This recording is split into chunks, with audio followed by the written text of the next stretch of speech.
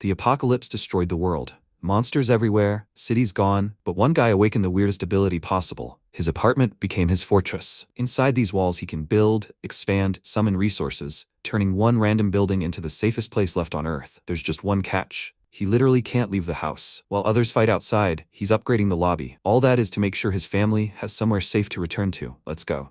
One day, the world came to an end. Houses were ablaze with bright, spreading fires under a smoke-blackened sky. The pandemic that journalists had warned about on the news had arrived. A huge number of people were already infected daily. War and an economic crisis with famine also began. Many people cried out and protested against the existing authorities. Ominous signs appeared. But it wasn't humanity that hammered the final nail in the coffin. Those who brought humanity to ruin were fantasy-like creatures. Enormous monsters that appeared in the world and began to destroy people. What happened after their appearance is fairly easy to predict. Many people were crammed into basements and survived as best they could, lighting fires. Just like in novels, superhumans with incredible abilities appeared. System windows appeared before these people, assisting them. However, there was one thing that distinguished reality from books. The superhumans weren't strong enough to stop this apocalypse. 3 days later, as devastation descended on the city, the protagonist grabbed a bag of chips and muttered, "Yeah, the world hasn't fallen apart yet, so he's living more or less normally for now." He sat at home, quietly drinking soda and chips.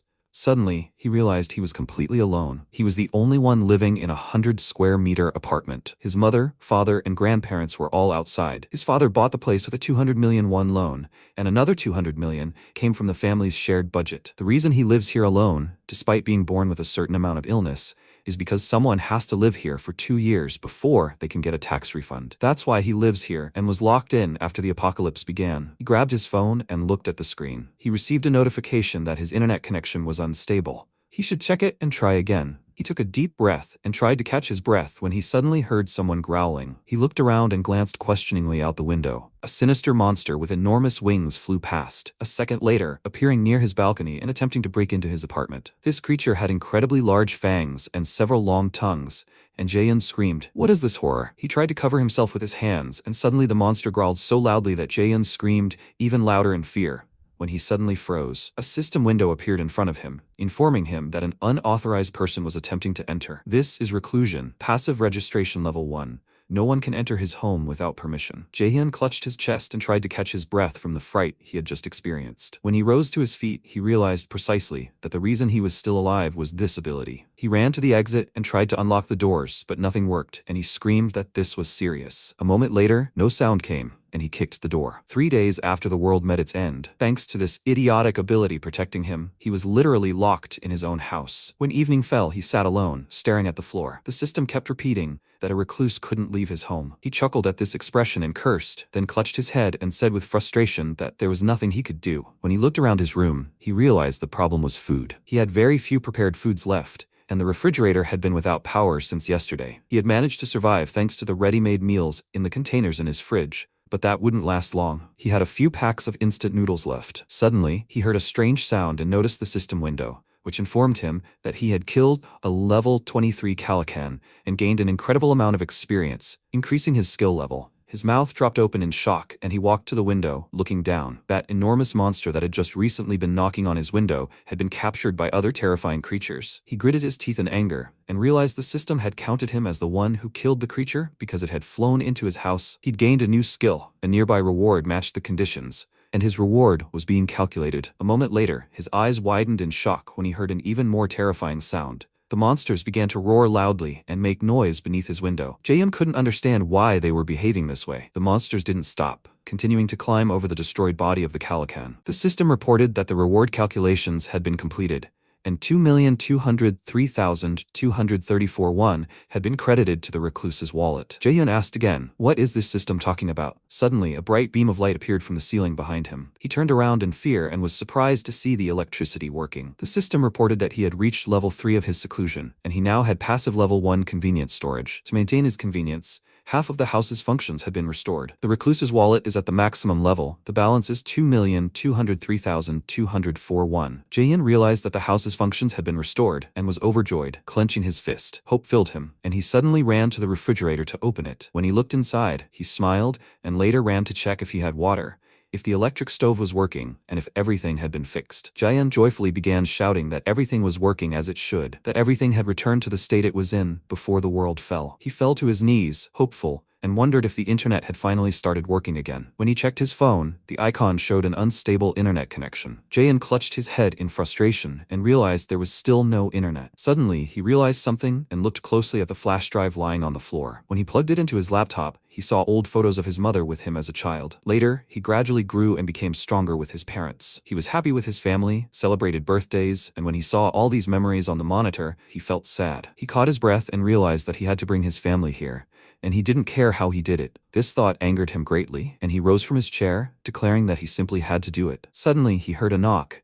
and the system announced that a level 1 shop had appeared in his reclusive skill. He could purchase items from the shop at the original price. Jaehyun asked again, does he have a shop? The system asked him to please add items, showed his balance, and asked if he wanted to add his first item. The option appeared before him. He clicked the shopping cart icon, and the system displayed his wallet level. He realized that this skill was apparently linked to the recluse's wallet, since it showed how much money he had. When he opened the window, the system again reported that the recluse couldn't leave his house. As he expected, it didn't work. Even though his skill level had increased, he still couldn't leave. One thing was certain: if he killed monsters, his level would increase, and he'd gain a new skill. If he leveled up, maybe he'd gain a skill that would allow him to leave. But how could he kill monsters in this situation? What had happened recently was unlikely to happen again. Suddenly he stopped, watching one of the creatures crawling under his window, and thought about killing goblins. After a while, he grabbed a bottle of water and swung it straight at the window. When the bottle flew out, he watched in joy and exclaimed, "Great, it works!" He could throw objects out of the house. In that case, he'll try using the dumbbell he's already picked up. As he approached the balcony, he noticed something amiss.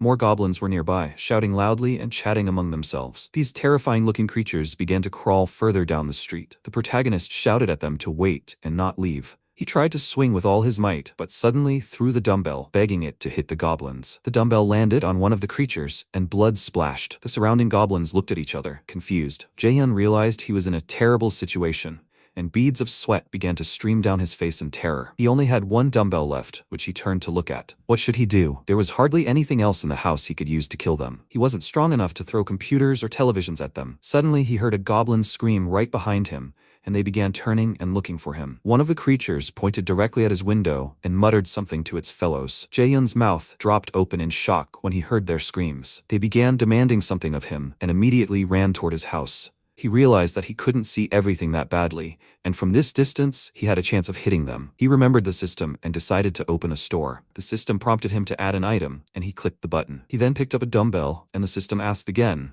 "Do you want to add this item?" He confidently answered yes, and the system added a classic sliding dumbbell weighing 3 kilograms. It cost 16,991. He realized that this item was the same price he paid for it online. Apparently, the prices here were the same as they were before the collapse of the world. He could buy a few more of these, which pleased him greatly. Suddenly, a bright light began emitting from the system. The protagonist noticed it, and the dumbbells appeared right under his feet. He joyfully shouted that it worked. They were the exact weight he needed. A moment later, he began throwing dumbbells again at the approaching goblins, slicing their heads open until they bled. The system reported that he had killed a level 7 goblin, gained experience, and 3,345 won had been credited to his recluse wallet. He was overjoyed that he had managed to bring his idea to fruition, and watched as the surrounding goblins stared at the newly slain monster. They grew even more enraged when they suddenly looked up and saw the dumbbell flying toward them again. When they realized the danger these things posed, they began to scatter. Jaehyun cursed in anger, and the system reported that he had purchased 3 sets of classic non-slip dumbbells. Several of the same murder weapons appeared in his hands again,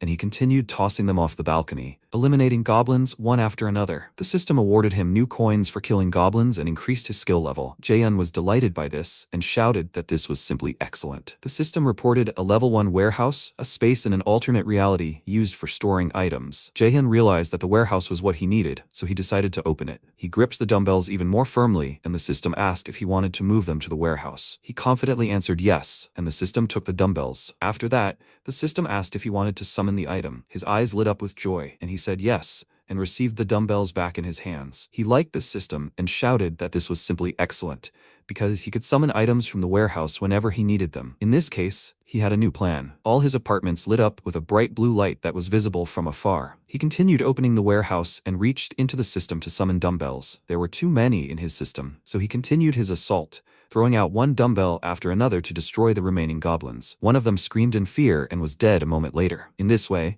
he destroyed numerous monsters and gained a large amount of experience. More and more coins were added to his wallet. He was asked to add items, and he confidently replied that he wanted them. He added items after the store opened. Now the recluse's store stocked classic sliding dumbbells, ramen, drinking water, rice, eggs, milk, nori sheets and olive oil, packaging, butter, ketchup, and its balance amounted to several million won. He sold back the dumbbells left over from killing the goblins, as well as all kinds of food and everyday items. Suddenly, he noticed the system reporting his wallet at maximum level and wondered, what was that? Had he really just lost 1 won? Is maintaining comfort worth anything? He noticed the refrigerator and thought about the electricity, gas, and water. All of it was clearly due to the refrigerator, and that was the problem. He grew angry at the goblin monsters and realized that after he killed them by throwing the dumbbells, they fled and abandoned their nest. He had only managed to kill 2 since then. Was it bad if there were other creatures he could hunt? He saw the remaining skeleton of that huge monster and realized it was clearly not the only one. He had to find another way. A long time passed, and he took a deep breath. Clutching his head and looking into the distance,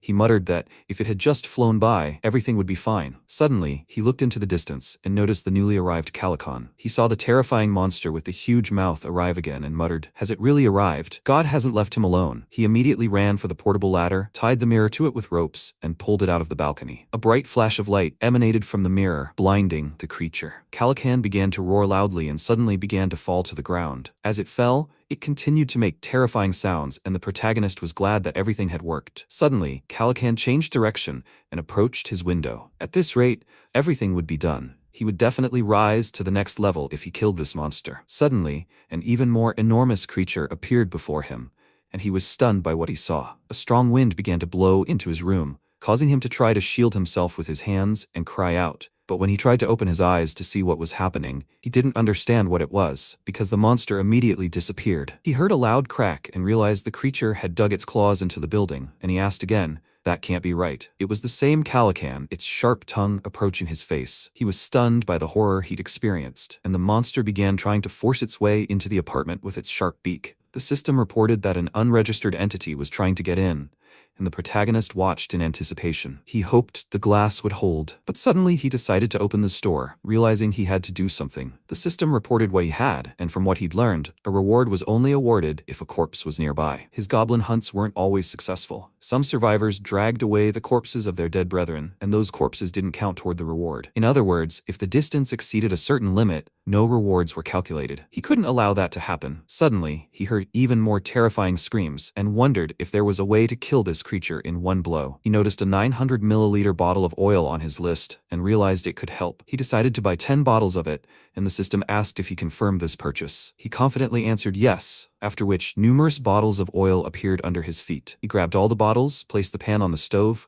poured the oil in, and began heating it. Then he grabbed a shelf, wrapped a rag around it with tape, dipped it in the boiling oil, and decided to open the store. The system asked if he wanted to add an item. He confidently answered yes, after which he poured the boiling oil in, and the system reported that it had been added. He ran to the lighter, grabbed it, and decided to set fire to the rag with the boiling oil. A moment later, it burst into flames right in his apartment, forcing him to back away. He approached the window, wanting to destroy the enemy with fire, paused, and then shouted a summoning call for boiling oil. At that moment, the system appeared directly above the monster and poured boiling oil on it. The monster began to roar loudly in pain, and the protagonist added fire to destroy the Calican. The monster roared loudly in pain and began to blaze. Jaehyun smiled and realized it had worked, then watched intently as the monster began to burn and fall to the ground. A moment later, it landed and continued screaming, but soon fell silent. The system reported that he had killed a level 27 Calican and received a huge amount of experience. His skill level had increased, and he had acquired a new skill. The system reported that the conditions for receiving the reward had been met,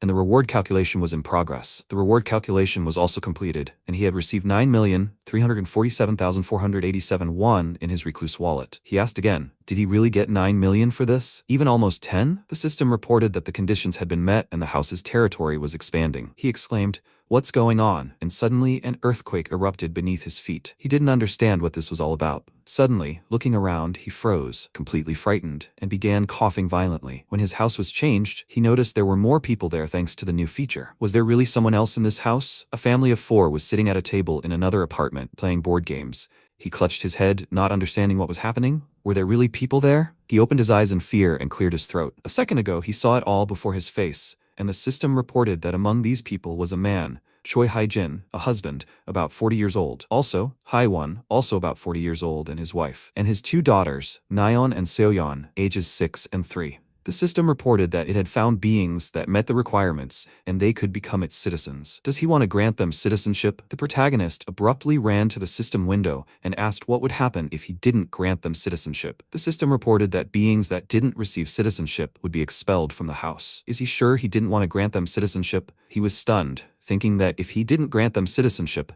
they would all die because of the monsters. That's why he decided to grant them 4 citizenships, and the system told him they would get it. Jaehyun thought that was great. He should have gotten other citizenship-related skills he just unlocked, and he needed to check them out. Seclusion, absolute sight, level 1. Nothing could escape his gaze in the house. Did he have anything related to citizenship? Residence permit, level 1. No one could enter his house without permission. Jaehyun realized why that was necessary, and the current population was 4 out of 600. He asked again, 600 possible people? But wasn't that too many? Suddenly, he decided to check Hyungyeon's level. It was level 9. Trust 24. No ability awakenings, experience distribution 0%, and money distribution 0%. He could give him a quest or banish him. Jaehyun pondered the distribution of experience and money. He understood that part of their experience and money goes to him. He could get as much as he wanted, and with this, he could become stronger. This thought brought him joy, and he decided to issue a quest. The system reported the quest description, time limit, reward, and penalty for failure. He was stunned and realized he could customize the quest in this case. The system reported the quest description as killing a goblin, a time limit of 168 hours,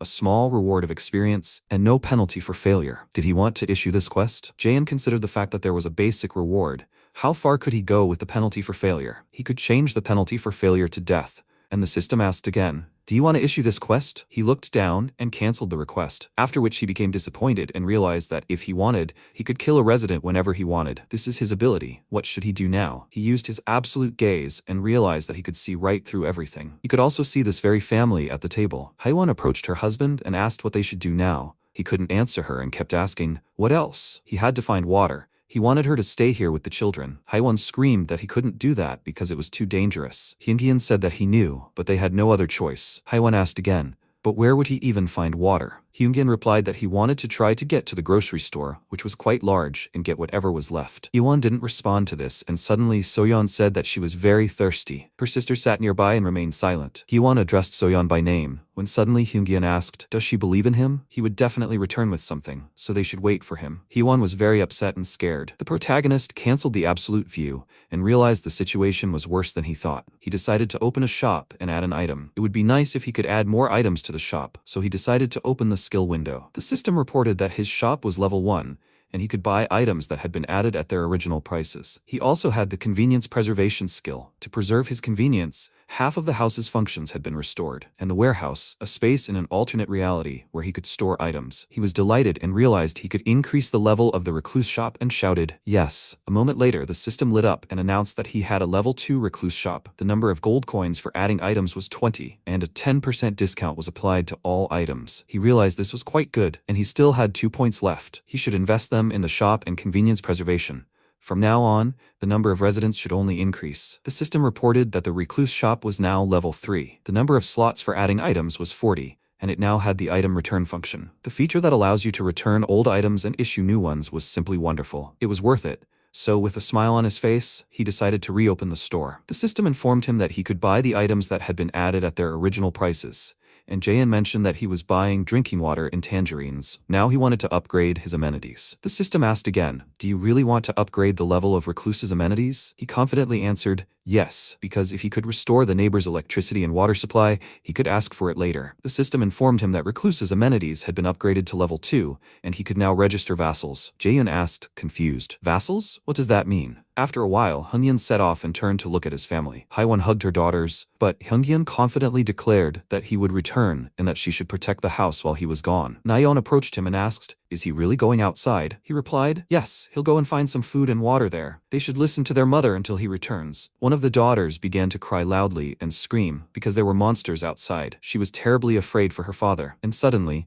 Memories of how she and Soyeon had recently been sitting on the playground playing in the sand appeared before her. They heard the loud screams of goblins that appeared right in front of their faces and were dumbfounded with fear. A moment later, they decided to run home, and Hingyeon grabbed his daughters along with Haiwon to protect them. Hingyeon didn't answer them, and the girls continued to cry loudly. Haiwon asked them to stop crying because everything was fine. Hingyeon looked down and realized that this might be the last time he saw them, which made him almost burst into tears. He approached the door and heard a loud sound. The whole family was terrified, and Hingyeon looked at the door in bewilderment as it began making strange sounds again. Suddenly, they heard a voice asking to open the door. Hingyeon gritted his teeth in fear and asked again, "Is it a person?" No, it was most likely a monster, and it was too dangerous for them to open it. However, he continued asking, "Is anyone here?" Hingyeon hesitated and stood silently by the door, waiting. They all looked towards the door, and suddenly there was a long silence. Hingyeon wondered if he had left. He hoped so, when suddenly the door swung open and he saw a bright flash of light and hugged his family protectively. Haiwon and his daughters began screaming loudly.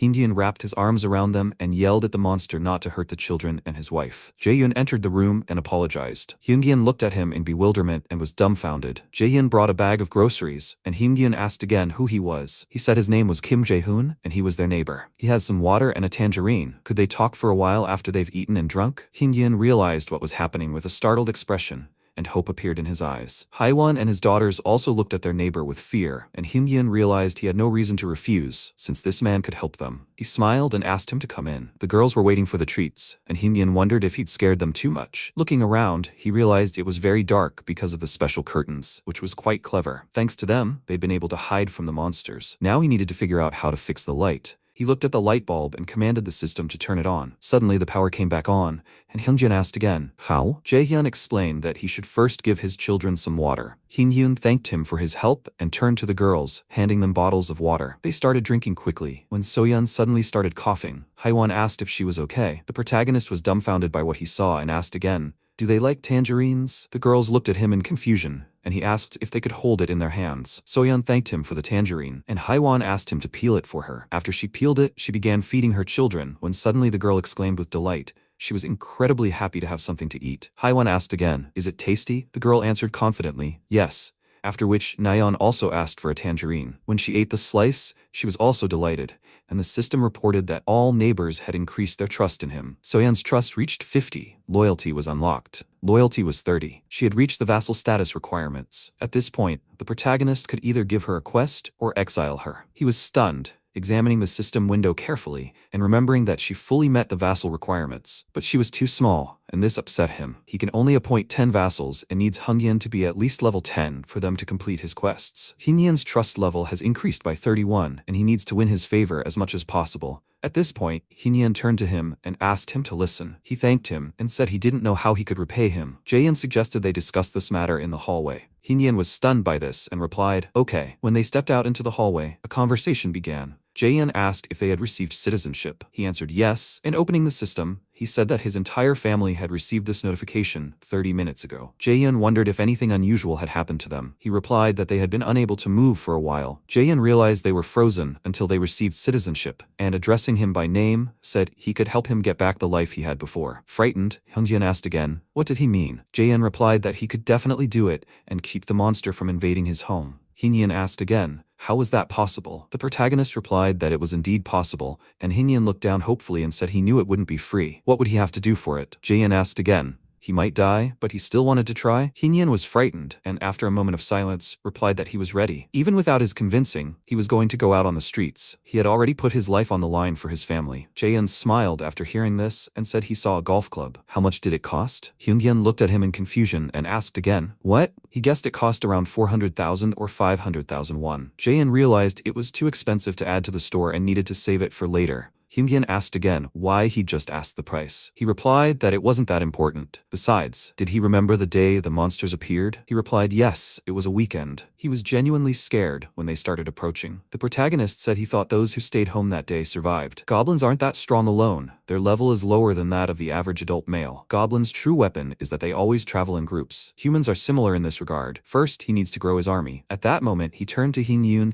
and said that from now on, he wanted him to search for survivors with him. He placed his hand on his chest and waited for his neighbor's response. After a while, the sky darkened, and the system reported that Hinyan's trust had increased. Jaehyun realized it had increased again, and the system had once again redirected him to citizen management. The current population was still at 4. He'd be able to meet his family while he was still hosting, right? Suddenly, he heard someone scream and jumped up. It was the goblin's cries, causing him to run to the balcony and look down. This scared him a lot, and he saw many people who started fighting the monsters. He'd have a hard time helping them. The goblins roared loudly, and the people decided to fight them as best they could. They threw stones at their heads to somehow repel the attacks. The monsters fell, and blood spilled. Jaehyun, the pillar of Ninchik, asked again, "What's going on?" These people were quite brave and agile. They easily destroyed these goblins, as if they were used to it. The man approached the monster with a club, swung it, and leaped high, destroying the creatures with a single swing. The monsters scattered in fear. When the humans managed to repel the goblins' attacks, one of the girls turned her attention to the side and pointed her bow in the direction of the sound, when she suddenly noticed something glowing on the ground. The protagonist was waving at them from the balcony, delighted. The girl's mouth dropped open in shock, and she watched as Jaehyun furiously shouted at them and Haiwon with his hands. He realized Hunyan was already approaching and let him in. He asked him to come in, and Hunyan brought him a box and thanked him for his permission. Suddenly, a system window appeared before him, and he froze. The protagonist saw that the system had reported that the unworthy could not enter the house. Hunyan asked fearfully, "What do you mean, unworthy?" Jaehyun thought about it too, and asked again, "Is it really true that no one can enter his house, or can only those appointed as his vassals?" Hinyan stood there, perplexed, muttering that he carried everything that could be used as a weapon. Jaehyun thanked him for this, then opened the box and saw a toolbox inside. He decided to open the store, pulled out 5 bottles of water and 5 packs of instant noodles. Hinyan was dumbfounded by what he saw, and a moment later, the protagonist handed him a box of food and asked if he could go down to the first floor and place the box at the entrance. Hinyan asked again, "The first floor? Isn't that dangerous?" He replied that everything was fine. After some observation, he could tell that the purchased items were only active during the day, and he had to lure the people outside to his side. They had no choice. Only upon seeing him would they realize he had food, and immediately,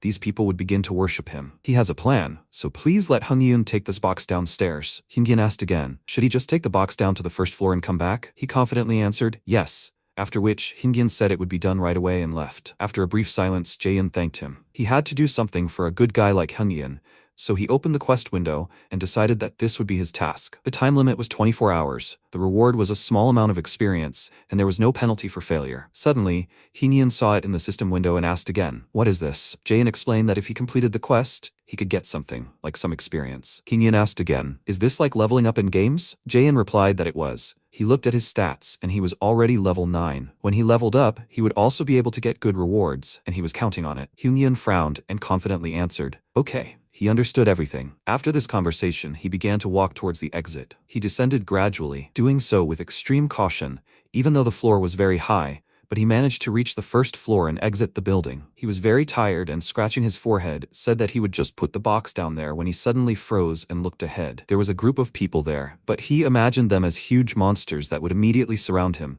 and he began screaming in fear. He knew he had to run, but suddenly, he tripped and fell to the ground. The box of food broke apart, scattering dust across the road, and his whole body shook with stress. When he rose, he screamed at himself that he needed to move and turned around, looking ahead in fear. Tears appeared in his eyes, and he tried to protect himself with his hands. People turned to him, and he looked ahead questioningly. The guy asked if he was okay.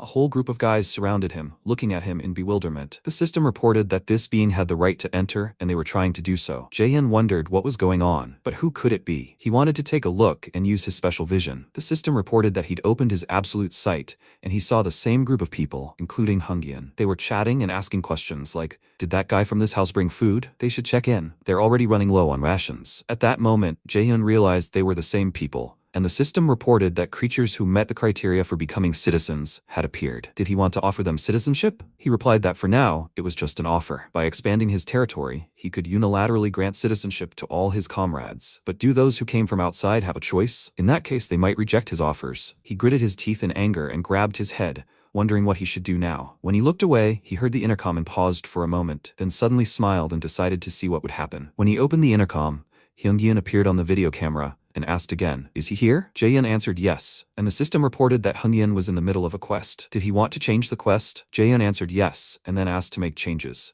He asked to feed 6 guests, and the quest was updated. Hyungyun asked again, "What is that?" He replied that it was a new quest and asked to tell them that he would feed them inside, because he had something in mind. Hyungyun replied, "Okay," and a moment later they entered his apartment. Hyungyun announced that they had finally agreed to eat, and the protagonist said that it was excellent, and he wanted to offer 6 citizenships to these people. The system reported that he had offered citizenship to each of the guys. They were all allowed access to the 30th floor. The guys didn't understand what was happening. The system reported that the number of residents had reached 10, and now he would receive an additional 10% of the experience and money earned by his residents. This was bonus experience and money. He would get a great boost if they hunted monsters. He would welcome them with open arms. The system reported that his total population was now 10 citizens. He saw that one of them was level 23, and this guy must be as strong as the Calican he killed. He gained the characteristics of a Ha Dongyun, and the protagonist realized that he was superhuman. In baseball, depending on who throws the ball, the pitcher's throw can be a real weapon. And if you triple this throw, it's perfect for killing monsters. As for his trust, he can gradually increase it. He should set the distribution of experience and money to 70% for each of the 6. The system reported that the setup was complete, and Jaehyun was overjoyed.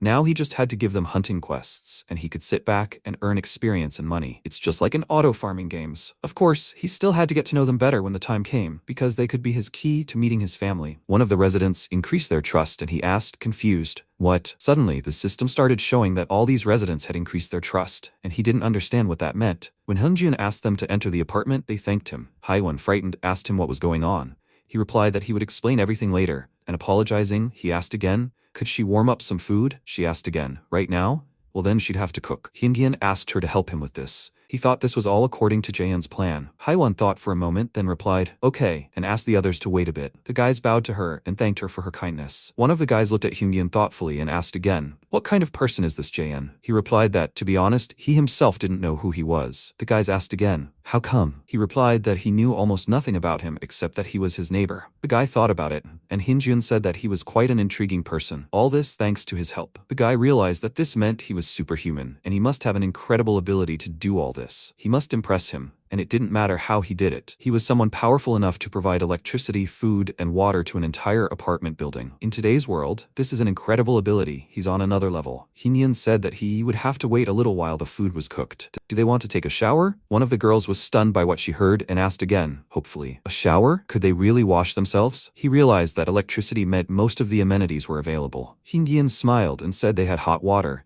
and the girls were even more stunned. This was also part of Jaehyun's abilities. They had a bathroom in the living room and in the master bedroom, so they could both wash at once, and he would tell them where to go. The girls thanked him for this and said it was incredibly cool. The guys started discussing the situation among themselves, and one of them asked again, "Is he absolutely sure that the guy is superhuman?" The other replied that it seemed so. His ability was much stronger than his. The guy patted him on the shoulder and told him not to lose heart. They just needed to beat him up, good and proper. The guy asked again, what kind of nonsense was he talking about? They were supposed to impress him. The guy asked in surprise, "Seriously?" His friend asked him not to do anything and just stand quietly. The guy laughed and said, "Okay." After which he said their goal was to get as much food as possible, and he suggested the others not argue with him and make sure of that. Did they understand? The guys agreed with him and smiled. Byung-ho stood there, confused, and the guy approached him, put his hand on his shoulder, and Byung-ho apologized for not listening. The guy apologized and said it was all his fault. Byung-ho replied that he had done nothing wrong, but his friend continued to say that if only he hadn't invited them to his housewarming, everything would have been much better. Byung-ho replied that everything was fine. He came because he wanted to. Now they decided to get some food here and go to his grandmother's house together. Byung-ho thanked them for this, but his look was so sad because he knew it was too late.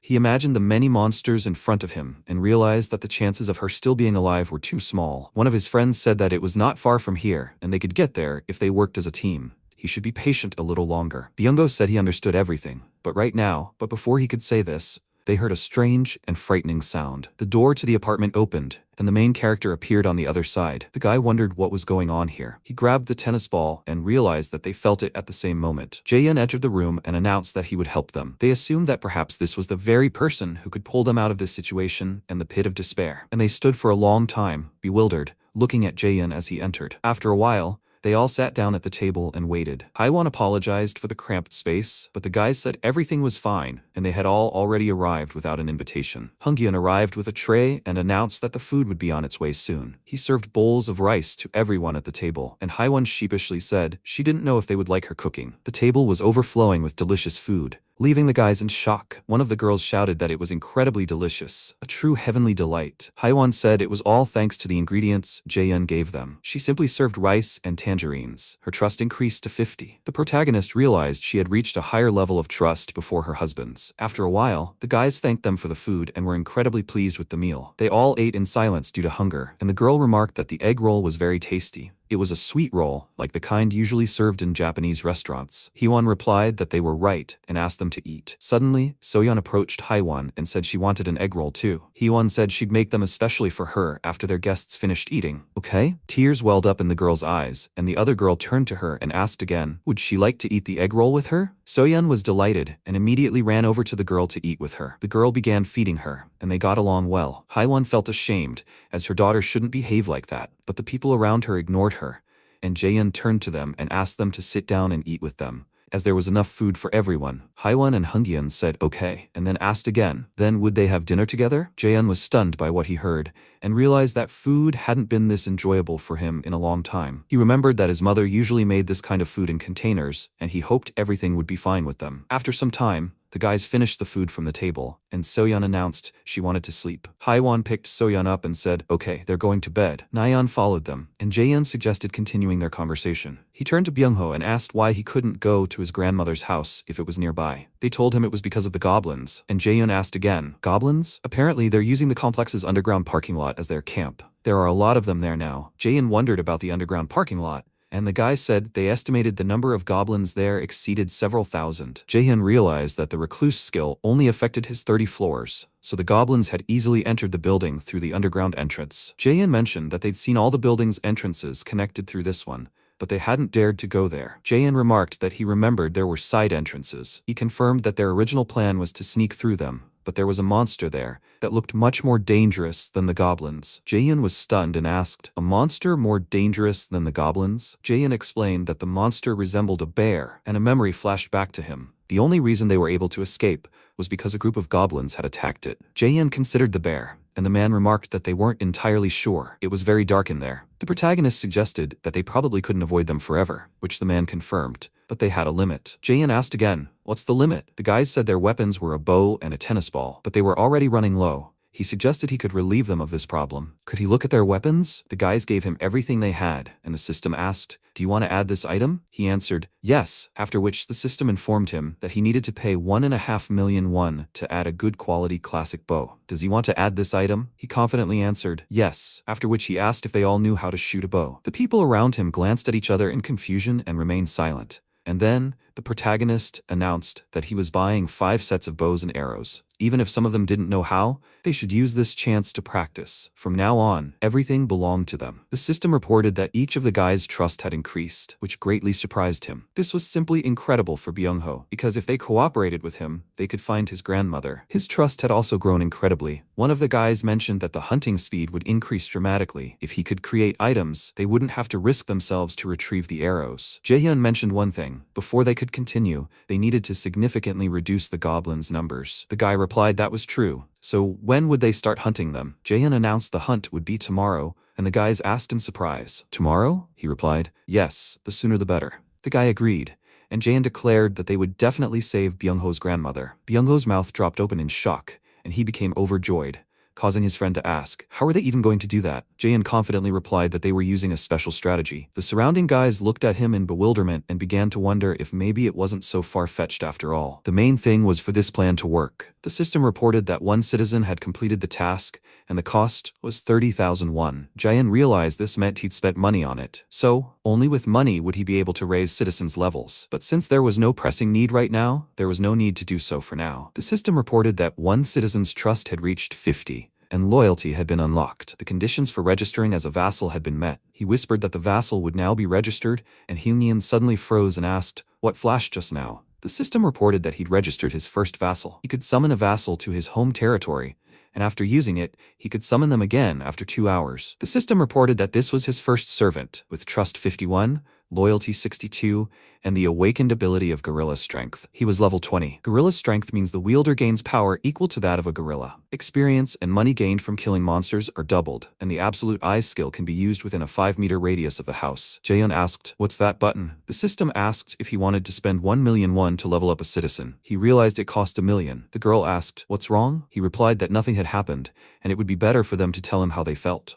Hungyeon said he was overwhelmed with energy. Did he do that too? He replied that everything was correct, and Heenyeon said he felt like he'd aged 10 years. His entire body glowed with a bright magical power, and Jaehyun smiled, then announced that this time he would be participating in the operation. He handed him the weapon, and Heenyeon asked, "What?" Jaehyun replied that citizens receive a bonus of 10% additional experience. Due to the double effect of citizens, he would be able to gain even more experience. He should definitely try to kill as many monsters as possible. And Hungjin responded fearfully, "Okay," after which Jaehyun said he believed in them. After a while, the guys headed to the first floor with weapons. One of the guys turned to Dongyeon and asked if they really had to check the first floor. He'd seen all the windows broken before, but he didn't mention the condition of the floor at all. He replied that they needed to check it anyway. Didn't he hear what Jaehyun said? They came here as a rescue team? This is the first building their overlord assigned them. All survivors in this apartment building need to be sent to floor 30. Their task in this operation is to attract and kill as many goblins inside the building as possible. They also need to find at least one surviving human. Did everyone understand that? The guys didn't answer, and one of them, holding a bat and mockingly said that he understood everything. Donggan said that in that case, they'd start with apartment 101. They didn't know where they might run into a goblin, so everyone should be on guard. All the apartment signs were covered in blood, as were the entire entrance halls. They were all broken and cracked. Suddenly, the guys stopped in fear and heard a terrible screech and smelled an incredibly foul smell. They found themselves in a room with corpses. There were many people lying there covered in blood, and they decided they should leave. Deoksu gripped the bat even tighter when he looked at the shards of glass, and Dongjeon clutched his head and cursed that no one had a chance on the first floor. They should quickly go up to the second floor. When they arrived on the next floor, they saw an equally huge number of corpses, and no one survived. They were dumbfounded by what they saw and decided to go up to the next floor. When they arrived on the third floor, they walked through the corridors, expecting horror. Dongjeon started knocking on apartment doors, asking if anyone was there. All the guys tried to find anyone alive and kept knocking on different doors. Unfortunately, no one was successful, and they were sad that they couldn't find anyone alive even on the third floor, so they decided to go up. They continued knocking on all the apartments, and Dongjeon shouted, "Is anyone there?" They were the rescue team. Suddenly, one of the doors opened, and a man asked, "Are they really from the rescue team?" Dongjeon was delighted and said yes. The man asked again, "Then can they give him some water?" His throat was very dry. The guys took out bottles of water and handed them to him. The man opened the door a little further and asked in confusion, "Are they really giving this to him? Are they really the rescue team?" He explained that they actually lived there, but it was also true that they had come to rescue him. They didn't know of a safer place, so they asked him to come with them. Hope appeared in the man's eyes, but he abruptly closed the door in their faces. A moment later, he came out with a crutch, and behind him were a girl and a boy. The man said he couldn't shake his suspicions. His name was Jungsu, and it was very nice to meet him. He extended his hand to Dongjeon, who with a smile said the feeling was mutual. After that, Dongjeon turned to Hyren and Gyeong and asked them to take them to the 30th floor and then return to them. The girls agreed, when suddenly Jungsu exclaimed, "What? That's the 30th floor? So they're not going to the first floor?" His son yawned and said that now they could live. So what did he say? They finally sent a helicopter for them. At that moment, Gyeong said that wasn't true, but if they went up with them, they could eat hot food and take a shower. Jungsu's daughter began screaming with delight. "Are they lying?" Gyeong replied that she wasn't lying, because there was hot water there. After these words, the guys returned to the next floor, and daughter asked again, why was Jungsu standing there? They should run upstairs immediately. Jungsu said he knew these guys, and the system reported that the number of citizens had reached 40, and the experience and money earned by citizens had increased by 90%. Thus, the number of citizens increased to 40. To start, he placed the children and the elderly in Hyunjin's apartment, and the young people would have to stay in the hallway. Donggan came to him and said that they were finished. They found 40 people. He asked, "Is that all?" He confirmed it. They checked 29 floors, but apparently not all the residents were in the building initially. The MC praised him for his good work, then closed his eyes and thought that Hyunjin's apartment was almost full, but that should be enough. He used the skill Absolute Eyes to check who was doing what. Byung-ho was making barricades. Hyunjin and Gyeon were wiring along with Gyeong and Hyren, and Dongyeon and Deoksu were carrying barrels. He deactivated the skill and said that in that case, they would move on to the second stage, hunting goblins. Time passed, everyone gathered in the hallway, and Dongjeon asked them to focus. He would now give a briefing. Their task is to eliminate the goblins hiding underground. First, they'll start at floor mice 1. They'll split into 2 teams, provoke the creatures, and clear them out, then continue the same on floor 2. Jian raised his hand and asked, "What if there are more goblins than they expected? So will they just get stuck on floor 1? Dragging the goblins' bodies would be difficult." Gaiyong smiled and told him not to worry. She could handle them all on her own. Dongjun remarked that she was unstoppable now, with so many arrows. Jian was about to say something else, but at that moment, a menacing growl was heard behind them. They turned around and saw several goblins climbing up from the floor below. Gaiyong immediately started shooting at them,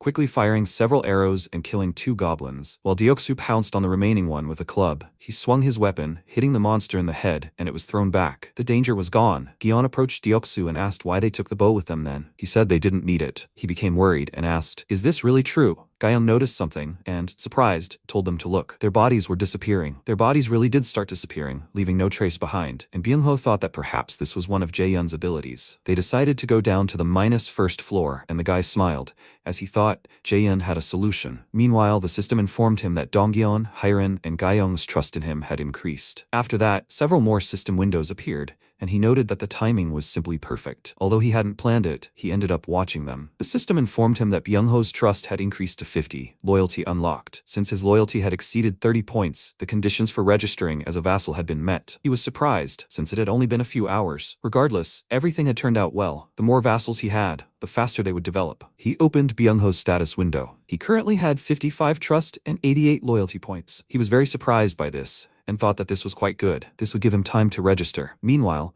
they were all fighting on the -1st floor, and suddenly a glow emanated from Byung-ho. He himself was shocked by it, and his comrades were distracted and turned to look at him. A bright light blinded all the goblins around. Then there was a flash, and everything suddenly went dark, causing them to lose their bearings. The goblins panicked and rushed blindly at them, and Dongyeon exclaimed that he had no idea what it was, but they needed to run, and that they should retreat immediately. They immediately broke into a run, while the archers stayed behind to hold off the goblins. Gaiyong killed one of them, then focused and began quickly moving from side to side, firing very rapidly. Several goblins immediately fell, and the rest were surprised by her abilities, but continued to pursue them. Byung-ho exclaimed that there were too many of them, and Dongjun said that he never thought they would attract such a crowd of freaks. Deoksu said that it looked like they all came up from the 2nd floor and needed to run to the fire escape. They reached the doors. Jion opened them, and they quickly began to climb the stairs. As soon as everyone was on the landing, Donggun immediately began to close the doors, but a goblin managed to stick his hand through the crack, and he was unable to do so. The other guys rushed to his aid, throwing all their weight against the door, causing the goblin to scream loudly,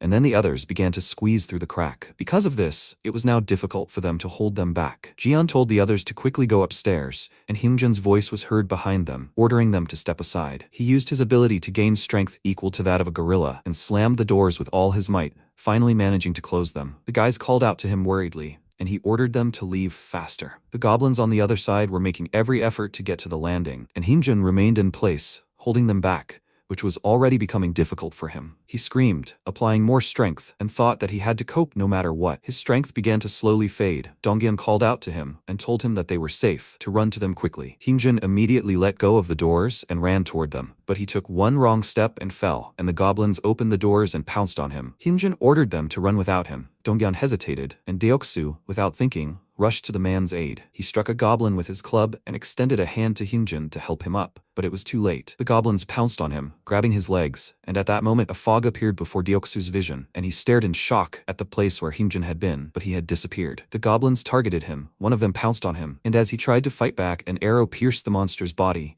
and Dongjun told him to run from there. Deoksu immediately rushed to the stairs. Dongjun called out to him worriedly and took aim, after which he and Gaiyong urged the boy to move faster. At this time, a bear was rampaging outside, tearing the goblin's body apart with its teeth. He had already killed many, but he still couldn't get enough. Then he heard some sounds coming from a nearby building. He looked at the light on the top floor and went there. Meanwhile, Hyunjin was teleported into the hallway, and MC said that disaster almost happened. The man adjusted his glasses and looked up at him in surprise, and he extended his hand and thought that he decided to observe the whole situation with his absolute eyes just in case. It's good that he has the skill to summon a vassal. Hyunjin winced in pain. He himself didn't notice how he managed to get wounded in the leg. Seeing this, Jaehyun became worried and asked if he was okay. He answered him that a scratch like that should heal quickly, but judging by the amount of blood in his trembling leg, the scratch was quite serious. MC immediately had the idea to buy medicine, after which he went to his apartment and asked him to wait there for a bit. He opened the first aid kit and, remembering his childhood, thought that in such a situation medicine was necessary. He took out everything in the kit and examined it carefully, thinking that there were only 40 slots. He would have to order more medicines. Then an idea occurred to him. Using the system, he refilled the first aid kit for 77,000 won, then returned to Hingjin. He placed the first aid kit in front of him and asked him to let him examine his wound. And Hingjin, lifting his pant leg, said confusedly that he was really fine. First, Jaehyun decided to disinfect everything. He dabbed the wound with cotton wool, causing Hingjin to hiss in pain, and the system informed the MC that his trust and loyalty towards him had increased. When he finished treating him, the man thanked him, and he, putting everything back in the first aid kit, hoped that everything was okay with the others. He asked him to rest there for a bit and left, citing business. He used his absolute eyes to scan the underground floors and saw them fleeing from the goblins. Gayoung fired at the monsters, hitting one in the head, and Deoksu couldn't help but cry out in fear as the arrow flew right past his face. Jion and Dongyan took aim, telling him to run, and then began firing at the goblins, while Deoksu ran forward, afraid to take an extra step to the side for fear of getting hit by an arrow. The guys had already managed to erect a barricade at the top, and Deoksu deftly jumped over it. When several goblins rushed after him, Byung-ho swung, then hit two monsters with his bow with all his might, knocking them back. After that, he jumped over the barricade and ran down the stairs, striking them, and Donggun, watching this, was greatly surprised. Deoksu asked how long he had been able to hit so well. After confirming they were doing well, MC sighed with relief. He checked Byung-ho's status window. He was now the second servant with the awakened teleportation ability. This allows him to move through space using mental energy, but it can only be used with good visibility. The mental energy expenditure is directly proportional to the number of companions and the distance. Jaehyun smiled and thought he knew registering him as a vassal was the right decision. Meanwhile, they continued to hold off the goblins. Jion prepared an extension cord, and Dongyan asked the others what was going on with the water tank. Gayoung told him that they had everything ready here too, and Donggan told Byung-ho to quickly run here. He ran up the stairs, jumped over the barricade, and hid. Then they all threw the water tank over the barricade, and water poured down from the top of the stairs onto the goblins, knocking them off their feet. Dongyan gave Jion the signal, and he turned on the extension cord, causing the exposed wires on the stairs to spark, electrocuting all the goblins, and MC immediately began receiving monster kill notifications. He gained a large amount of experience, about 330,000 added to the Ultimate Recluse's wallet. His skills were leveled up, and a new one was mastered. Jaehyun immediately felt something. He clutched his shoulders, writhing in pain, and darkness began to emanate from him. His power enveloped the entire building, reaching the goblins, and the system informed him that hostile creatures had been detected and their destruction had begun. Immediately after, the goblins screamed, huge blisters appeared on their heads, and then they died. The system again informed him of the monster's destruction. Meanwhile, the goblins from the second floor below became inspired and headed for the stairs. Then, behind one of them, he heard heavy breathing. He turned and saw a huge beast towering over him. With a menacing roar, the bear sank its teeth into his shoulder, causing him to cry out in pain. Everyone else immediately turned at his scream, and what the bear did to him next greatly frightened them. Having dealt with the goblin, the bear pounced on the others. He began to wave his paws, inflicting wounds on them with his huge claws, and he tore others with sharp fangs. At one point, two goblins pounced on him from behind, and while he dealt with them, the others surrounded him. The bear waved his paws, throwing two monsters off his back, and the rest climbed on him and began to gnaw at him. The bear waved his paws, trying to throw them off, but he was unsuccessful. The goblins pounced on him again. He growled loudly, trying to get away, and if not for Jaehyun, they would have overwhelmed him with numbers. They all instantly lost their heads. Their bodies fell from the bear, and he looked around in surprise, after which the system informed him that he had been granted citizenship. His body immediately began to shrink and bend unnaturally, and from under a thick layer of fur a woman's face appeared. She was this bear. Having lost all her strength, she fell unconscious to the floor, while MC was recovering from a flash of pain. Using his absolute eyes, he looked at this woman and thought, who the hell is this? The system showed him that her name was Oh Yeonju. She was level 33, and her trust in him was 9. She also had the awakened ability of Werebear.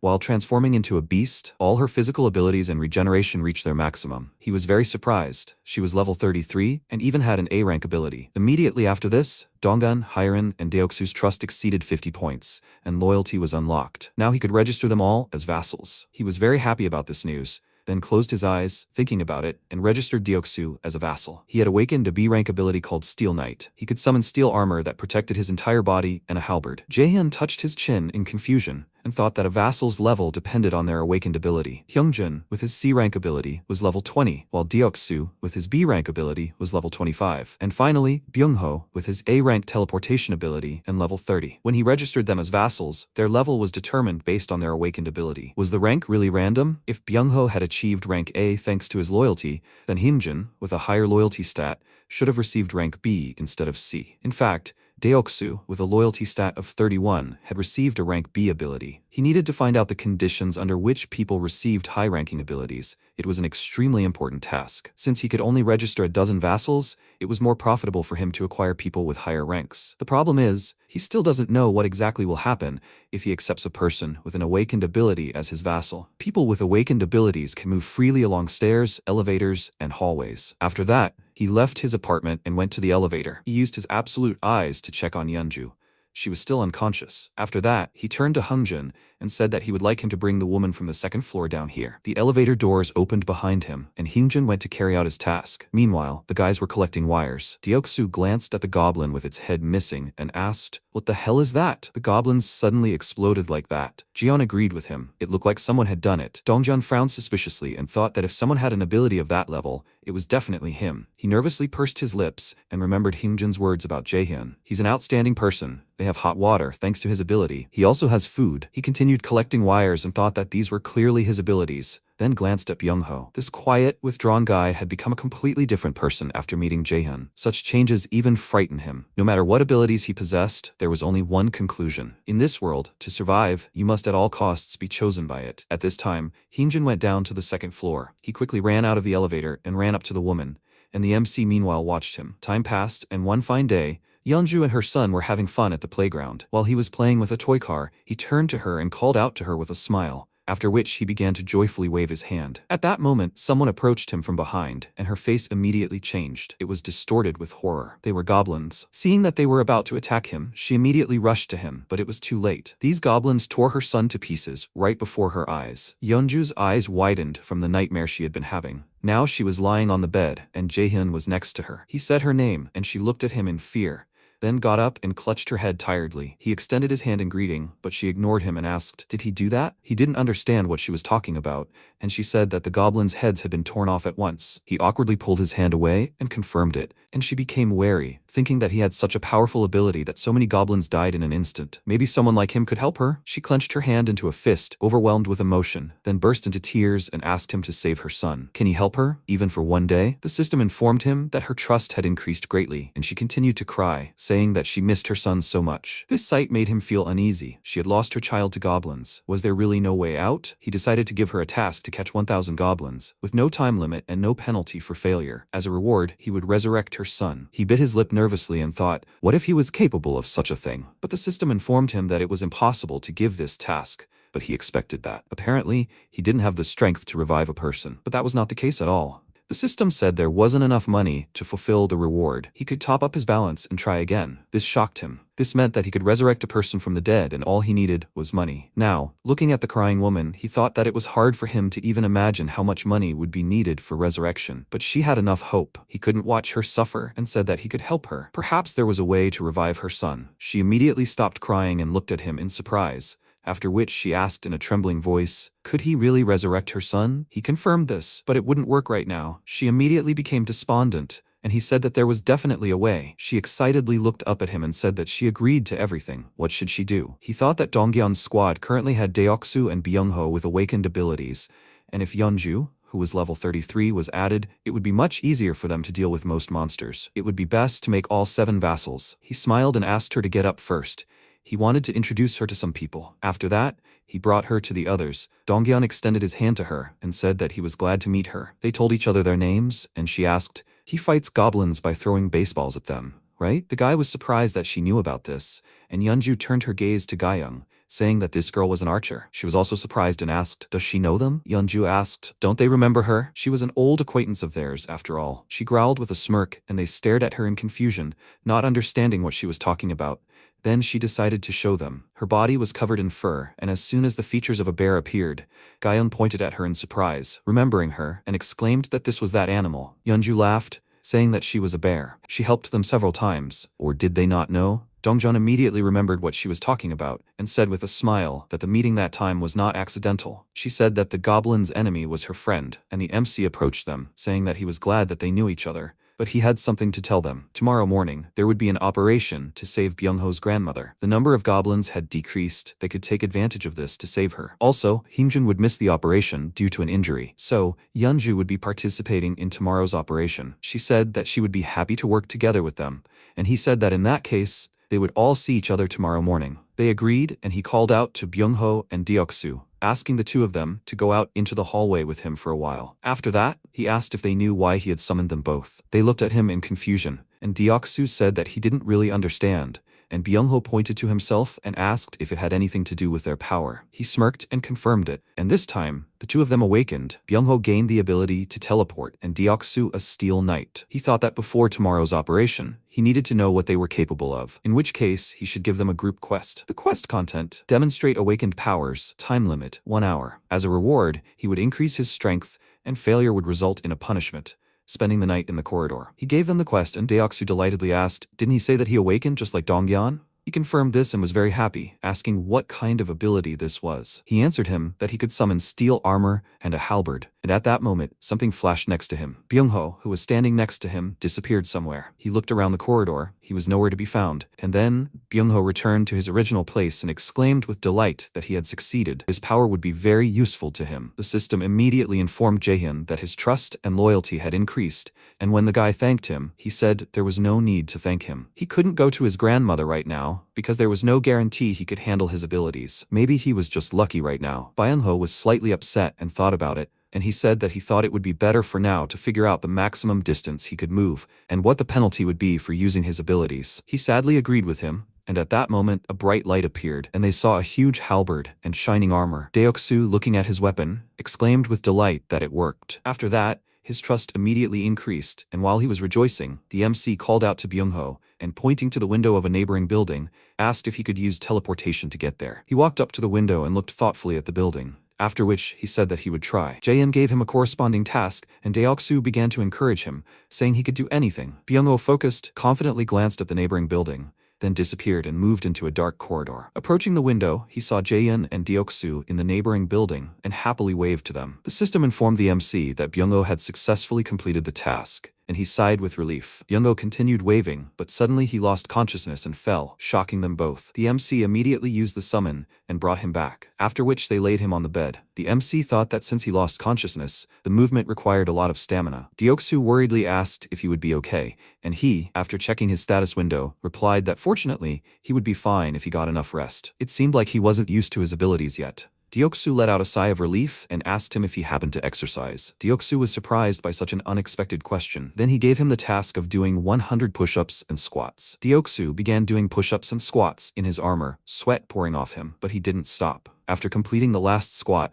he exclaimed that this was definitely the end. The system informed Jaehyun that he had completed the task. While Deoksu was trying to catch his breath, he thought that since he was a physical education student, he had incredible stamina. A system notification about the start of the evaluation appeared in front of him. He looked at it in confusion, not understanding what it was, and Deoksu asked, "Can they finish now?" He smiled and told him that he had done a great job and could now rest. Deoksu barely escaped, saying he'd worked hard, and the system informed MC that the task had been successfully completed. His strength having been slightly increased, he immediately noticed changes in his body. He released some energy and wondered, his strength had been increased? He smirked, as if that made a difference. The next day, somewhere in the alleys of Busan, Dongjun turned around and told the others to run. A crowd of monsters was chasing them right now. Deoksu glared at them, then used his skill to stop them, as he was getting fed up with them. He struck a goblin with his halberd and swung it, dispatching several more, but they still didn't give up and attacked. 3 of them managed to slip past Deoksu, and he was about to rush after them, but someone killed them all with a bow. Deoksu immediately stopped, unsure whether to run toward them or stay put,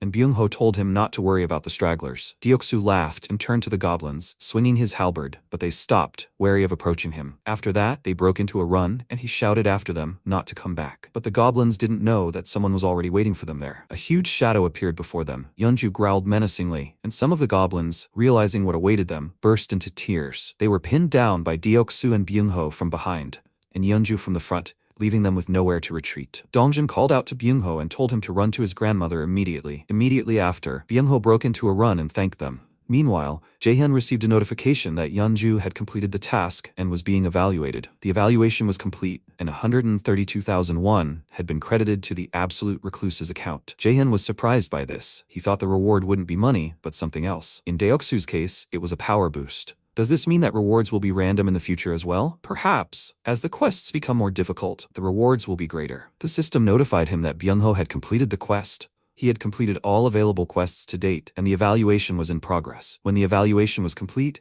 he opened the reward with anticipation, and the system congratulated him. He had won the jackpot. Jaehyun was sweating with excitement. He had won skill points. He was surprised by this and remarked that it was quite impressive. Meanwhile, Byung-ho was on his way to his grandmother's. He teleported to her courtyard and looked around, slightly nervous. After that, he entered the house and ran into his grandmother's room, calling loudly for her, and what he saw scared him. She lay there and didn't respond. He walked up to her and put his hand on her shoulder, calling her name again, and then she let out a loud sigh and covered his hand with hers, asking, "Is it him?" Luckily, she was just sleeping. Byung-ho burst into tears of happiness. Thank God she was alive. He immediately rushed to hug her and apologized to her for walking for too long. While he was hugging his grandmother, he was so grateful to Jaehyun. At that moment, he received a message. Byung-ho's loyalty reached 100. Since he is a vassal, the vassal limit will be increased. He stared at the system window in confusion, then went to the vassal management section and saw that the limit was now 11, not 10. He let out a nervous laugh. Besides this, he can still increase the vassal's levels. He decided to check how much it costs to level up Byung-ho,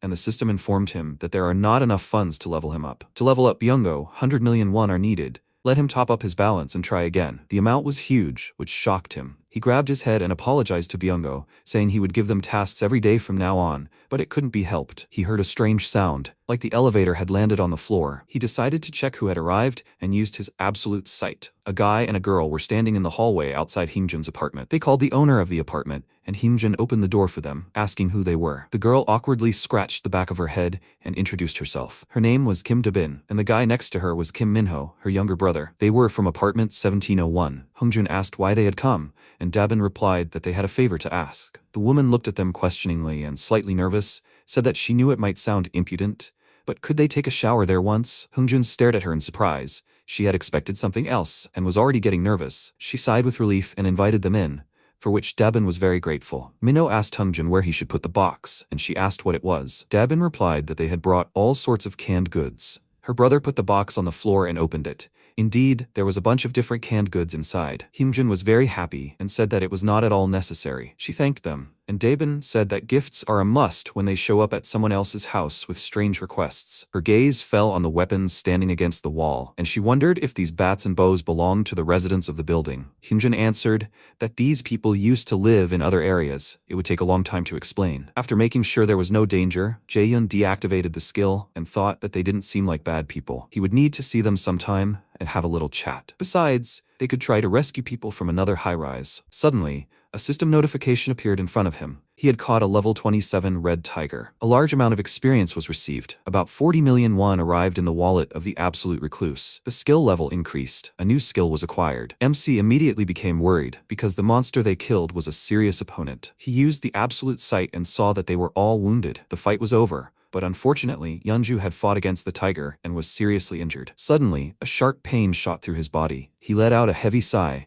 and then clutched his chest. The system informed him that it had discovered creatures that met the requirements for citizen status. Did they wish to grant them citizenship? He wondered if there were still humans left. He granted them citizenship, and 10 people immediately received it. The number of citizens reached 50. The experience points and money earned by citizens increased by 100%. When the number of citizens reaches a certain number, the power of trust skill becomes available to all citizens. He had no time for that now. He needed to check if there were any wounded. He returned to the squad. Byung-ho was carrying his grandmother on his back, and Deoksu was carrying Yeonju, who was unconscious. Seeing this, Jaehyun cursed, but they encountered goblins on their way. Hyun and Jeon immediately shot at them with their bows, and the girl was surprised that they managed to kill them with one shot. Gayoung remarked that her body had become so light, and Dongjeon agreed with her. He wasn't even running out of breath. The power of trust is a passive skill that increases all abilities by the trust value, as a percentage. Now MC understood that almost everyone in Dongjeon's squad has a trust level of 50 or higher. Endurance, acuity, muscle strength, reaction time, and so on. If all their abilities increased by 50%, it's obvious that their combat skills also improved. Byung-ho happily noted that this was also Jaehyun's power. After his words, Hyerin and Gayoung's loyalty exceeded 30, making them available for registration as vassals. He registered them, and the girls' bodies immediately glowed, and they looked at themselves in surprise, unsure what was going on. Gyeong awakened her piercing shot ability, and Hiren her poisonous mist. Goblins caught up with them. The girls immediately turned to them, and Gyeong fired. The arrow pierced the monster's head, changed direction, and killed several more goblins. The girl was surprised by this. Her ability consumes mental resources to fire a piercing arrow. MC tasked her with killing goblins using her new ability, and turned his attention to Hiren, thinking that her ability was rather ambiguous. Rank B Poison Mist consumes mental resources to release a mist of deadly poison. It's a good ability, but only rank B. Moreover, if used incorrectly, it can harm squad members. He would study this later. The system informed him that Hiren had completed the task and was being evaluated. This time, it was a failure, and he was slightly upset, but immediately decided to move on to something else. He decided to check on the residents downstairs. A guy approached a fully filled bathtub and filled a bottle with water, and Jaehyun remarked that this was not bad.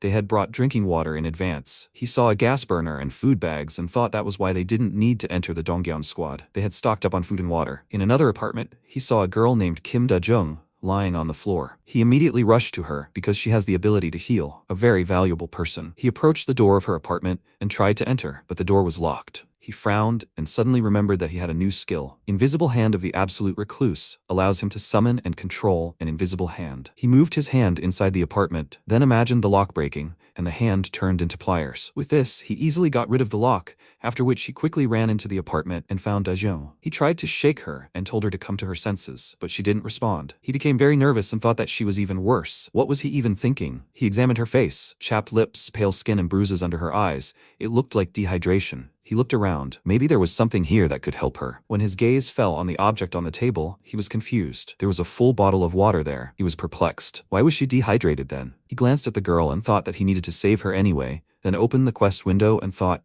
maybe this would work. He gave her the task of taking one breath so that she would receive treatment for dehydration as a reward, but it cost him 10 million won. As soon as she took a breath, the task was completed, and she woke up. She vaguely saw a man in front of her and asked who he was. He answered that he was her neighbor from upstairs. She asked how he got there, to which he replied that he thought she was in critical condition, so he picked the lock and entered. Her gaze filled with horror and then despair. She burst into tears and clutched her head, and he was a little confused. He firmly said her name and said that she should help them. His friend was very badly injured. She stood up and looked at him with tear-stained eyes, and then thought, what is he talking about? Does she really have the strength to help someone? This is complete nonsense. Besides, how does he know that she is a nurse and can heal? Judging by the fact that he asks for help, it seems that he is not a danger. First, she should find out more about him. She cautiously asked where she should go, and then a system window appeared in front of him, and he asked her to wait a bit. The system informed him of a new task. She needed to use healing power to cure Yeonju. He told the girl to eat and rest first. He would bring here the one who needs treatment. After that, she heard something fall on the floor. Several tangerines rolled towards her, and she panicked and asked him to stop. Another tangerine jumped out of the system window and she exclaimed, what is this? He smiled and said that he would explain everything to her in detail later. She is weak now, so let her rest for now. After that, he left, and she, taking the tangerine, looked at it in shock and wondered if she was dreaming. As soon as he returned to his home, the system notified him about Da-jung's trust increase. He looked up at it and thought that he still couldn't believe it. What had suddenly happened? He went to the window, thinking that they should already be here, and when he saw them, he became very worried. They were close to the house, but a huge beast was chasing them. They ran with all their might to a safe place, and MC nervously thought that it was a red tiger. But where did another one come from? The tiger almost caught up with them. He swiped his paw, hoping to hit someone, and Hiren took a step and twisted her leg, causing her to immediately fall and roll on the ground. Gyeong called out to her worriedly, and she began to get up, and the girl screamed in horror. By the time Hiren stood up, the red tiger was already very close to her, its jaws wide open, ready to devour her. Hiren froze in terror. She could feel its breath, but suddenly she disappeared. This confused the tiger, and it began searching for her. Meanwhile, Hiren had moved to Jaehyun's house and was trying to catch its breath from the horror she had experienced. She even started coughing, and MC thought she was on edge, which at least bought him some time. Meanwhile, the tiger began pursuing again, and the system informed MC that it had detected creatures that met the citizenship requirements. Immediately after, Byung-ho appeared in his room with his grandmother. He placed her on the floor and asked him to take care of her. He wanted to return to the squad, but Jaehyun told him to wait. Byung-ho wanted to object, but seeing his determined look, he decided to trust him. MC began watching the tiger closely, summoning an invisible hand and thinking that he must catch this red tiger at all costs. The tiger roared loudly, already very close to them. Donggen nervously gritted his teeth. He made a bold decision to stop the beast and stopped abruptly. Took out the ball, then swung and threw. The ball flew past the tiger, and the beast chose the boy as its target, causing the others to worry about him. The tiger pounced on him, and he stared at the beast in horror, thinking it was too late. He abruptly dashed in the opposite direction from the squad and told them to run, leading the tiger behind him. He ran to the subway station. The tiger was already very close, and he saw huge fangs in front of him and realized that this would most likely end badly for him. Suddenly the tiger froze. Something grabbed him, preventing him from moving. After that, huge pincers slammed the tiger to the ground. It growled, trying to escape, and then the pincers grabbed it by the neck and lifted it off the ground. Seeing this, Dongzhen froze and began to watch. Meanwhile, the others had already come running to his aid. A system window appeared in front of Gaiyong, and she immediately understood what she needed to do. Jaehyun looked at them and thought that he didn't have to act himself. If Gaiyong went hunting right now, the prey would quadruple in size. He continued to hold the tiger, and she took out her bow and aimed. The beast growled menacingly. The girl frowned and made a precise shot at its head. The system informed MC that the level 28 red tiger had been defeated, 63 million won having been added to his purse. Byung-ho, Gaiyong, and Hyeon's trust increased, as did their loyalty. Donghyun's loyalty exceeded 30, fulfilling the conditions for registering as a vassal. Jaehyun smiled, delighted with his success, and then registered the guy. When they returned to the house, Dajun began treating Yeonju. Her wounds were deep, but Dajun managed to cope, and they slowly began to heal. Watching the treatment, the MC thought he was lucky to have met Dajun. He asked Donghyun how everything had turned out this way, and he assumed that the house where Byung-ho's grandmother lived was on their territory, so they attacked. They managed to kill one, but there were more. Jaehyun thought that this immediately struck him as strange. There were no goblins near the house. If even the creatures hide from tigers, then Byung-ho's grandmother was also in danger. Fortunately, they entered the territory of only 2 tigers. They were lucky. The system notified him. Dajung had completed the task. She wiped the sweat from her brow with a smile and said that she had succeeded. The MC praised her, and she asked if she could go home now. Ginjin nervously asked them to wait. He turned to Jaehyun and said that now was not the best time to say this, but they were going to continue holding meetings at his house, weren't they? The MC looked at them all. So many dirty people must have been really stressing him out. He told him not to worry. He was going to tell them anyway. Room 2901 was empty. He would provide them with everything they needed,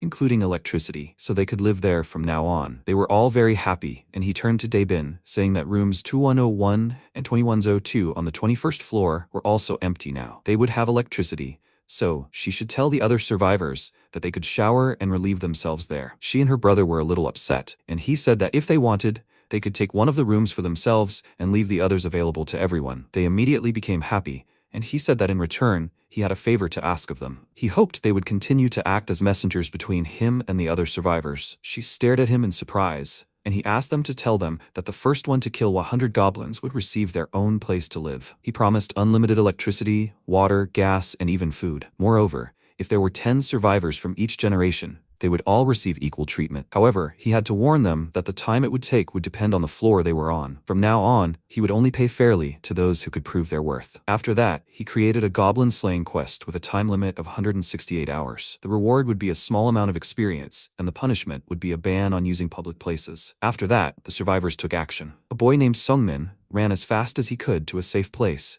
and a large crowd of goblins was pursuing him. He cursed loudly in fear, and glancing at the doors, thought that there was just a little more to go. The goblins almost grabbed him by the back. He fell sharply to the floor and slid forward, finding himself in a safe place, and gave his friends a signal. One of the twins noticed that he had brought a lot of creatures with him, after which, they began hitting the goblins with spears. The guys hit one of them with a door, throwing him back, and continued hitting them with spears, not letting them get closer. The goblin that was hit got up and broke into a run, and the others followed suit. One of the guys saw this and warned the others, and then their friend smirked and stepped forward, deciding to show them something interesting. He crouched and took aim, then threw the spear with all his might. It flew between the twins and stuck in the same goblin. The guy clenched his fist in victory and happily asked, "Did they see that?" The twins stared at him in shock, after which the guy stretched his shoulder and asked how many they killed. One of the twins said he killed 22, and his brother said he won. He had 24. Sinyob said that this meant that the 3 of them killed more than 100 today. The twins were even surprised, and then Singmin angrily called out to Sinyob and said that there were at least 15 of them. The guy turned an irritated look at him and asked what he didn't like this time. He exclaimed, "There were 15 of them back then, right?" Sinyob responded by asking, "What difference does it make as long as the results are good? They will have a new home soon." Sunmin exclaimed in rage that he almost died because of him, and then Sunyub tiredly grabbed his head and looked down at him, asking, who came up with the idea of hunting this way? Was it him? He made the plan, the twins made the spears. After all, he was the one who said he could escape quickly. Sungmin didn't know what to say, and Sungyub asked angrily if he wasn't happy with something, maybe he should leave the team. They could manage without him. The twins immediately began to calm them down. They said that Sungmin had also performed well. He had played the bait perfectly and ran quite fast. Sungyub told him not to irritate him and looked at Sungmin, asking why he was being aggressive with him. The guy smiled nervously and advised Sungmin to apologize to him, and he reluctantly did so. With the dispute resolved, they went to the 21st floor to settle into their new house. When they reached Debin, she told them with an awkward smile that they already had a team that had won the grand prize earlier. They stared at her in shock, and Sungyeob asked again, "Is there a team that killed 100 creatures faster than them?" She confirmed this, and he realized that all their efforts had been in vain, which made him angry. He told her to stop joking and give them a house, and she looked at him puzzled, saying she wasn't joking. Footsteps were heard in the hallway, and she said that they were just in time. It was the team that was the first to kill 100 goblins. Sunyeob was surprised to see them, a young man and a married couple. Daebin asked her brother how it went, and he told her that they had looked at the new house and declined it, but in exchange he would install electricity and water in his and Mr. Jiho's house, and also exempt his daughters from missions. She asked if they were adults. She thought all children were exempt from missions. Jiho smiled and said that they were both adults, and his wife said that they just had childish faces, that they took after their mother. She was sure that they could shoot a bow as well as she could, but she was too worried about them. Minho remembered that they had both been promised bows and arrows, and Dabin asked why. Will they continue hunting goblins? He confirmed it. Jaehyun himself asked them to kill the goblins in this area. He was tired of these goblins. There were so many of them. No matter how many they caught, there was no end in sight. Sunyeob irritably called out to them and indignantly asked, "Are they special?" They were interested parties. Is that fair? Because of them, Minho remembered something and told his sister that it might seem unfair, but the MC asked to send them to the 30th floor and give them the same prizes as the teams in second and third place. After that,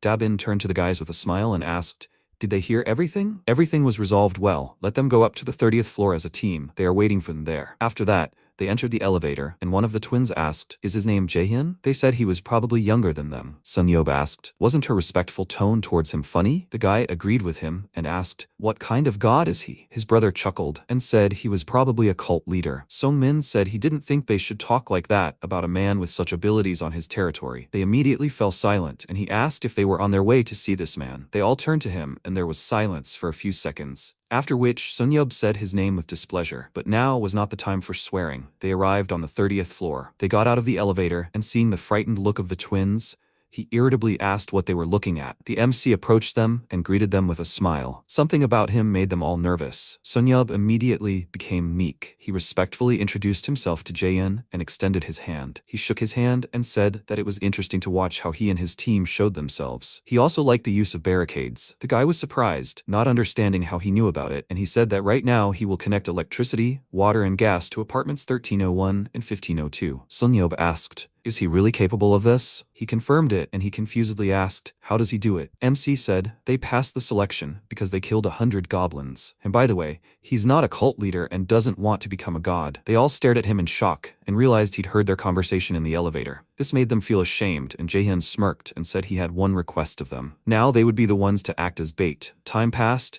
and all four ran toward the other squad members, leading the orcs. They abruptly changed direction, and Sunyeob signaled Donggyeon to throw it. Donggyeon smirked, then pulled out a spear and aimed. His B-rank throwing skill allows him to throw an object using the power of his mind, increasing attack power by 5 times. A-rank thrust, when physical strength is expended while throwing the spear, sword energy temporarily appears at the tip. Knight title, physical strength is increased by loyalty. Vassals with the Knight title receive triple experience and money for killing monsters.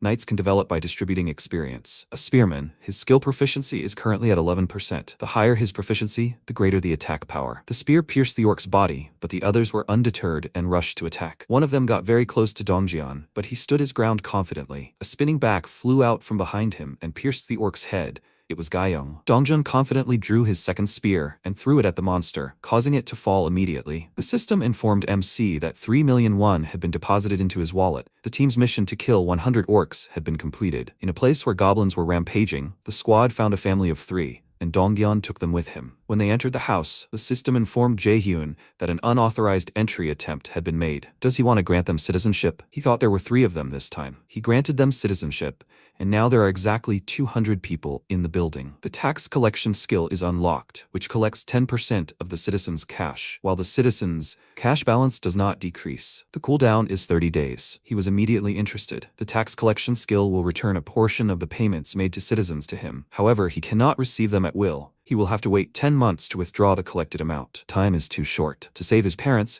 he must send Team Donggyeon to the Nambuman district as quickly as possible. First, he will distribute the funds. Let it be only 30%. He decided to think of it as an investment, and the system informed him that the absolute recluse had reached level 10, receiving 3 experience points. Immediately after, he felt the familiar pain in his chest. His influence spread throughout the building, and the system congratulated him, saying he was the absolute recluse of the entire apartment building. He received a grant of 1 billion won. The construction function was activated. He was surprised by this and went to the construction section. The following objects are available for construction: solar panels for 133 million won, a store for 220 million, and a gym for 300 million. Annual production, 30 million won. He stared at this in shock. Only a mere 30 million a year. The installation costs 130, which means he will have to wait 5 years to recoup this expense. He decided not to build anything. Right now he has plenty of options for spending the money. In that case, he should level up Donggyeon once. An idea occurred to him. He checked the money, and the system informed him that funds are only available for building objects. This news made him very happy. It changes everything.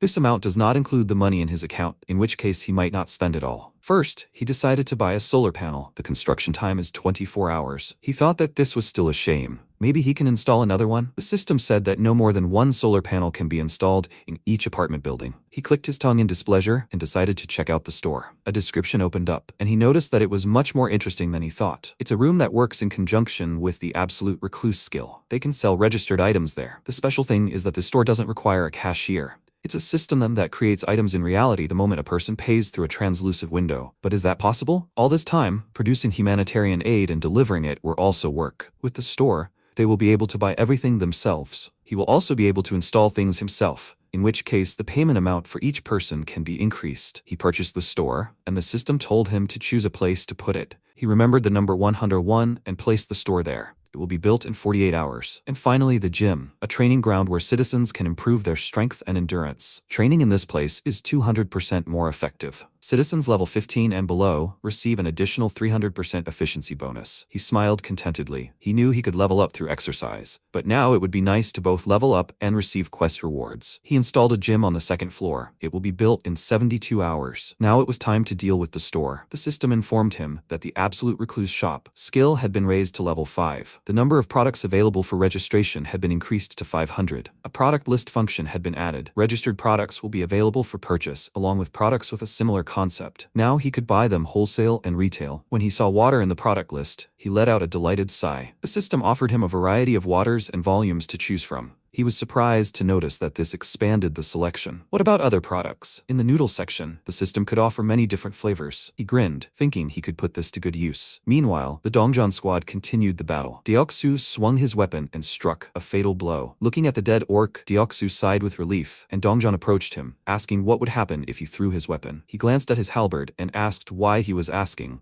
and Donggyeon said he wanted to try something. Deoksu handed him the weapon, and seeing that he was about to throw it, asked him to wait. He swung, then threw the weapon far forward. It flew so far that Deoksu began to complain, asking what he should do now that he had thrown it to who knows where. Donggyeon told him to try summoning it again. Now Deoksu understood what he was trying to achieve. He extended his hand forward and activated the skill, after which the halberd returned to his hand. He rejoiced and called Donggyeon a genius, after which Gyeong said that they needed to leave.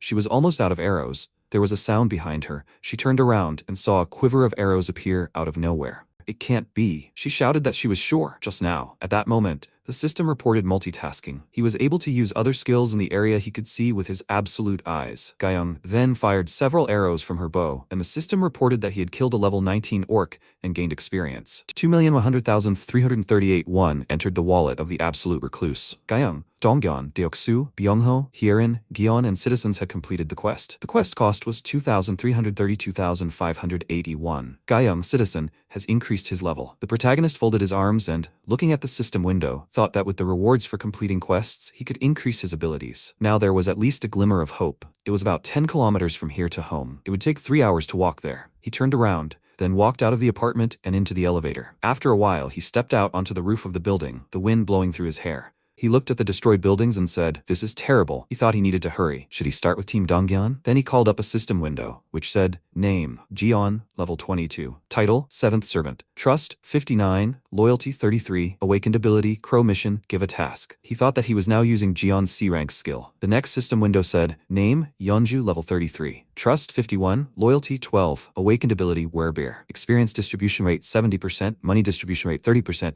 Give a task, banish. Name, Dajung, level 30. Rank, 8th Servant. Trust, 70. Loyalty, 63. Awakened ability, healing, blessing, magic armor. Experience distribution rate, 100%. Give a quest. He thought it would be better for Yeonju and Dajung to join him. However, unlike Dajung, who was registered as a vassal, Yeonju still lacked loyalty. The system window said that a rank A blessing temporarily increases the subject's physical abilities by 70% using mental power. Rank B magic armor creates armor around the subject using mental power. He thought, of course, people with awakened abilities are inherently more effective. He looked down and wondered if there was no other way. Then the system window said the quest reward was the resurrection of the sun. He didn't have enough funds to pay, so the quest reward was the resurrection of sun. He placed his finger on the system window and thought that it wasn't possible yet. First, he needed to raise the quest difficulty as much as possible. It said the quest content was to kill a monster above level 40. He thought 40-level creatures were probably stronger, and the rewards for them would be greater. Then he frowned and added that the time limit was 24 hours, and the penalty for failure was death. Then the system reported that he didn't have enough funds to pay. He should try again when he had enough funds. He frowned. He thought so. It was impossible with his current funds. Then he looked in surprise at another system window that appeared,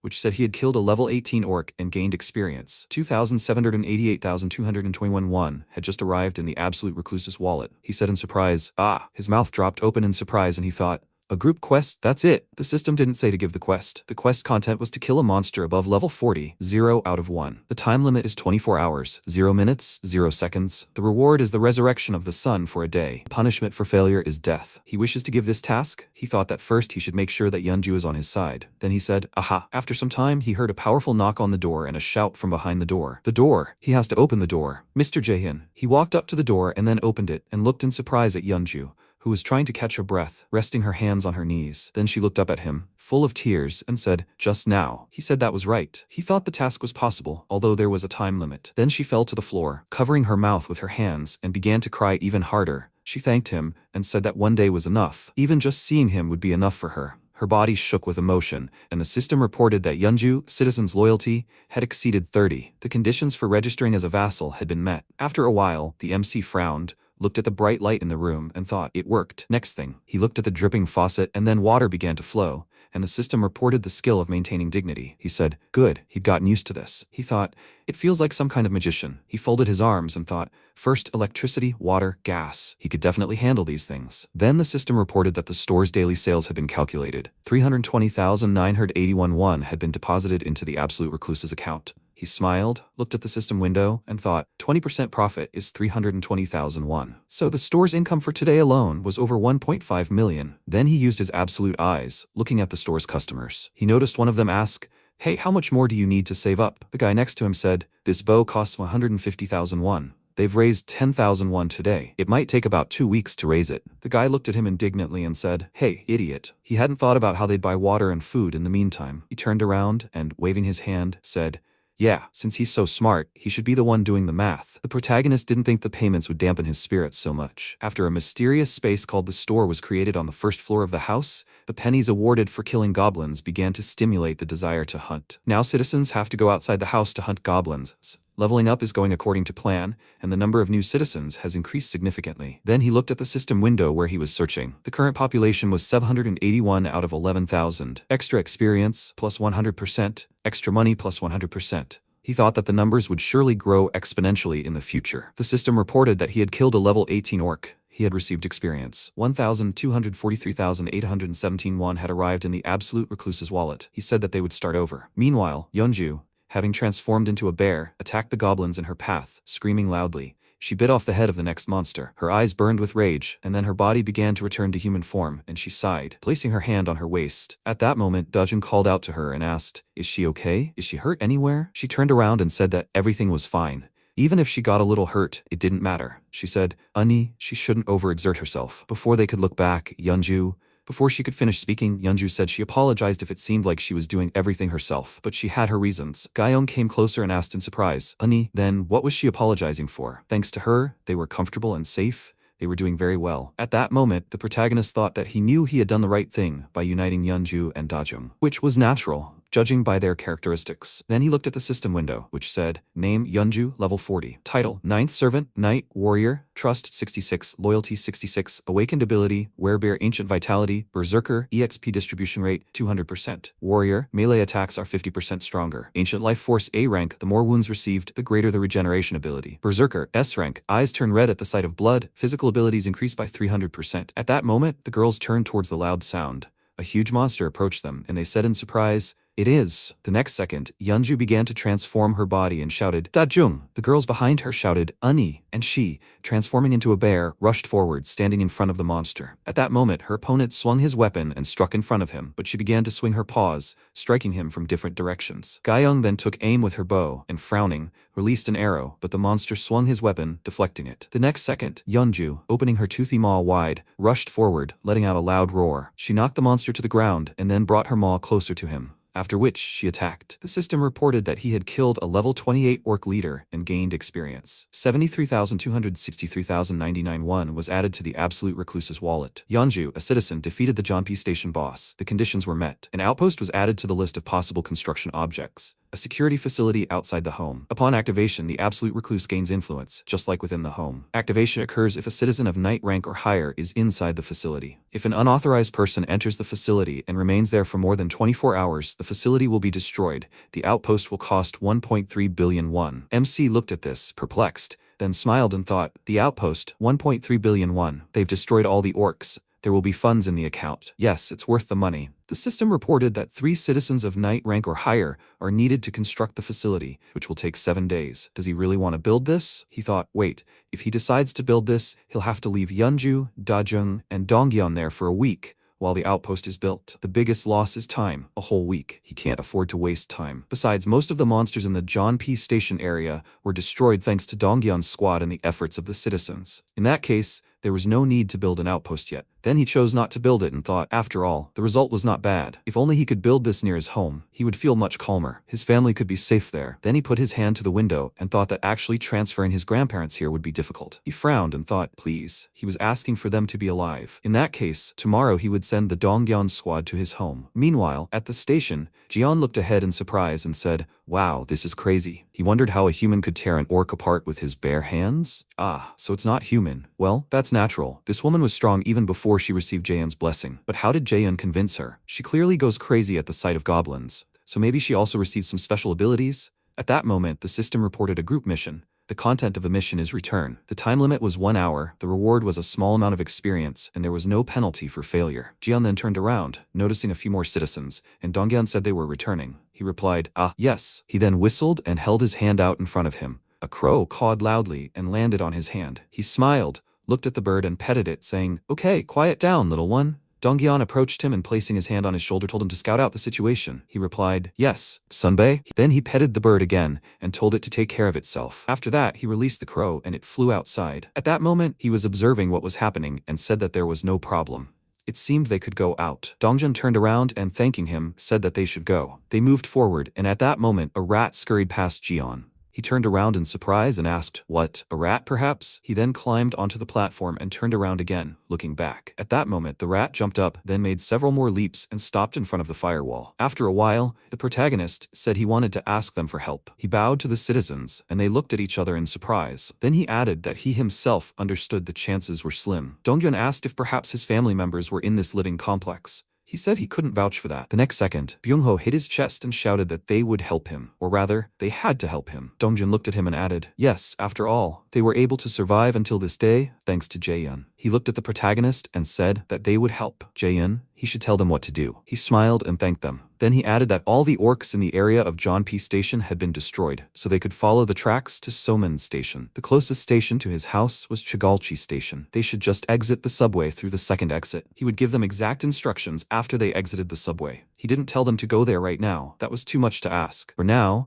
they should aim to capture Soman Station. Dongjan said okay. Then the MC bowed and thanked them again. He added that they should get plenty of rest today and they would begin the operation tomorrow morning. At that moment, Yeonju walked forward and told them to wait. She would like to ask one question. She extended her hand forward and asked, Can't he really take the whole family with his abilities? The protagonist silently looked at her and thought, of course. He's already tried. Teleportation as a quest reward. In fact, that's why he was so excited when he saw Byung-ho's awakened ability. If everything worked out, there was a chance he wouldn't be able to transfer the family here at once. However, then the system reported that it was impossible to set such a quest reward. He thought that meant the whole thing had failed. It was just a guess, but it could be because Byung-ho's grandmother was outside the range of his ability. And if that really was the case, if his parents died, he wouldn't be able to do anything because they would die outside his range. Damn. Then he said that unfortunately, his abilities were limited. Some things he could do, some he couldn't. But they shouldn't worry too much about that, because he could keep the promise he made to Yeonju. At that moment, the system reported that Yeonju's trust had increased. She smiled, looking at him, and thanked him for his honesty. He replied that he did, and so did they. They bowed, and Byung-ho suggested they call it a day and rest. After that, everyone headed for the exit, and Donggun, looking at the protagonist, said they would go, have a good rest. The next second, MC looked away in surprise. The system reported that an unauthorized creature was attempting to enter. He had detected creatures that met the requirements for citizen status. Did he wish to grant them citizenship? He used his skill and said to offer it. Then the system reported that Seo Yejin had been offered citizenship,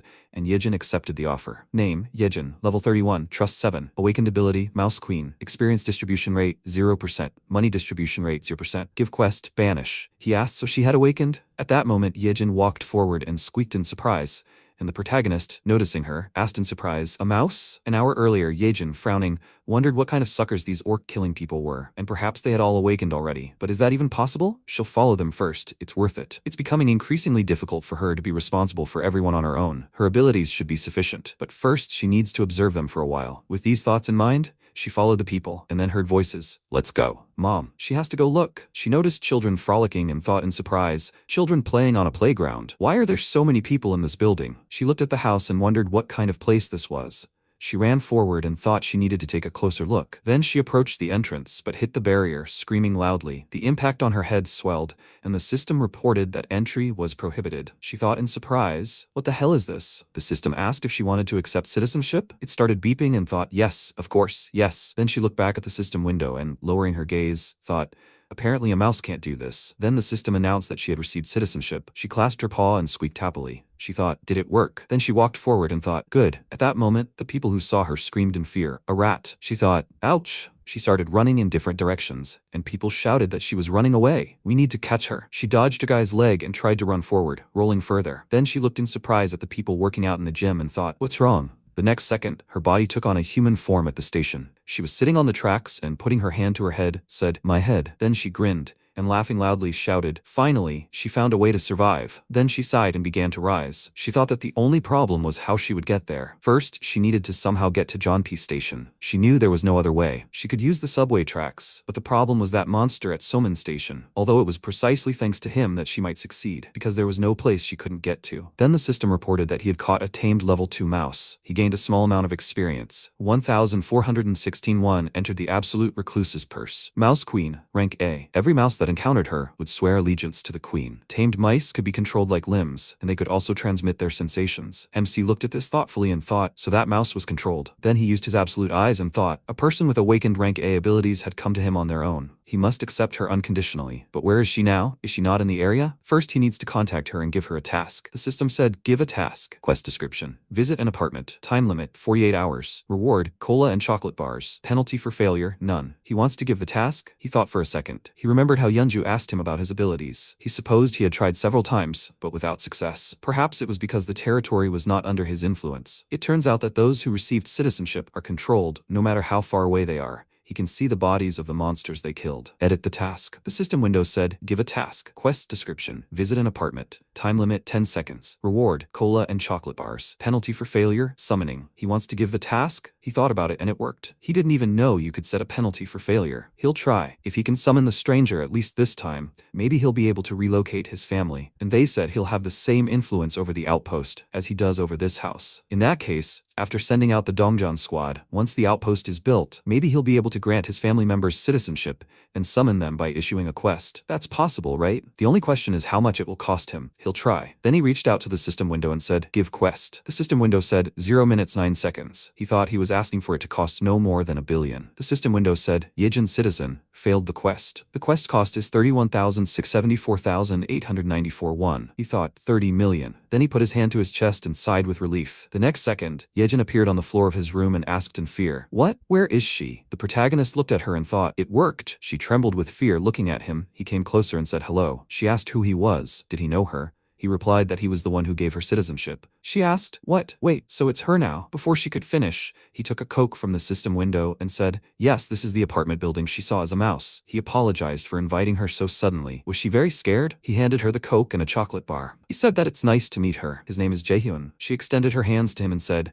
"But does that mean he teleported her here? Summoned her? So that's what that strange task was." He replied, "Yes." He gave it to her. She smiled, folding her hands in front of her, and said, "In that case, it's impudent, but there are people for whom she is responsible. Can he accept them too?" He looked at her in surprise, and she said, "Otherwise it would be very difficult to gather everyone here." She was just about to take a chance. He asked how many there were in total. She answered, 35 people. He looked at her silently and thought he didn't know there were other people with her. Then he apologized and said that such a thing was difficult. She asked in surprise, "Huh? What does that mean?" He said that he couldn't bring them here on his own. She grabbed his hoodie and shouted, "No, but her mother and the youngest are there. She'll do anything, just." He frowned, looked at her, and told her to let him think. He folded his arms across his chest and thought, even without personal contact with Yejin, he was able to give her citizenship. So the territory of the house recognized the mouse as Yejin herself. If everything worked out, because maybe he is capable of this? Then the system window said, "Name, Yejin, level 31. Trust, 37. Awakened ability, Mouse Queen. Experience distribution rate, 0%.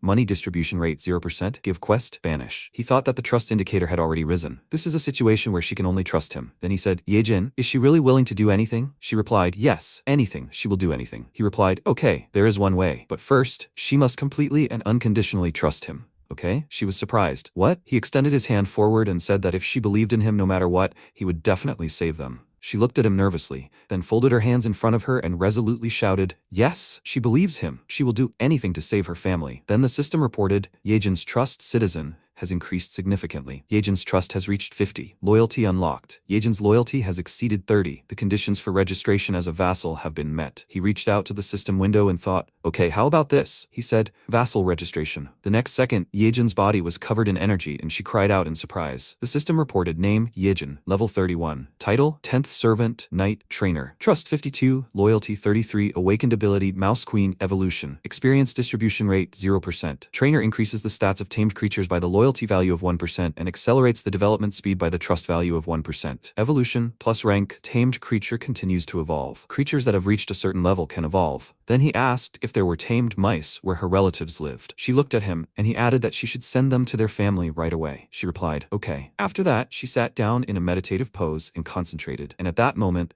the protagonist used the absolute eyes. He thought he'd take a look. He noticed a tamed level 2 mouse. It approached the people, and the guy shouted, "Mouse." The girl asked, "Isn't that Yejin's mouse?" Then food items started appearing from a system window that appeared, and the guy said in surprise, "Wow." The girl was surprised. Where did the food suddenly come from? The guy asked, "Did Yejin send this?" Then the system reported, Yejin's citizen trust has increased significantly. Trust. He thought, okay, he knew it. The absolute eyes and Yejin's abilities combined perfectly. Now all the tens of thousands of rats crawling through the sewers will become his eyes. Insane. He's got his hands on the best scout. Then Yejin apologized and asked, when he talked about the Nambuman district, did he mean the one near Sondo Beach? He replied, yes, that's right. He thought, it's just a coincidence that Yejin had been to the Nambuman district where his home is. Naturally, she has a greater advantage than the Donggang guys who have never been there. Besides, she only needs to send a mouse there. This makes it easier to check if his family members are alive and deliver humanitarian aid. Then she smiled and said that he could rely on her. The system reported that Yejin's trust has increased. He asked,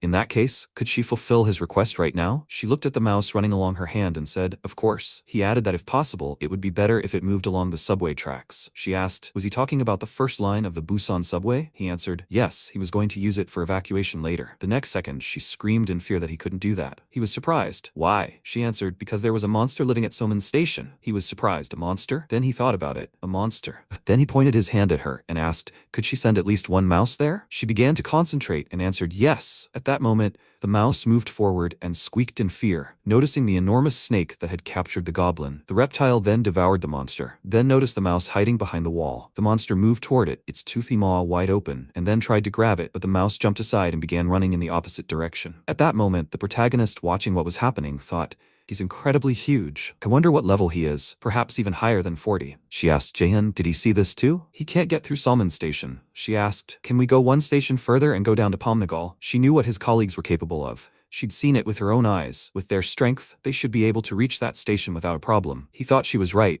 and then replied, okay. He smiled and said she could go to room 2701. She asked, yes? He replied that she should stay there, but she'll have to clean up. She rose to her feet and replied, okay. She's grateful. Well, she'll be going. He smiled and replied, yes, she needs to rest. Then he watched her go and wondered if he'd been in her shoes, planning a similar operation. Before they'd merged, of course. Then a system window appeared in front of him and he said, install solar panel. The system reported solar panel with 23 hours, 59 minutes, and 59 seconds remaining until completion. He thought that was quite efficient. However, even that wasn't enough to service 800 people. To save up enough money to install more panels, he figured he'd have to increase the number of workers. He needs to create a system with at least 3 shifts. The same goes for the new infrastructure. Then he said, okay, he'll start more hunting. Meanwhile, people were running through the subway, escaping from the monsters. Dongjan rushed forward and, turning slightly, shouted, they're attacking. Then he turned around abruptly. The others also stopped, looking at the bats flying towards them. The archers began to release their arrows, hitting the monsters. Then Gayung said, well done. Is anyone injured? Hyerin said,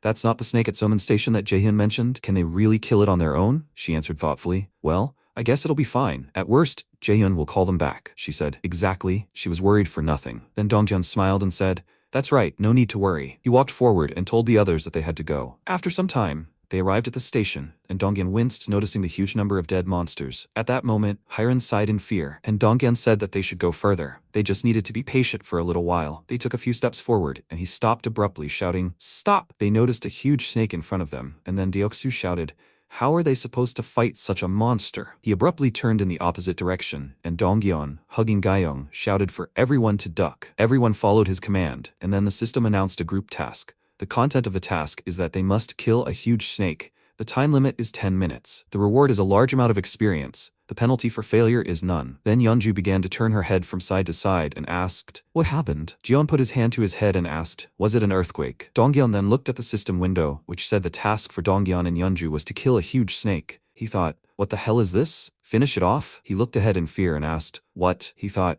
why is he doing this to them? Then he turned around, looking at Yeonju, and then frowned, thinking that he didn't know how this happened. But after that, he pulled the weapon from his back and threw it forward, hitting the snake's head. The monster usually catches and eats its prey alive, which is not so easy. After all, when a living creature trapped inside its stomach tries to make a last attempt to escape, it can endanger the snake. Therefore, the snake can use venom to subdue the prey, or constrict the prey, suffocate it, and then swallow it. But this only applies to prey of a sufficiently large size. It doesn't need to worry at all about swallowing a live mouse, which is too small. At that moment, a mouse ran over the monster, and MC thought it was swallowing the mouse, unsuspecting and unconcerned about the consequences. Then he smiled and said, open inventory. He thought he had a couple of skills he could use, inventory and store. Then he used the gas summon. A powerful smoke billowed from the snake's mouth, and the protagonist cast the summon of burning paper. The mouse ran inside the snake's body, leaving behind fire, and the next second, the snake's belly exploded. At that moment, Yejin clutched her head. The protagonist approached her and asked, is she okay? She smiled and replied, yes, she's fine. She was just a little scared. He added, be that as it may, she did a great job. She confirmed it. Then he looked away and thought that the snake shouldn't have stopped at his prey. His vassals should have killed it. At that moment, system windows appeared in front of him, and he thought that this would give him 6 times the money and experience. At that moment, Dongyeon threw his weapon forward, hitting the monster's head, and Yeonju, half transforming her body, rushed to attack. Swinging a paw with sharp claws, she punched a hole in the monster's head and then turned around. The system reported that he had killed a huge level 40 snake, and he had received a large amount of experience. 1,812,043,879 won entered the wallet of the absolute recluse. Dongjan and Yeonju had defeated the Soman Station boss. He can build an outpost at Soman Station. The skill level has been increased. The ultimate recluse has reached level 15. He has received 3 skill development points. The next second, a powerful feeling swept over his body, and then the barrier parted in different directions. The system reported that it had discovered creatures that meet the requirements for citizen status. Does he wish to grant them citizenship? He placed his hand on his chest and asked, 200 people? Grant citizenship. The system reported that the number of citizens had reached 1,000. When the number of citizens reaches a certain number, all citizens will receive a basic level skill. The basic level is passive. The amount of experience and money received by citizens increases by 100%. He wondered, what is this? And then the system reported, Minho is level 17, rank 9th servant, Knight Warrior. Trust 57, Loyalty 13, Awakened Ability none, Experience Distribution Rate 70% plus 100%, Money Distribution Rate 30% plus 100%. He thought, okay, this is the base salary, so even if he reduces these stats to 0 and percentages, they will still receive 100% of the experience and money. Then Yejin stood up and, apologizing, called out to him. He turned around and asked, "Is that so?" She apologized again for asking him about it,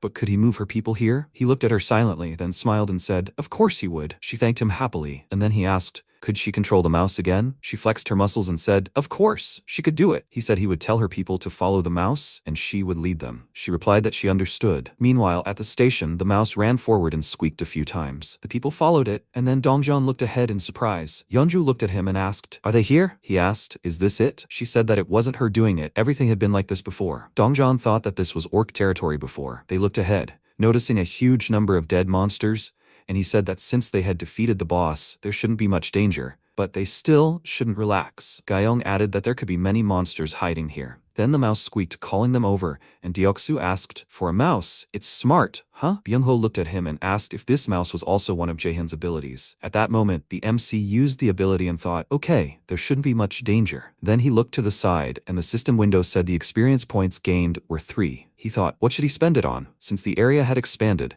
the first thing he should do was level up his absolute eyes. They also synergize well with Yejin's abilities. Then he said, "Absolute Recluse Eyes, level up." The next second, a powerful force engulfed his body. He grabbed his head, sighing loudly, and at that moment his squad rushed to attack the goblins. He thought, what? The system window said, "Goblin level 8. They are 130 centimeters tall, live in groups, and are smart enough to use tools. They have amazingly good eyesight, and they can see well into the distance and in the dark, so they can navigate even in dark caves without a problem." He thought, okay, he needed this ability anyway. First, he needs to find a monster of the same level and give people a task to save up for resurrection. And then he looked to the side and said, and now, he thought, the skill of maintaining status. Since he will meet even more people in the future, their trust and loyalty are also important. He said, maintain status, level up. Then he turned around in surprise and thought, what was that? Gunshots. They weren't here. The next second, one of the goblins pointed his weapon forward, and he thought, how? That goblin had a gun in his hands? The next second, all the goblins pointed their guns at them, and the people turned in the opposite direction, and Dongjeon shouted at them to run.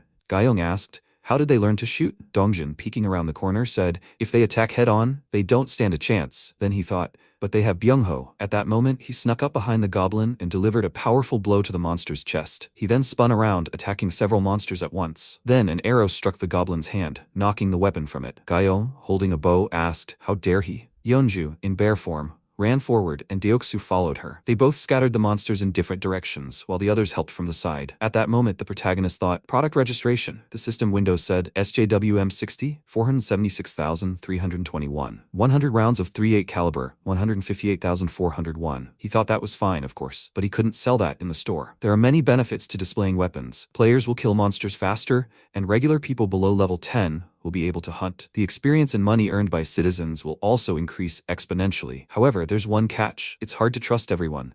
He's now handing out citizenship to anyone. He has no criteria. He accepted everyone without vetting, confident he could control them no matter what. Of course, with the growing number of citizens came many advantages, but with the advent of weapons, everything changes. After all, there's no guarantee that among such a large number of people, there won't be someone with problems. Envy, hatred, jealousy. No matter what, an accident could happen. In the worst case, people could die. Weapons can only be handed out to those who pass a rigorous vetting process.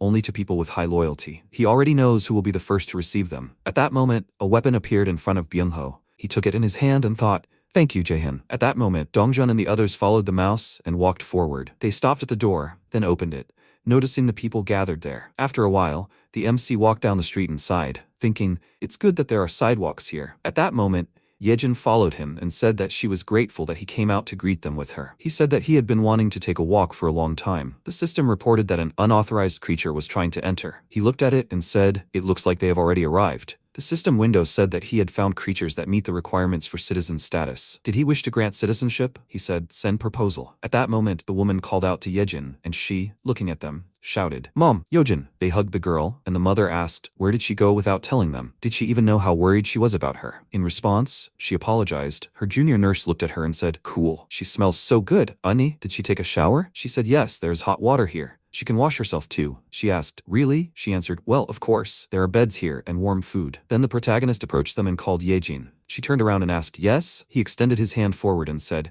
room 2071 is assigned to her. She can use it however she wants, but if she wants to fit all 30 people there, it will be a bit cramped. She turned around, looking at the people, and then looked down and asked, then what should she do? He said that he will allocate 3 more apartments for them because she deserved it. She turned around in surprise and shouted, "What?" She is grateful. He added that they can move into apartments 2402, 2031, 1902 in the same building. Yejin happily said that she will work hard. Then the system reported, Yejin's trust has increased, Yejin's loyalty has increased, Hongdao's trust has increased significantly, Hongdao's loyalty has increased significantly, Lee Sungjun's trust has increased, Lee Sungjun's loyalty has increased. He looked at the system window in surprise and said, "Stop." He paused, thinking, by the way, he seemed to have simply leveled up without checking the results. The system window said fundraising management, 0 out of 10. He thought, fundraising management? The system window said, fundraising, 1 billion won. He thought, what? A billion? And then Hiren came up to him and calling him, asked if he had a free minute. After a while, he said she could come in. She followed him into the apartment and thanked him. He asked what business she had come for. She awkwardly said that she needed to tell him something. He smiled and said she could speak freely. She said, yes, then she really does apologize, but she wants to leave the squad. With these words, she bowed, and he asked in surprise, what did she say? She added that her abilities were of no use in the squad. She thought they would be fine without her, so he said she could speak honestly. She clenched her teeth and screamed that she was scared. So scared. The goblins were scary, and the orcs. Tears began to stream down her face, and she screamed, and that huge snake they fought today was terrifying, and when the red tiger was chasing it, she apologizes Jaehyun, he always saves them, and she's useless. She began wiping away her tears and added that she felt like she couldn't live up to his expectations. He thought he'd seen the signs of this for a long time. When the squad went to rescue Grandma Byung-ho, and when they hunted the orcs, when the red tiger was chasing her, she almost died. Frankly, her contribution to the squad is small, but he can't blame her for that. If her poisonous mist ability is used carelessly, it can harm the squad members, which makes it difficult to use. Hiren is also risking her life, but she's probably disappointed with her own results. She continued to cry, and he scratched the back of his head and said, okay, he just needed help. She looked at him and asked, what? He asked, does she know Daben from the 21st floor? She's still trying to handle everything on her own, but it seems she's having a hard time too. Besides, he plans to set up various facilities, not only here but in other areas as well. So he needs someone he can trust to entrust this work to. He thinks he can trust her. Will she help him? Then he awkwardly scratched his cheek and looking away, said that he believes that if you find the right job for a person, they will never be useless, and her ability is very strong. He's sure that one day it will come in handy. Since it's hard for her to go outside now, she can work here, inside, for now. If the day comes when he needs her ability, then he will ask her to use it again. She looked at him in surprise, then smiled. The system reported that Hiren's loyalty had increased, and Hiren had already registered as a vassal. The vassal limit had been increased. She continued to wipe away her tears and apologized again. She said that she had shown him her weakness. She would try her best. With these words, she clenched her fists, and he replied, okay. He thanked her for her work and hoped that she would help him in the future. After some time, the system reported that it cost 1 billion won to summon a mythical creature. He looked at the system window and asked if he should try it. Then he said, well, whatever, he'll give it a try. Summon a mythical creature. Then the system reported that he had paid 1 billion won to summon the creature. At that moment, the floor in front of him glowed with a bright light, a magical symbol appeared, and MC shielded himself from the intense brightness with his hand, and an egg appeared in the magic circle, covered in cracks, with a bright light escaping from it. And then the protagonist looked at this in surprise, and a raven appeared in front of him. He used his absolute eyes, and the system reported, Level 1, Three-Legged Crow. A sacred creature, the three-legged crow. Born from the power of the sun, it's a tiny chick that still needs protection. It needs to absorb pure solar energy to grow. Then the protagonist smiled and asked, hello? The crow made a sound in response, and the MC thoughtfully asked, what should he name it? Since it's a black crow, maybe he should name it Blackie? The crow began flapping its wings, making sounds. The protagonist smiled and leaned over, asking, does it like it? Well, it's happy. Does it say it's hungry? After a while, the crow began to devour snacks from the package, then sighed and lay down on its back on the floor. The protagonist sat down next to it, sighed, and said, the very picture of nonchalance. Then he looked in surprise at the system window, which said, the three-legged crow's level has increased. Solar panel efficiency increased by 100%. Solar panels are devices that generate energy using sunlight. Depending on the amount of sunlight per day, they produce electricity worth between 80,000 and 100,000 won plus 100%. Any excess electricity is returned to the absolute recluse's account as monetary compensation. He said, stop then, he thought. The 10 newly acquired districts still haven't installed solar panels. Since he'd almost completely spent his money, frankly, investing 130 million won in a project that will only yield a profit of 30 million won in a year is too wasteful, but that's another story. Then the system reported, the three-legged crow's level has increased. Solar panel efficiency increased by 100%.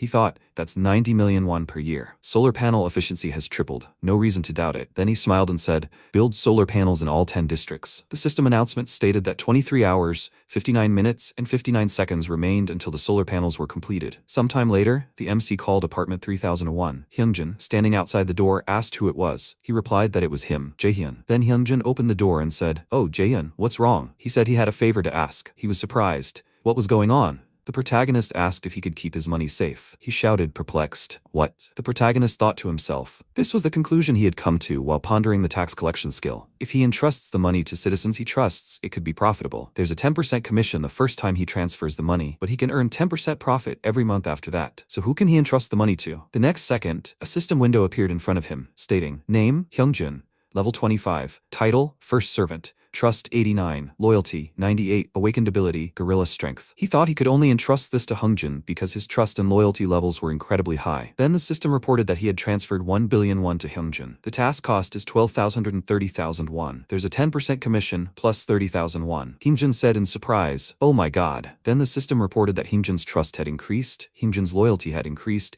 Hyunjin's loyalty had reached 100, Hyunjin had already registered as a vassal, and the vassal limit had been increased. Then he smiled and raising a finger said, of course he should just keep it without spending it, right? MC thought, even though he had planned to do so, he didn't expect it to raise his loyalty to 100. Then he smiled and said, well, a little can be spent. He asked, really? He began to bow and thank him, and Jaehyun held his hand out in front of him and said, no need, thank him for his help. Then he thought he needed to take care of other matters. After a while, Davin placed her hands on her waist and asked, can she really just take the person for herself? The protagonist pointed at Hyren and said, yeah, it doesn't matter. Daebin, she should be on the same team as Hyren. As the team leader, he would double her salary. Daebin looked at him, and the system reported that her loyalty had increased. Then she picked up Hyren and happily said that she was grateful. She will do her job well. Then they walked in the opposite direction, and Hyren shouted, Daebin, slow down. Then the MC looked away and thought, okay, now it's time for a difficult conversation. Sometime later, in room 2109, the protagonist looked ahead and said, they did a good job today. How are they? Donggun said that everything was fine. And what business did he have with them? He replied that thanks to them getting rid of the monster at Soman Station, there are no more monsters in the area, especially on the subway tracks. From Pomnagol Station, near Soman Station, to Pommel Station, there are practically no monsters. Now is their chance. Before monsters take over these places, they must act. He thought he realized something, watching Hyren tearfully beg him to fulfill her requests. Those standing before him now risked their lives to carry out his task. They were lucky that, with Yejin's help, they learned about the monster at Soman Station in advance. Otherwise, the situation could have been far more dangerous. He understands that in a world where sudden death is no longer a surprise, wanting his family to be safe and trying to save them is very selfish. And yet, he said they would leave for Chigalchi Station tomorrow. He thought he couldn't give up. After a while, the raven made a sound, and the system reported that the three-legged raven's level had been increased. Solar panel efficiency had increased by 100%. The protagonist took a sip of his drink and, smiling, said he was already at level 5. The system window said the three-legged raven was partially releasing solar energy. It was partially absorbing the powers of a mythical creature. It had awakened the rudimentary magic of the fire element. He looked at the system window in surprise and asked, magic? Then he looked at his finger and asked, how do you summon this? The next second, a small flame appeared on the tip of his finger, and he said, it worked. He thought, for some reason, the feeling is so familiar, huh? He thought it was like using the status preservation skill. In that case, after a while, he went outside, looked around and said, okay, there's no one here. He closed his eyes and thought he'd try to imagine a flame the size of a house that could burn everything around him. The next second, he began to concentrate energy in his hands and then sent it forward, screaming loudly. He noticed a small fireball and said, it looks like that's all he can do for now. He thought, honestly, the ability isn't that incredible. However, then he used gas summoning and thought, if you summon gas with the status preservation skill, this ability could be dangerous. The level is still modest, but there is potential for development, because Blackie continues to grow. Then he said, okay, this is where we can end the skill test for now. Should I go get something to eat? Then the system announced that the solar panel facility had been completed. He thought that Blackie had already grown 3 levels in a day. Thanks to this, the efficiency of the solar panels had increased 8-fold. He enjoyed his rice and thought that even if he connected all the equipment to electricity now, there would still be energy, which could be converted into money in his account. Then he heard a sound and said, ah, here she comes. Yejin entered his room and smiling, said that she was grateful that he had given her time to rest, like she had been reborn. He approached her and said that he had simply given her a well-deserved reward for her ability. He thought that thanks to her, the area of use for his ability had significantly increased. He couldn't help but thank her for that. Then he smiled and said that he hoped she would help him today as well. He extended his hand forward and added, "The Dongan squad will now stop at Soman Station. Could she please accompany them?" She replied that she had already sent mice along the subway tracks after them. "It looks like they'll be able to reach Korean Station without any problems," he said in surprise. Korean Station, and then there were problems? She replied that was correct. More precisely, it was Busan Station. She thought he should see for himself. Then she sat down in a meditative pose and began concentrating her energy. The protagonist also used his skill. He said they definitely wouldn't be able to get past this. She said that as he could see, the train tracks were in such a state. She tried sending the mice to the surface, however. The protagonist noticed the ruined city and thought that there wasn't a single intact building in the area. Everything was destroyed. What could have happened here? At that moment, a mouse stopped near a small hole, and the protagonist asked, "Is that a footprint?" He gritted his teeth and thought that now he understood. That's why the buildings weren't intact, and why all the roads were destroyed. That's it. At that moment, a powerful sound rang out in their room. They looked away sharply, and then Yejin grabbed her head, bending over to the floor. The protagonist gritted his teeth and thought, if this continues, the building will collapse. Then he extended his hand to Yejin and asked if she was okay. She confirmed it and said she was better. He asked, "What was that?" He thought it was just a vibration. At that moment, a shout was heard outside the door. "Jaehyun, he thinks he should take a look at that." The protagonist looked at Yejin and suggested going outside first. She agreed, and then he asked, "What happened?" Hyunjin ran into the room and shouted, "Jaehyun, he's sorry. You need to go to him first." After that, they set off, and the MC thought he had a bad feeling for a long time. Hyunjin's apartment windows overlook Soman Station. That rumble, if he called him so urgently, really. At that moment, Hyunjin walked to the balcony and, pointing forward, "Here!" The protagonist walked closer and thought, "Damn, does this even happen?" He said, "What the hell?" He thought he was just imagining things. At that moment, a huge monster destroyed the building in front of him with a wave of its hand, and the protagonist uttered a vassal summons. At that moment, his squad appeared behind him, wondering, "What the hell?" Dongyeon asked, "Why are they here?" Byungho looked at him and guessed, maybe because of that earthquake. Then they looked out the window in surprise at the huge monster moving through the ruined city. They asked, "What is that?" The next second, the monster took a step, and vibration spread around.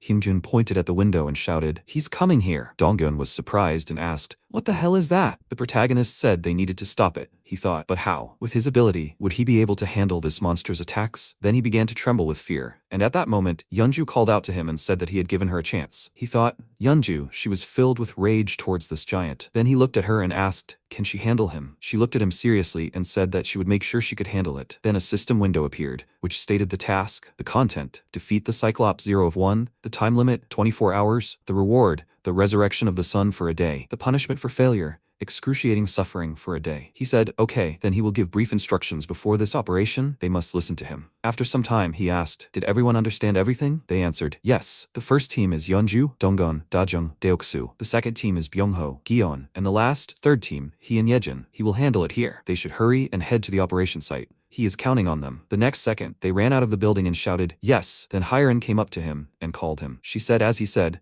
she sent those who served in the army to the main gate and took everyone else to the underground parking lot. He smiled, looking at her, and said that he was grateful. Hyren, she should go to the parking lot too. She said that she also wanted to help. Her hands shook, and MC, looking at her, asked, "Can she handle it?" She replied, even though she was scared, she would gather her courage. Then he turned around and said, "Okay, they will go with him to the main gate." After a while he said, 96, 97, 98, 99, 100, 101. He thought, out of 1,200 people, only 100 served in the army. This is absurdly small. Then one of the people present raised their hand and asked what they should do. The protagonist asked, "Where are Songyeob and the twins?" The guy looked away and said, "Well, the MC thought they ran away." Hundreds of people, including Songyeob, pretended not to know anything and took refuge in the underground parking lot. He gritted his teeth and thought, cowards. Those gathered here won't risk their lives like fools. They understand that if they don't fight, they will all die. They said they came here to protect themselves and their dear families. Anyone would say that. Courage doesn't mean fearlessness. It means not giving in to fear and taking action. To survive in this world full of scary things, they need more brave people. Then he said that he was grateful that they came here. He thought, in that case, The next second, he summoned a system window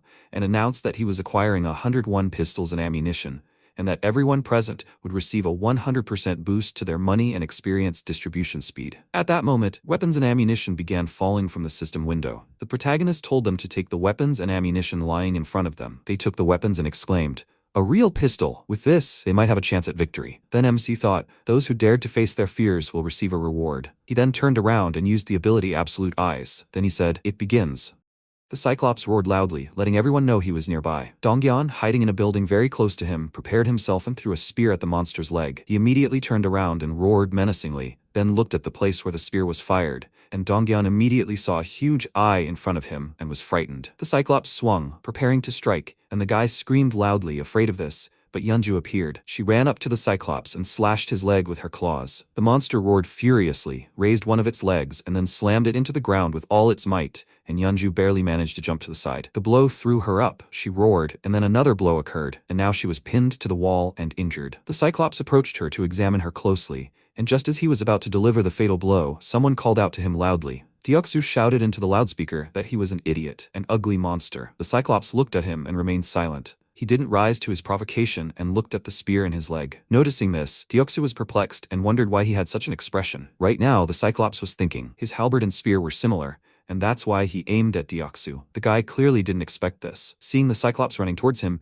he was terrified and started running with loud screams. Meanwhile, the MC thought he had arrived. He turned to the people and told them to get ready. This monster will be here soon. Very soon, Deoxys was already there, and not alone, but with the Cyclops. He ran up to the group of people, and Jaehyun immediately erected a barrier and signaled the others. Jian and Gyeong sprang into action. Blackie swooped down on the Cyclops and stabbed its eye with his claws. While it was blinded, Gyeong took aim. She fired her bow, and the arrow pierced its palm and hit it right in the eye. Byung-ho teleported to the monster and unleashed his squad of mice on it. As soon as the rodents fell into the monster's mouth, Byung-ho called out to Jaehyun, and he thought that everything had gone according to plan so far. He summoned gas, and at that moment, the Cyclops' eye involuntarily flew open. Gas began to come out of its mouth, and MC reached out to it, thinking that he needed to put an end to it. He used the rudimentary elemental magic, fire, and an explosion occurred. Black smoke began to emit from the Cyclops. After this attack, it began to lose its balance, and the people became nervous. Jaehyun told them to stay put and thought that everything was going almost perfectly. All shots from the citizens need to be concentrated on the head of the idiot who fell on the barrier. He hopes that the vassals will finish him off later, but it would be better if it was Yeonju or Dongyan, but they haven't arrived yet.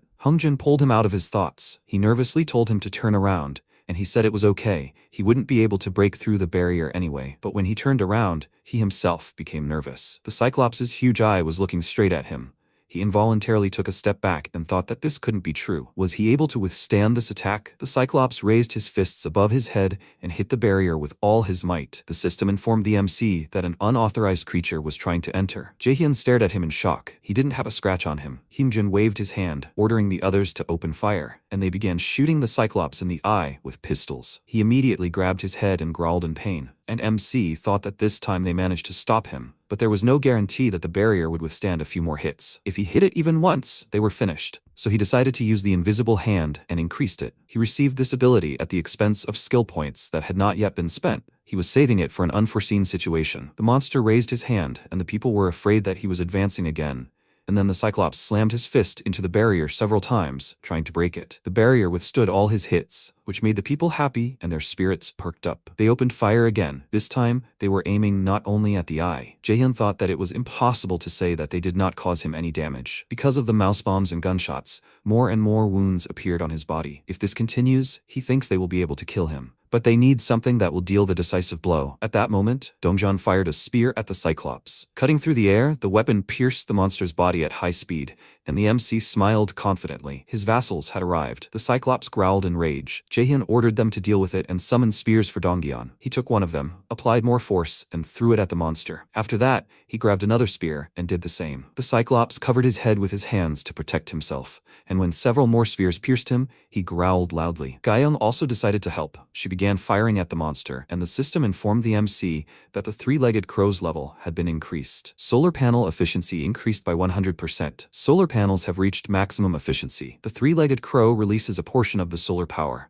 Some energy is transferred to it. Beginner-level fire magic has evolved into mid-level magic. The three-legged crow has detected an intrusion into its territory and is requesting permission to release energy. Jaehyun thought about it. It seemed like invading the territory meant the Cyclops. But what could this little bird do? He decided to give it a try, and the system informed him that 300 million won would be spent. He was very surprised by this amount, then saw rays of light rise from the solar panels, heading towards the house. He looked around and wondered if this light was coming from their house. A loud sound came from another building. He turned around and saw a huge raven in the sky. It was Blackie. He opened his beak, collecting a clod of light, and the Cyclops turned to him. Immediately after, Blackie fired a beam of light at the monster. People scattered, and a moment later, the beam pierced the monster's body, causing it to fall. The Cyclops screamed loudly in pain, blood gushing from its mouth. At that moment, Yeonju arrived. She pounced on the Cyclops, and the last thing he saw before he died was a huge bear and her sharp claws. The system informed MC that he had killed a level 51 Cyclops and received about 32 billion won. His skills had increased several-fold. Because of this, he felt pain, and a shadow field began to emanate from him, which covered everything around him. The system congratulated him. His influence had now spread throughout the entire residential complex, and 10 billion won had been added to the construction fund. Jaehyun immediately fell to his knees and tried to catch his breath, and Blackie landed next to him, proudly wiping his beak. MC irritably said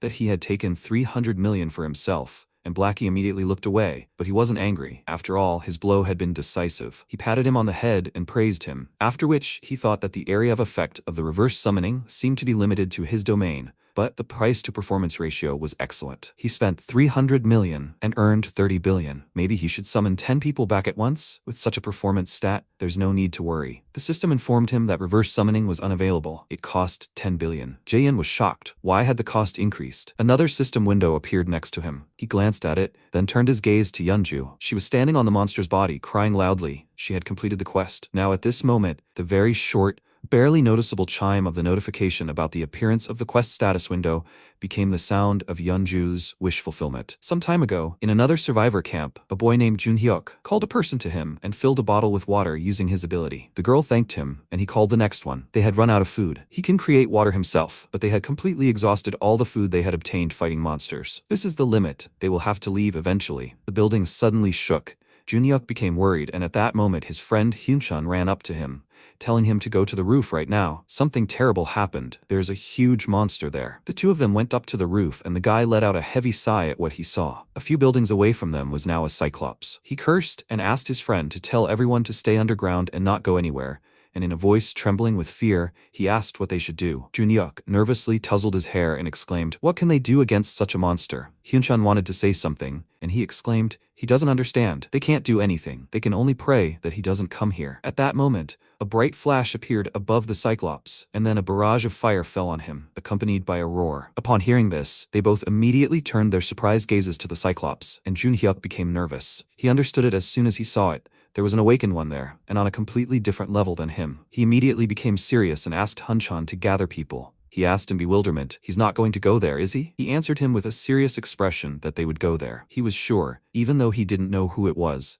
But to survive in this world, they needed to stick with these people. After that, they packed their things and set off. People were scared of the unknown. What if there were bad people there? But since the food ran out, they had no choice. If they stayed here, they would die. They reached the residential complex. Junhyuk looked around and said that he seemed to have been here before. His friend was confused. The whole world was in ruins, but this building was intact. He wanted to enter the residential complex, but hit a barrier, after which a system window appeared in front of them. Access restricted. Do they wish to obtain citizenship? Jaehyun quickly granted them citizenship and then assigned them a group task: climb to the 30th floor of the building. When they got there, they met Jaehyun. He kindly extended his hand to Junhyuk in honor of their acquaintance and introduced himself to him. The guy got really nervous when he saw him and thought it was him, the one who brought that giant monster to his knees. Now, he was right in front of him. He grabbed his hand and excitedly told him his name, saying that it was a great honor to meet him. While he was shaking his hand, every instinct was screaming at him that he couldn't pass up this opportunity. Meanwhile, Yeonju was spending time with her son Shiwoo, and they were eating. She asked with a smile if he liked everything. He answered that it was very tasty. "Is it someone's birthday today? Why are they eating seaweed soup?" She hugged him tighter and told him that it was because he liked the soup,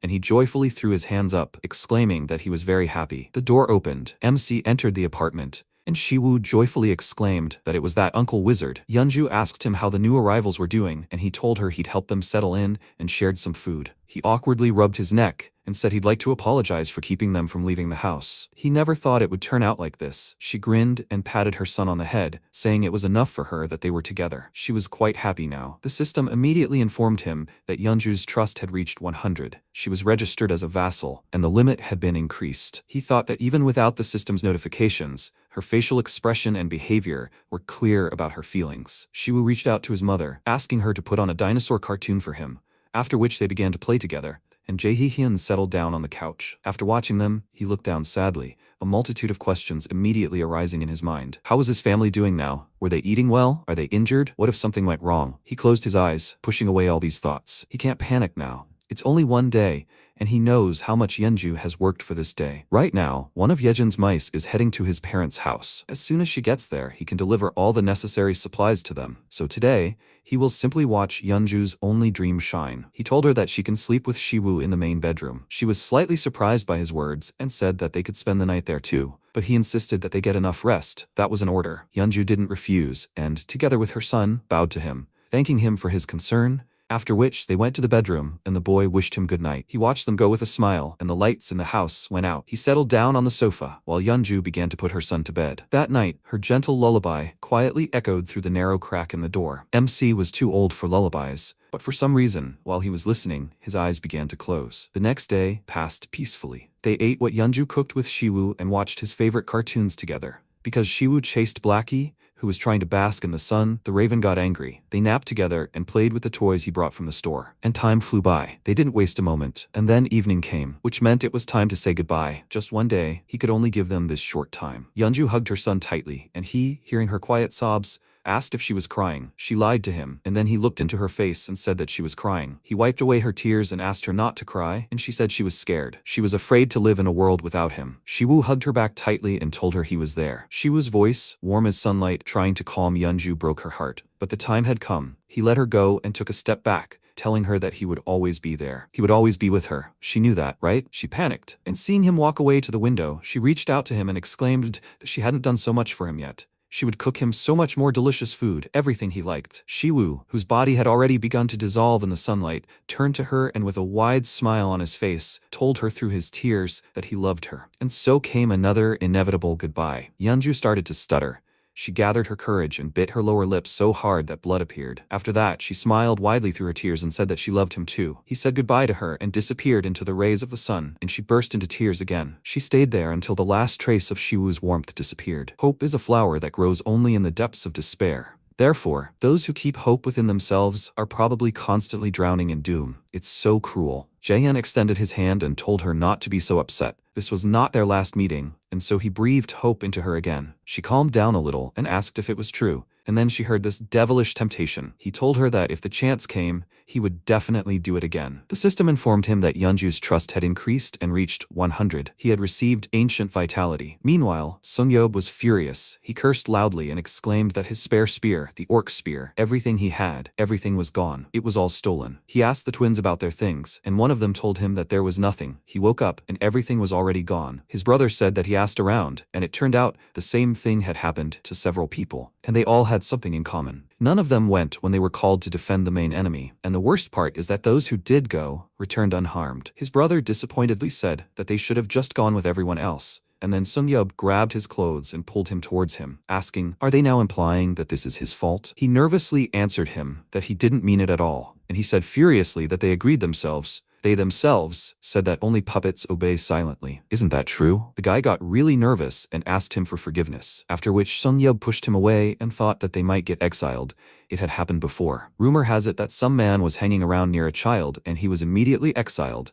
He was soon found dead outside. Besides, after defeating that giant, survivors started coming to the apartment complex. There were a lot of people here. If he continues to oppose him, he will be the next to be exiled. Only that idiot Sungmin, the only one who answered the call, got something out of it. He even has a gun now. He grabbed his head, not understanding how everything came to this, and MC, watching him, mentally told him that he still doesn't understand it. Everything he'd been through was just the beginning. When he receives his punishment, how does he think the other survivors will treat him? As a bonus, he'll learn to take responsibility for his actions so he doesn't cross the line again. He gave him a task, and the twins were startled when they saw the system window behind Sungyeob, and he turned around. He needed to kill 20 goblins in 24 hours. If he failed, he'd suffer 1 minute of excruciating pain. After that, he decided to test out a new skill. Ancient Vitality is one of Yeonju's A-rank skills. It significantly accelerates regeneration, depending on the severity of the wounds received. He can't believe that the reward for reaching 100 trust points will be a skill possessed by a citizen. He won't need it now, since he doesn't participate in battles and rarely leaves the house. so he's unlikely to get injured. But the very fact that such a skill was acquired for 100 trust points is worth noting. Soon Bungho's trust will also reach 100, and he will be able to obtain his awakened teleportation ability. This skill allows the user to move anywhere within their line of sight. If this happens, what if he activates the observation tower and switches the absolute eyes there? Theoretically, if he has enough intelligence, he can move to that location. The observation zone is a zone that can be activated outside the house. When activated, the zone included in the house's territory temporarily receives the same effect. This can only be activated if a citizen with the rank of knight or higher is within the territory. If an unauthorized object remains in the zone for more than 24 hours, the territory will be destroyed. He needs to increase his intelligence stat. From now on, the quest reward will be an increase in intelligence, not skill improvements. Yeonju finally calmed down. She called out to him and said that everything was in order, so she wanted to take action. She would personally save his family. She knew the operation was supposed to begin yesterday, but it was postponed for a day because of her. She was grateful to him for sacrificing his valuable time for her, and she wanted to repay him for his concern. He mentally noted that she was saying exactly what he was thinking. He was grateful to her, of course, but he still felt a little ashamed. He smiled awkwardly and asked if he hadn't managed to hide his impatience. She told him that it wasn't like that at all, that she would have done the same in his place. For anyone, their own family is the most important thing. She understands what it took for him to give her such a day, and she is very grateful to him. He thought that it was perhaps because she was able to see Shiwoo, and even despite all the flaws, there was no longer any malice in her gaze, but trust. He thanked her for her understanding and asked her to wait with the Dongjeon squad in room 2901. He would be going down there soon too. He had a reason why he didn't send them to Seomyeon Station immediately after assembling the squad. This giant damaged part of a subway. It affected not only the tracks, but also other underground spaces in the Seomyeon Station area, so they need to find a new route. Yejin has been tirelessly using her rats since yesterday to find a reliable route. He used his absolute eyes to see what was happening to one of her rats. One of them evolved into a level 7 giant rat, which greatly surprised him. Is it because of that new skill Yejin gained after becoming a citizen? However, what's chasing that rat? Seeing a whole crowd of zombies, he became slightly nervous. The rat tried to escape, but immediately stopped. The monsters surrounded the rodent from all sides. Jaehyun thought it was all over. Instead of continuing to senselessly kill rats, he would rather use a gas explosion to destroy the zombies. But the rat found a way out of this seemingly hopeless situation. It nimbly ran past the zombies, dodging their attacks, and escaped the trap. MC happily thought that this rat was very tenacious and told the little animal to run from the subway. There was an exit there. There was still a little time left until the subway exit, but as soon as the rat was outside, danger lurked there too. A land shark, which was lying right at the subway entrance, growled, and the rat fell into terror. After that, the monster pounced on the poor little animal and devoured it, and Jaehyun felt a pain in his head from the abruptly cut off connection. He thought about what just happened. A land shark? But there are more important things. It was not for nothing that all this seemed so familiar to him. This was Nampo Station, which was just a few kilometers from his parents' house, and there is a very high chance that such monsters are wandering around the house. They need to hurry. Meanwhile, Dabin was unpacking the boxes. She sighed tiredly and MC came up to her, saying that she worked hard. She smiled at him and said that it was not that difficult, especially since she was paid for it. Did he need something? He awkwardly looked away and began to mumble, trying to find the words, and she thought, was he hesitating? Because of this, she became nervous and thought that everything was serious. What did he want to ask her? She asked him to speak frankly, and he said that the thing was,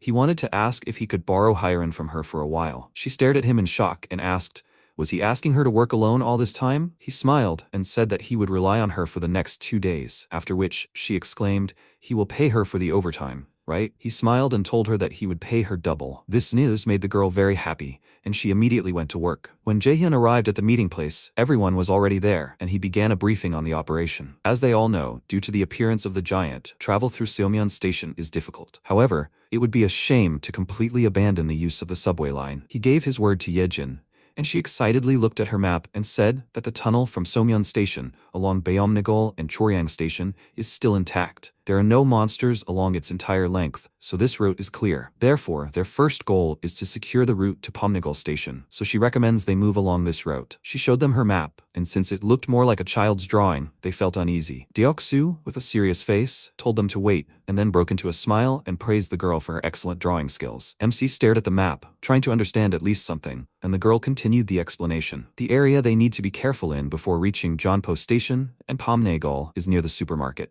The orcs are especially active there, and there are about 500 of them. Dongyeon asked if they really have to fight them. She said that there was no need. Their task is to go down to Pomnayagol station and cross the subway tracks. They shouldn't worry. She examined the area with the rat and found a path where there are no orcs. They just need to get rid of the monsters they encounter along the way and quickly get down to the station. Jaehyun reflected that before starting this operation, he had invested a huge amount of money to level up Dongyeon's squad as much as possible. Now almost everyone is at level 30, only Hungjin and Hyerin are below. The goblins shouldn't pose a threat to them now, Yejin continued, saying that once they get down to the train tracks, they should be able to reach Choryang station without any problems. The real problem is at the next station, Busan. Deoksu nervously asked, does she mean there's a giant there too? She answered him that there is no one there. At least not yet, and he breathed a sigh of relief. The girl said that the problem isn't the giant, but the tracks. A huge herd of zombies is trapped between Choryang and Busan stations. They will take this route and be significantly delayed, unless of course they have abilities that can exterminate monsters in narrow spaces. All eyes immediately fell on Hyerin, and she became very nervous. But then she pulled herself together and confidently stated that she thought her ability could help here. After that, she filled her entire inventory with 100 kilograms of poisonous fog and sighed tiredly. Jaehyun and Yejin entered her room and he said that she did a good job. Is she feeling well? She told him that she was completely fine. At first it was very exhausting,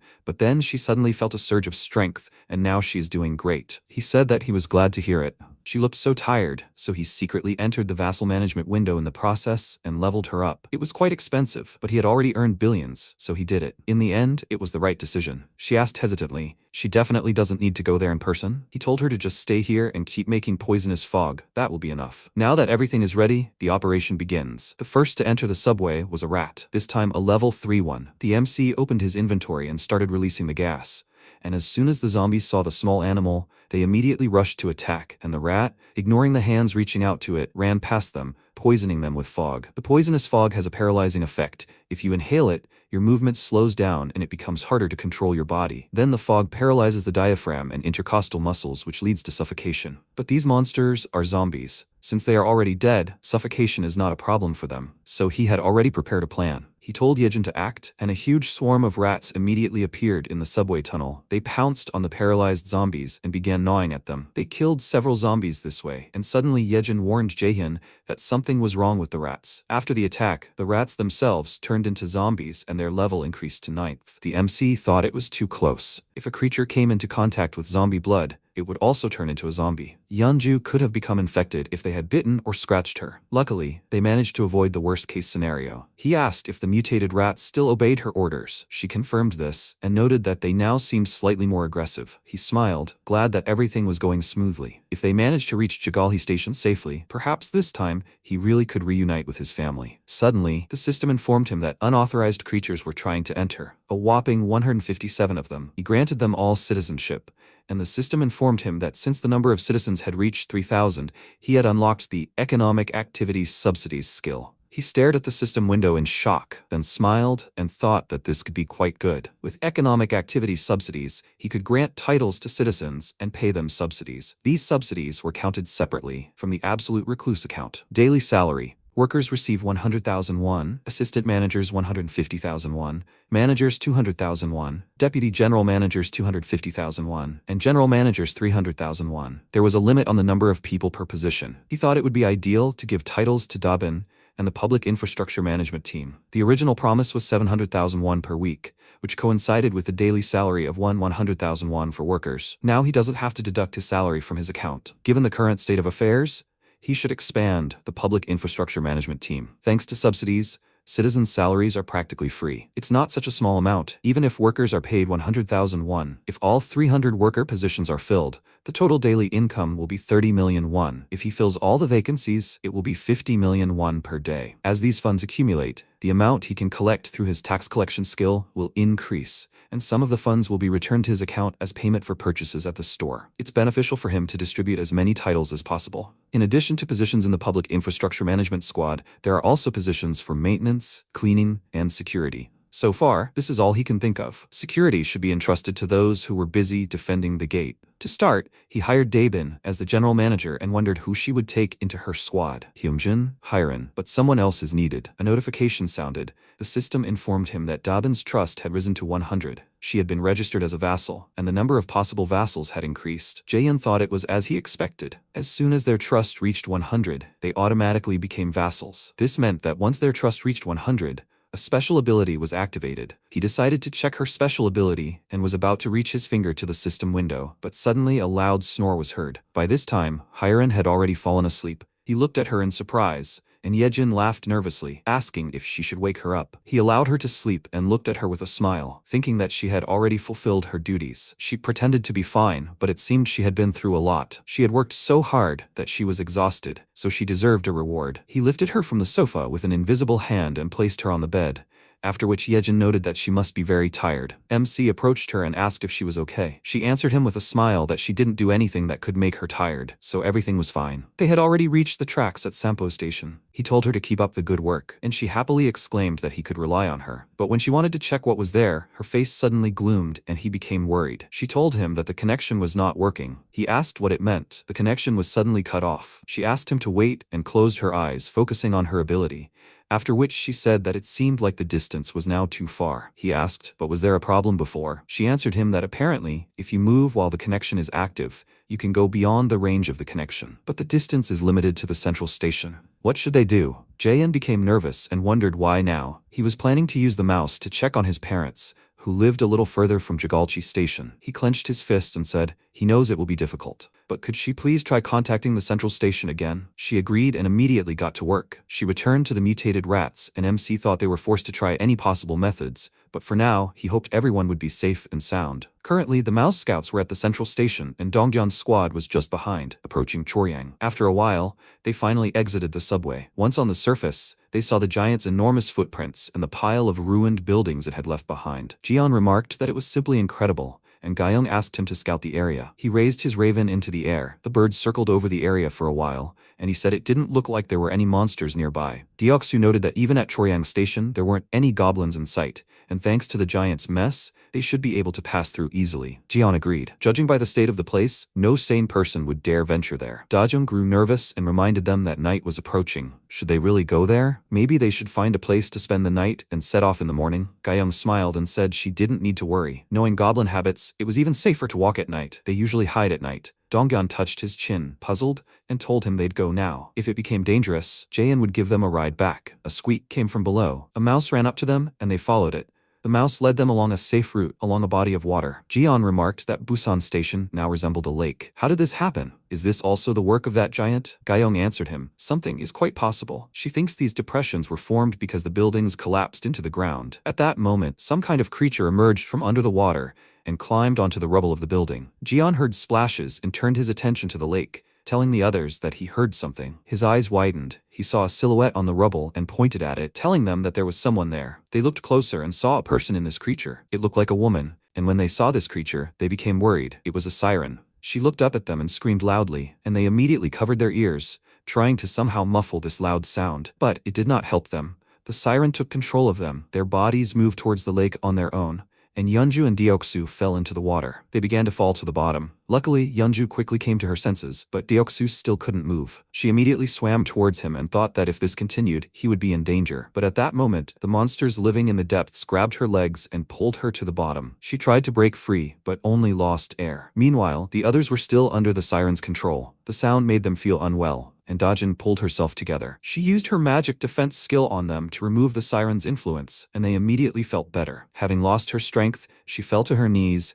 and said that they needed to quickly save Deoksu and Yeonju. When she looked at the lake, her gaze became frightened. Monsters, fishmen, emerged from under the water. The fishmen raised their spears in a battle cry, then jumped into the water and rushed at high speed toward the squad. Dongjin drew his weapon and ordered everyone to prepare for battle. They were approaching. Splashes appeared above the lake's surface, and one of the fishmen jumped out from under the water and attacked Dongyeon. As soon as it approached, he lashed out with his spear, deflecting the blow, just as an arrow pierced the monster's head. Other fishmen had already arrived and also began jumping out of the water. Gyeong continued to shoot them, but there were so many of them that she couldn't keep up. Eventually, the monsters surrounded them, and Dongjeon nervously thought that they didn't have time, he had to save Deoksu and Yeonju. Suddenly, something jumped out of the water, scattering all the monsters. Then Yeonju joined the group with Deoksu in her arms. Fortunately, she managed to escape the clutches of the monsters. Deoksu coughed up water and exclaimed that he'd thought he was going to die, and their friends were overjoyed to see them alive. The boy thanked Yeonju for saving him, and she smiled at him, saying he didn't need to thank her since he'd saved her so many times. The fisherman reminded them of their presence with a disgruntled roar, and they pounced on them. One of the squad members said that these monsters weren't giving them even a moment's rest, and then Deoksu summoned his armor and joined the fight with Yeonju. The situation began to improve for them. Deoksu smashed everyone with his halberd, and Yeonju tossed them aside. One of the monsters she tossed back hit a wooden post, causing it to crack and then begin to fall. Seeing this, the squad immediately scattered in different directions, and then a crash was heard. Byung-ho approached the fallen Dongyeon and asked if he was okay, and he replied that he was fine. But what was that? They looked at the newly fallen pole and were surprised to see a goblin tied to it. Jian noticed something and told everyone to look up. When they looked up, they saw a pile of the same crucified goblins. Dongyeon noted in horror that they were so caught up in the battle that they hadn't noticed. These creatures don't care whether they're monsters or humans. How many did they kill? Seeing a familiar face, Gyeong dropped her hands in shock, her voice trembling and her eyes never leaving the man's face. It was her father. At that moment, a monster jumped out of the lake and ran toward Gyeong, but she didn't notice it due to shock, and Dongyeon called out to her, warning her of danger. Immediately after, there was an explosion. A bullet pierced the monster's head, and it collapsed at the feet of its fellows. Byung-ho, who had fired the shot, called out to the girl and asked if she was okay. Dongyeon, confused, praised him and wondered what had happened. She was acting strange. Gyeon called out to him and said he thought he'd found a way out of the situation. He'd been watching through the crow this whole time, and this siren seemed to be able to control these creatures. He didn't know what she was saying, but whenever she opened her mouth, those fish-headed monsters started moving. If they killed the siren, maybe the rest of the monsters would just retreat without a leader. Dongyeon hesitantly said they could try, but he didn't think they'd give them a chance to get closer. Deoksu asked, so they just need to kill the siren, right? He understood. He would kill her. He had a plan. The siren opened her mouth, said something, and the monsters immediately changed formation. Seeing this, Dongjeon became nervous, and Jian said that they probably realized they were targeting the siren. Dongjeon turned to Deoksu and asked, can he rely on him? He confidently told him to leave it to him. If they provoked them, it would give them an advantage. Let him just clear the way for him. Dajun said that she would then protect Gyeong. After which the boys rushed into battle. They began to clear a path for Deoksu. Byung-ho and Jian fired at them with pistols, and Dongyeon jabbed with a spear. When the path was more or less clear, he gave a signal to Deoksu, and he prepared himself. He swung his halberd, then threw it at Siren, who was closely watching his movements. Seeing his weapon very close to her, she immediately tilted her head to the side and it flew past. The boys stared at her in shock and exclaimed indignantly that he said he would kill her. Siren laughed loudly at his failure, and the fisherman did the same. But that's not the end. Deoksu turned to Dongyeon and asked,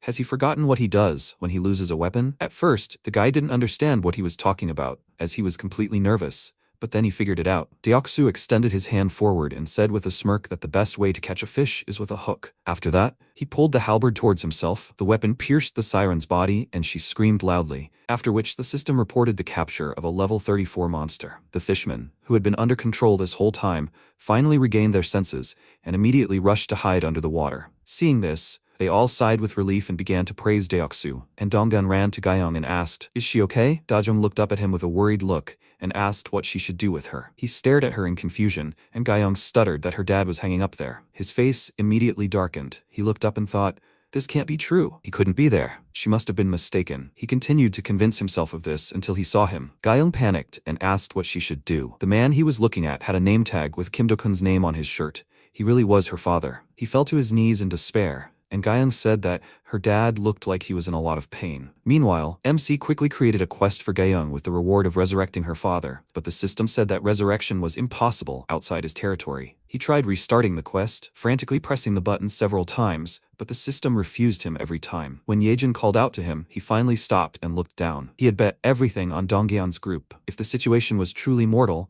he would summon them all without hesitation. Summoning without an outpost meant starting all over again. The risk was too great, there was no choice. But was there really no choice? Being pulled underwater by a group of monsters with weapons. If that wasn't mortal danger, then what was? And that's it. He knew the truth. He was worried about his family. He wanted to see them at least a day earlier. This desire wasn't just his. Others had families too, and it was natural for them to fear for theirs. He understood everything. He just pretended not to understand because saving his family was a priority. Everyone had sacrificed their own interests for him. He knew that. With trembling hands, he created a new group task, this time about creating a grave. Seeing the system notification, Gyeong burst into tears even more, and Donggun began to calm her down. Jaehyun, meanwhile, nervously tousled his hair and cursed through his teeth. After a while, they built a grave out of stones and gave Gyeong time. Dongjun asked if she was absolutely sure. She looked around and told him that her dad would have loved it here. He was a workaholic and proud of his work. He often joked that he wanted to be buried by the railroad. She placed a name tag with his name on the grave and said that when she was little, she thought it was just nonsense. But in the end, her dad's wish came true. Gyeong's every word pierced the MC. He hoped that their grief would not become his fate. That's why he would do everything to ensure that they no longer suffer. To achieve this, they need awakened ones, and the most promising candidate right now is Junhyuk. At that time, he was using his ability to deal with goblins. When his loyalty reached 30, the MC registered him as a vassal. A girl from his squad called out to him and said that he was glowing. After her words, he immediately examined his body. He really was glowing, which surprised him. Jaehyun quickly glanced at his status window. He has 2 titles, Knight and Mage, as well as several abilities: Water Creation, Water Bomb, Water Manipulation. The power of Mage skills is increased by 100%. Water Bomb, an A-rank ability, creates water compressed under high pressure. The force of the explosion proportional to the mana expended. The S-rank skill, Water Manipulation, uses mental energy to control the summoned water. He was given a task to use new skills with a time limit of 10 minutes. The reward will be an increase in mental strength. Seeing the system notification, the boy immediately realized it was Jaehyun's doing. Hyunshin noticed that he had frozen in place and asked if he was okay. He asked him to wait a bit, then told Jaehyun with a smirk that he understood everything. There were enough targets. After that, he gathered a huge clot of water in front of him, making the goblins nervous, and then hit them with a water bomb. The impact was so powerful that the asphalt broke, and the goblins died instantly. After that, a light rain began. The boy waved his hand and used his water manipulation skill, causing the droplets to freeze in the air. His friends were surprised by this sight and said that this power was incredible. Junhyuk stopped affecting the water and laughed loudly, then fell to his knees and began to bow to Jaehyun, thanking him for this favor. His friends looked at him in confusion, and one of them asked, "What's wrong with him?" He suddenly went completely crazy. The guy asked, "Maybe it's because of that other world?" Meanwhile, the system informed MC that Junhyuk's trust and loyalty had increased greatly. He completed the task. He thought that he didn't even expect that he would awaken an S-rank ability.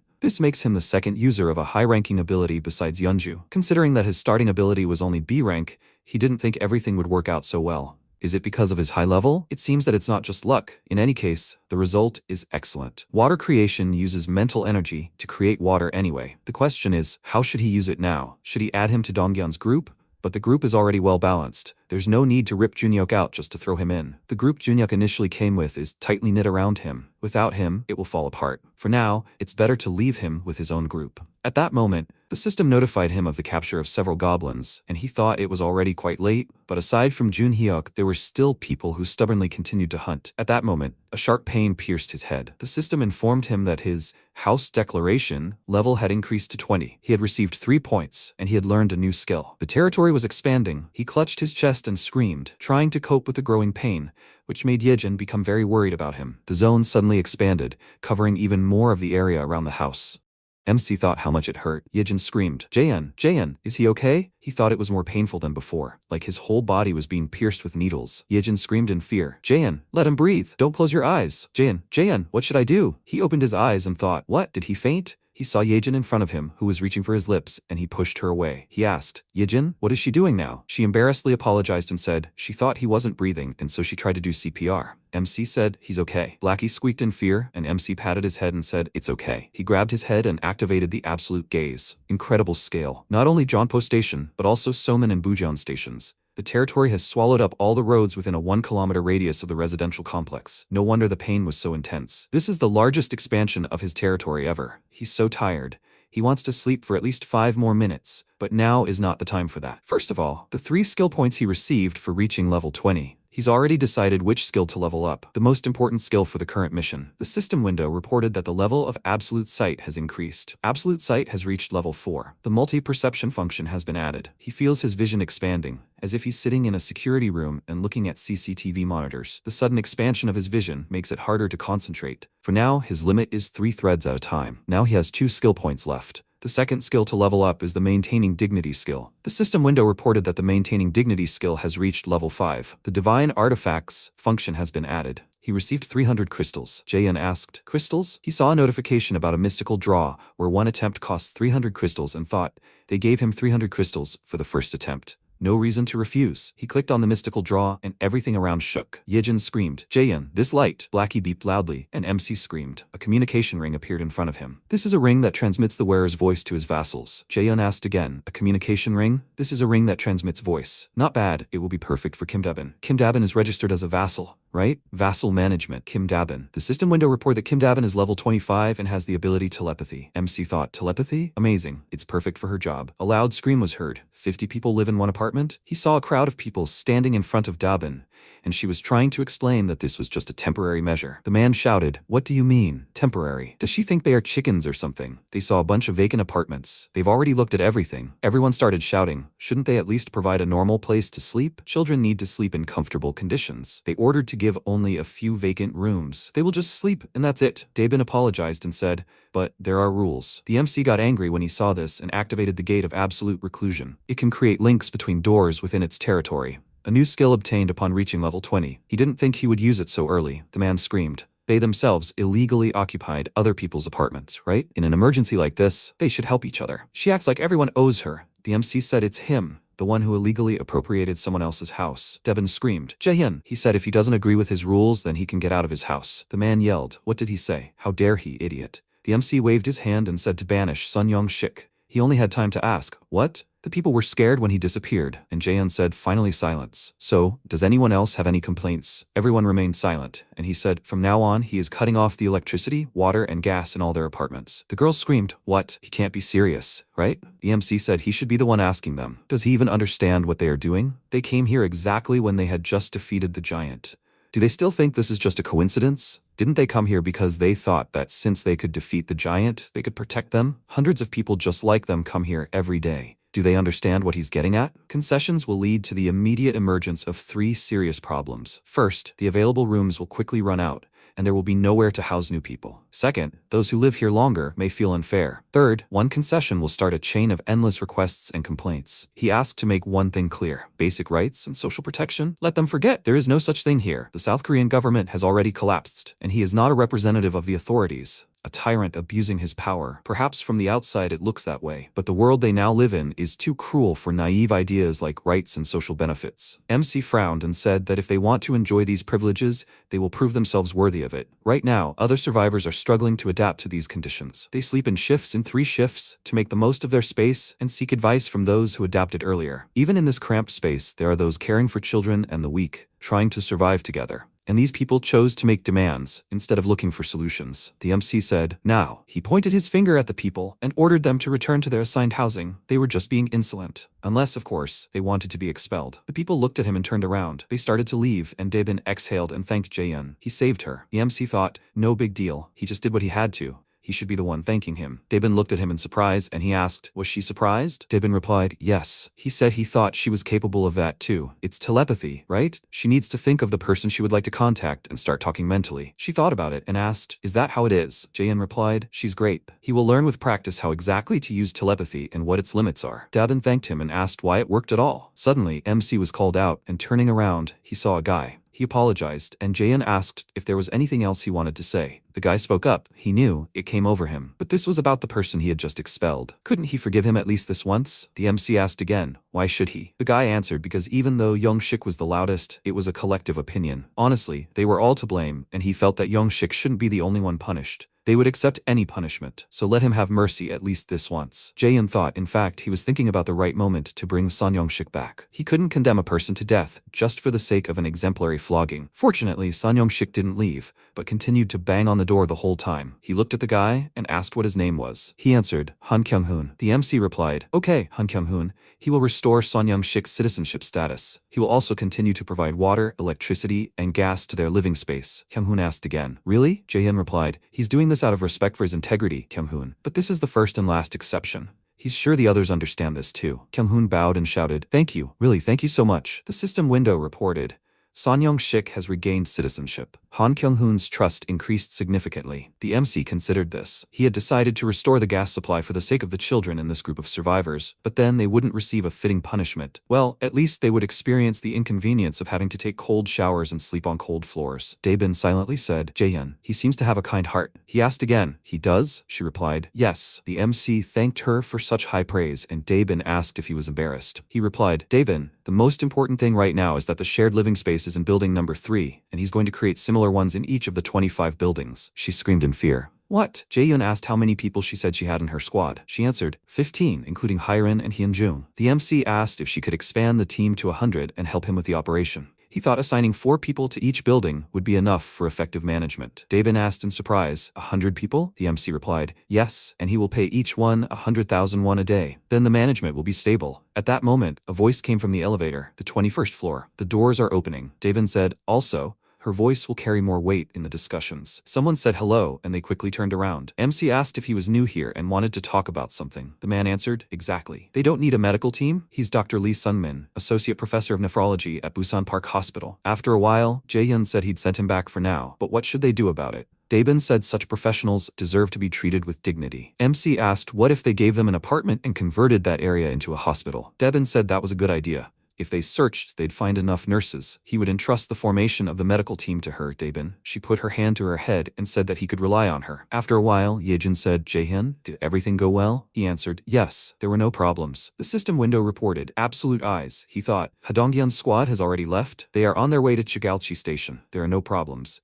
Then he needs to finish what he recently started. It's time for him to invest the last skill point. He said to level up Absolute Inventory. The system window reported that the Absolute Recluse's Absolute Inventory had reached level 2. The inventory capacity had been increased to 200 kilograms. The save function had been added. Save is a passive skill. Items in the inventory will retain the state they were in when they were added to the inventory. The capacity has doubled. Now he can use the inventory more freely. What is this? Save? Wait, if he uses it correctly. MC ordered to open the magazine S&W M60 38 caliber, buy 100 rounds. Items retain their state. So when he summons an item from the inventory, it will be in the same state as when he put it there. MC pointed the gun forward and thought, it works. He ordered Yejin to cover her ears for a minute. She turned around and looked at him, puzzled. He screamed, it will be loud. Yejin screamed in fear, Jaehyun, it's a gun. He thought, add the fired bullet to your inventory. Yejin screamed loudly and fell to the floor, and the bullet flew into your inventory. The system window reported that the bullet had been added to your inventory. He thought, it worked. This is just what he needs now. If he timed everything correctly. Yejin asked, Jaehyun, why? He put his hand forward and ordered the fired bullet to be summoned, and it flew out of your inventory. He thought, it's crazy. It worked. This is a reliable way to cover Hadongjan's squad. After a while, the monsters in Chigalchi were hit and fell to the ground. Dongjin frowned and said, they finally reached Chigalchi station. MC asked,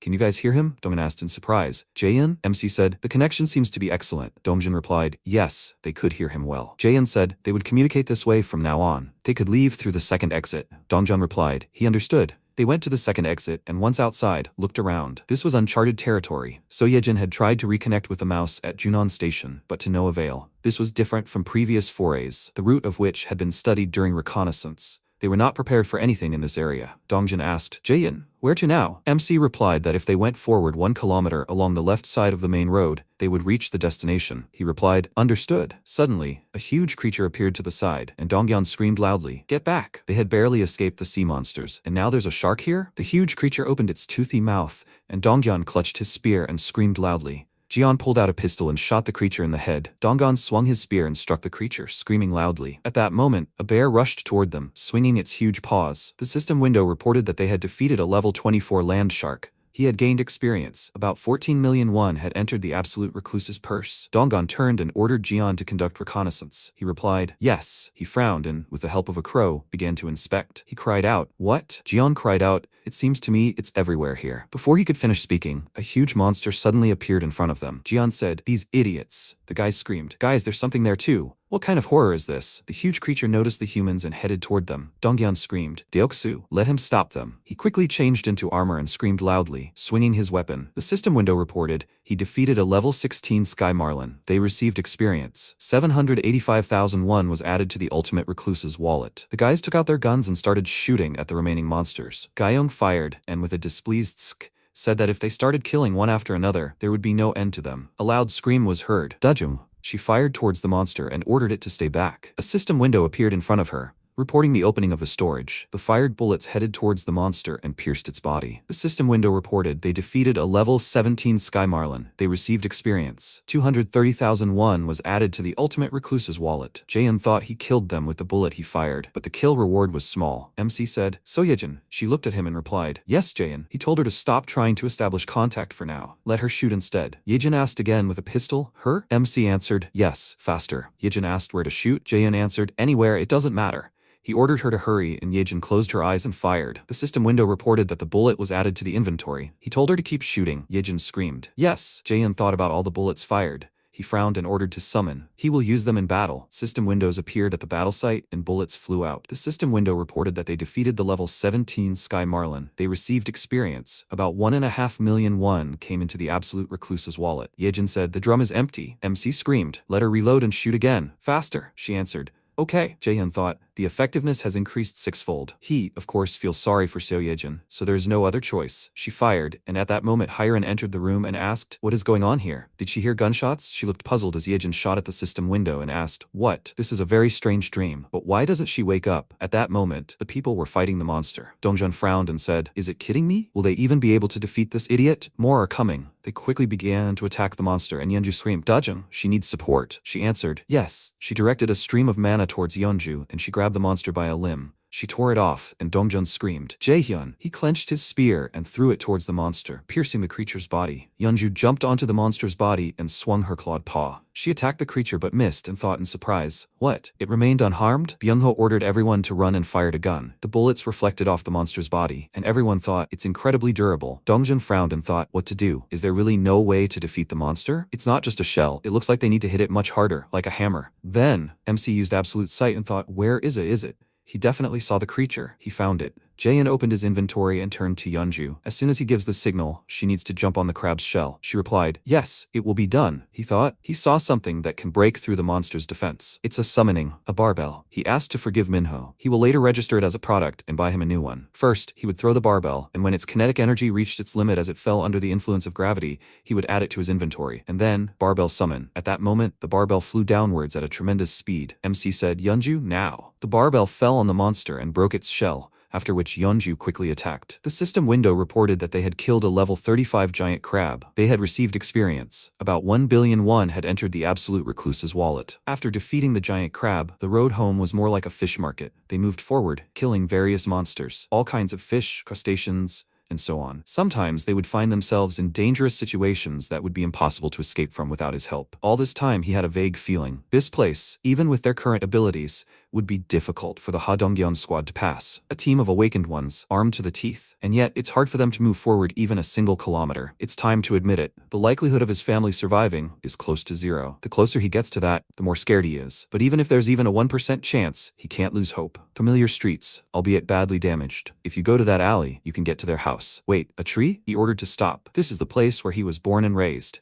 He knows perfectly well where everything is, and that tree definitely wasn't here. No one would have planted this here. That means it appeared after the end of the world. The system window reported that it was a level 38 giant tree. He thought so. MC said, "Guys." Donggun said, "Yes, Jaehyun." He asked, "Do they see that huge tree in front of them?" Dongjan replied, "They do." MC said, "That tree is a monster. They need to attack." At that moment, the tree opened its huge eye and walked towards the team. Gyeong frowned and attacked it when suddenly the tree appeared. Hands. Dongjan swung his spear and delivered another blow. He frowned and said, "Nightmare." Byung-ho jumped to the side and fired his gun. Yeonju jumped up and began quickly hitting the tree trunk with her paws. At that moment, roots burst out of the ground and headed towards Yeonju. It tied her up, and Dongyan cried out in fear. "Yeonju?" One large root headed towards the tied-up Yeonju, and she growled. Byung-ho appeared in front of her and ordered her to run. It stopped right in front of him, and he widened his eyes questioningly. Dongyan shouted, "Byung-ho, now!" He moved them with mana, and MC thought, "What is this?" In an instant, the tree monster stopped attacking. "Really?" He turned to Donggan and said, "Yeonju should retreat, and the rest should continue to attack." Donggan asked again, "What? Just Yeonju?" Jaehyun answered, "Yes." He frowned and said, he understood. He turned around and ordered to follow Jaehyun's order. "Yeonju, she needs to retreat and protect Gyeong and Dajung. Deoksu squad, they need to move forward." He replied, "Okay though, will he be able to do it?" Dongjin replied, "He has decent defense after all. He can handle it." Deoksu asked, "Okay then." The tree started moving, and he said, "What an idiot. What is it doing?" Dongjon asked, "Jaehyun, what happened?" The tree monster just returned to its position. MC thought, does that mean it doesn't attack people? The monster started attacking right after Yeonju transformed into a bear, and all its attacks were directed directed only at her. Maybe this means that it was this form of Yeonju that provoked the monster. She frowned and said, that monster returned to its position. Suddenly, a shark-shaped monster appeared in front of the tree,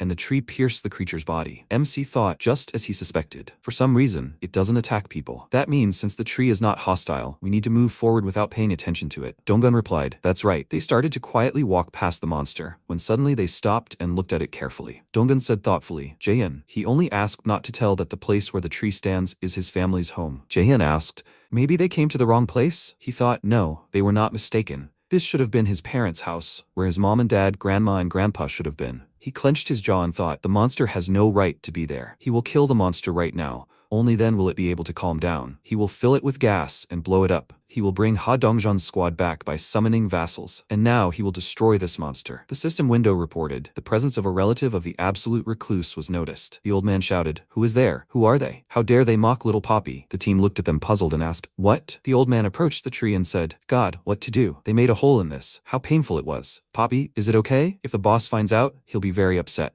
The old man screamed, did they do this? They answered, yes. The old man started waving his cane and screamed, how could they do this to a baby who can't even move? The guys bowed and asked for forgiveness. Someone asked to take a look. The man said, Poppy did it again. The men approached the monster's corpse and began to cut it up. The old man said in surprise, this freak has gained fat. This won't taste good at all. The old man asked, should they turn their noses up? If they don't like it, they don't have to eat it. Someone else said, but that's not what he meant. MC thought, I see. Now everything fell into place. And the existence of a monster tree that doesn't attack people, and the fact that such a huge tree grew only next to his house. Even when he was little, their house was full of plants. The flower bed changed its flower arrangement depending on the season, and on the roof, various plants bore fruit year-round. When Grandpa retired, he planted a vegetable garden upstairs, and these vegetables were often on the table. Perhaps the giant tree that stands where his house should be and doesn't attack people is a manifestation of someone's awakened ability, and powers like his could appear in Grandpa. His ability had awakened. Jaehyun grabbed his head and said, thank goodness. What a relief. He thought they were all dead. There are level 20 monsters wandering around there, and flocks of level 10 and higher flying in the sky. He wondered how people could even survive in such a place. He laughed, and Yejin asked, what's the matter? Jaehyun replied, nothing. Everyone is safe and sound. Then he needs to check it out. Someone said, it's good to be young. Dongjan wiped his brow and asked, will that be enough? The man smiled and replied, yes, quite. Thank them, youth. The MC turned to Ha Dongjan and told him to ask these people about their leader. He replied, okay. He turned around and asked, man, may he know the name of their leader? The man asked again, is he with their leader's sign? The leader's name is Lee Boonja. The MC thought, he knew it. It's his grandfather. The man said, before going to their leader, they need to stop for a minute. They looked around and Dongjan cried out in surprise. Jaehyun thought, there are so many people here. It seems like more than 100. It's like the entire Chigalchi market moved here. A man was standing at a table and cutting fish. The man called out to Park Youngam. He said, he heard the news. Did Poppy do it again? The man said and didn't say. The monster was too big. This youth creature helped with this. So they are going to treat them to a plate of sashimi. He needs to hurry. Youngam replied, okay. After a while, he handed over a plate and said, here, let them eat properly. Gyeong apologized and asked, are there any chopsticks? Youngam replied, no, let them just eat with their hands. She turned to Jaehyun, who immediately sent her chopsticks. She thanked him, and the man's eyes widened in surprise. Gyeong tried the food and screamed, delicious. Everyone started eating quickly and saying how long it had been since they had sashimi. At that moment, the MC sent them lemonades, and Youngam screamed, yes, it's cola, but where did it come from? The man asked, and cider? Donggan asked. Will they join them? The men asked, can they? Boxes of food and drinks appeared next to them, and Youngam screamed, what are these? Are they treating them to all this? Dongjun smiled and said, I think so. Apparently, this is a gift from Jaehyun. Youngam asked, isn't this Jaehyun of theirs a god? Can they really accept all this? At that moment, an old man appeared behind them and asked why they were making such a fuss. Youngam cried out, the leader. MC thought, Grandpa. The system window reported, Guardian of the World Tree, passive skill, and mythical. Chosen by the World Tree. The life force of the World Tree, the blessing of the World Tree, the protection of the World Tree. The vassals met the blood relative of the absolute recluse. The power of the lineage has been unlocked. His name is Lee Boonja. He is level 55. His title is blood relative and his trust is 88 points. Awakened ability, Guardian of the World Tree. The conditions have been met. Boonja pushed off from the tree and walked down to everyone. Jaehyun thought, he looks healthier and stronger than before. No, this isn't just his imagination. It's clear even from his gait. Before he was old, his mind was no longer so sharp and his legs were strong. It's probably because of his awakened ability. MC turned to the team and said, this is his grandfather. Could they please say hello to him on his behalf? Dongjan replied, yes. He said, it's a great honor to meet him, leader. The man said, these two are the newcomers. They are so talented that they can create things out of thin air. Everything he sees in front of him, they created. Boonja asked, is that true? They had serious problems with water, so he's grateful that they came. Dongjin replied, thank you, but they didn't bring these things. The old man asked, what? Then where did this come from? Dongjin replied, it appeared here thanks to Jaehyun's ability. Bunja's eyes widened in surprise and asked, what? Dongjin replied, they came here on Kim Jaehyun's orders.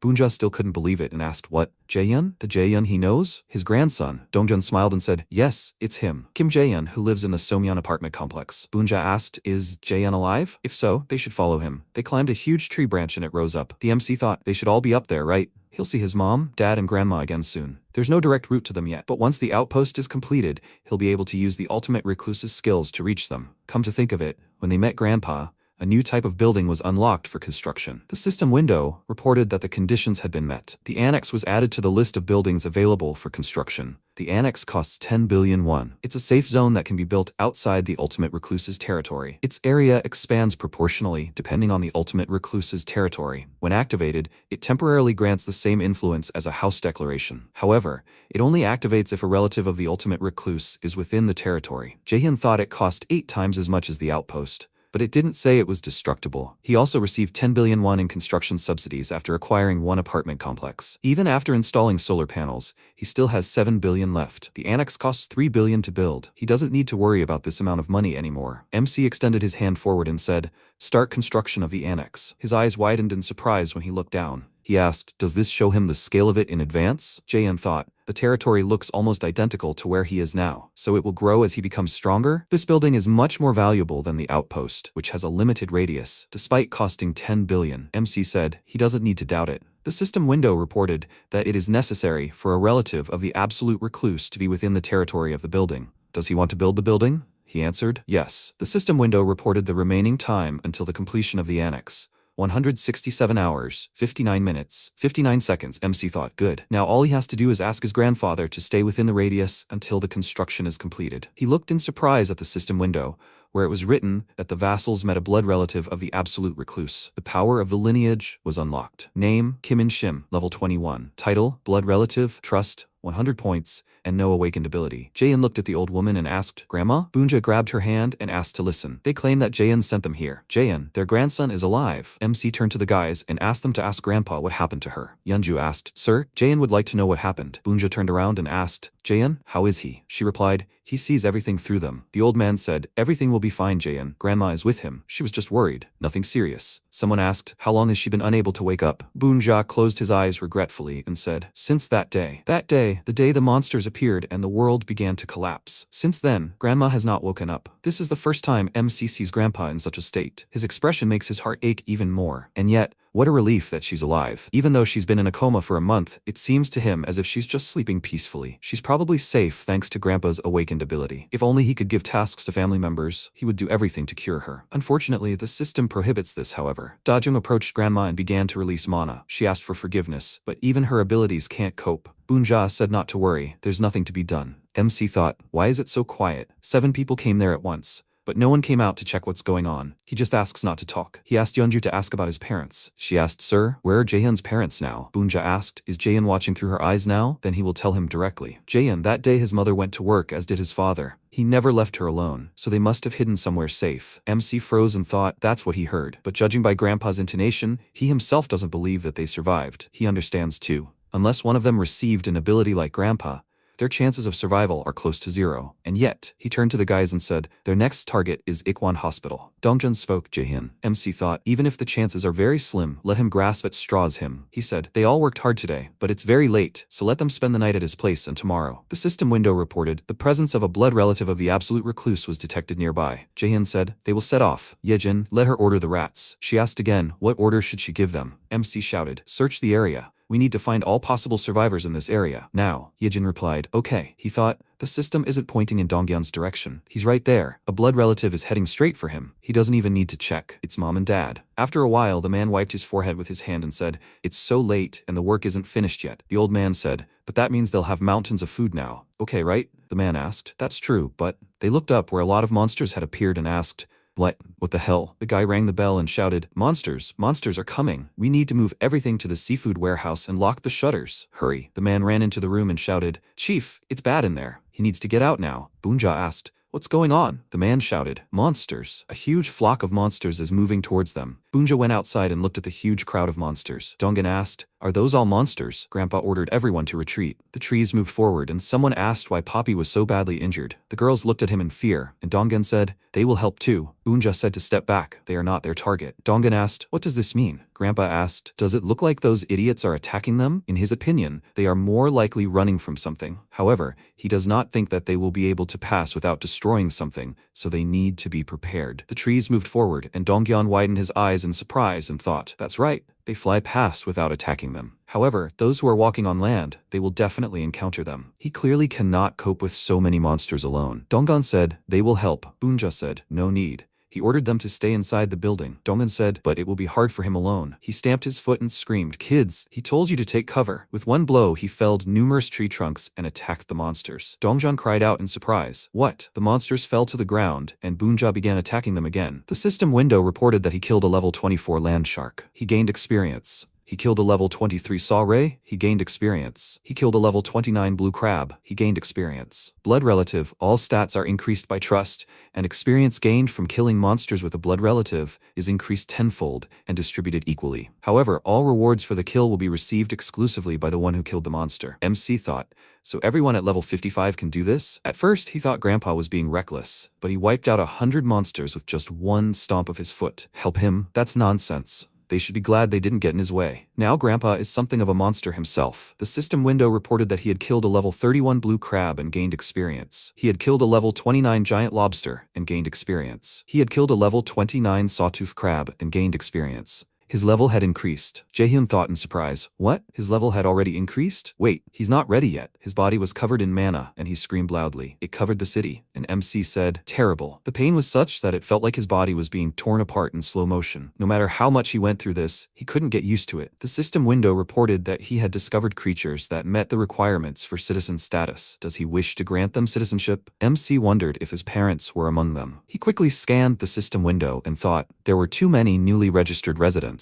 It was simply impossible to check everyone. However, judging by what happened to his grandparents, if his parents had been around, more than just a window offering citizenship would have appeared. Instead, there would have been a message about blood relationship, which means they weren't around. Seoyejin is trying her best to find out where they are, so he'll know right away when she finds them. His whole body aches, but there's no time to rest. "How's Grandpa doing?" Bunja said, "It's strange." Dongjan asked, "What's the matter, sir?" Bunja asked if they felt like they were treating him differently now. It wasn't that important, but before, when he killed monsters, they would disappear, leaving behind a few remains. But now, not even the bones were left. They had completely evaporated. Dongjan replied, it was probably because of Jaehyun's abilities. Ever since they came under his influence, corpses had been disappearing. Bunja asked, "Is that so? Are those strange messages in the air also Jaehyun's doing?" Dongjan replied, "Yes, that's right." Bunja said, "It really is an amazing ability. In that case, since the situation is under control, he'll go to the warehouse and get some people." Dongjan, "Ask again, people?" Bunja asked, "If they were going to eat meat, someone would have to kill the monsters so that fresh flesh from the remains would remain, right?" The man replied, "Yes, sir, he'll get them right away." MC couldn't even imagine that this would cause such inconvenience. After all, he had never considered the option of eating monsters before. Should he try? He reached out and applied item registration. The system window reported that the item was successfully registered. The fish category was added.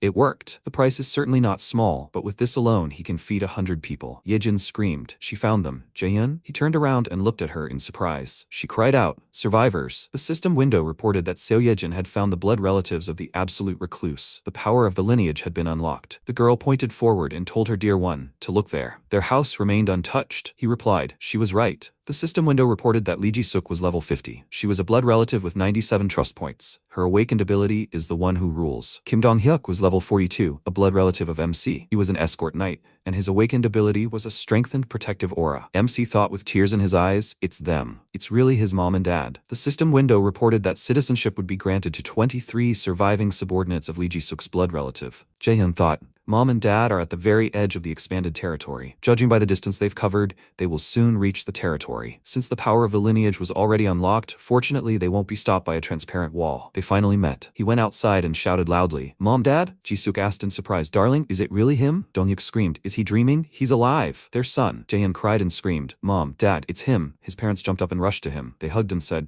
Mom cried and asked, "My God, how? Is it really their Jaehyun?" He replied, "Yes, Mom, it's him." Dad examined him and asked if he was injured. MC replied, "He was fine. He was fine." Dong-hyuk said, "Oh my God, thank you. He was really so happy." MC thought they must be the medical staff from the hospital, where Mom worked. All 23 people have awakened abilities. No, rather, their abilities were granted to them by Mom. He looked at the two dogs that started barking loudly and the girl asked what happened to them suddenly. Jaehyun thought, two dogs. It seems to be a creature control skill like Jeon. Dogs and cats cannot be given citizenship, so until now they couldn't enter the territory. Entry is allowed. It's very similar to the vassal registration system. The system window reported subordination contract. This is the ability to make contracts with 100 subordinates and awaken their abilities. This means that when subordination contracts are made, their abilities awaken. Considering that awakening is a decisive factor for survival in the early stages, Mom has an incredibly strong ability. Jisuk said, "Oh my god, thank you. Thank you, Buddha. Thank you, thank you." MC thought Dad's ability was probably also awakened through the contract with Mom, and his skill was called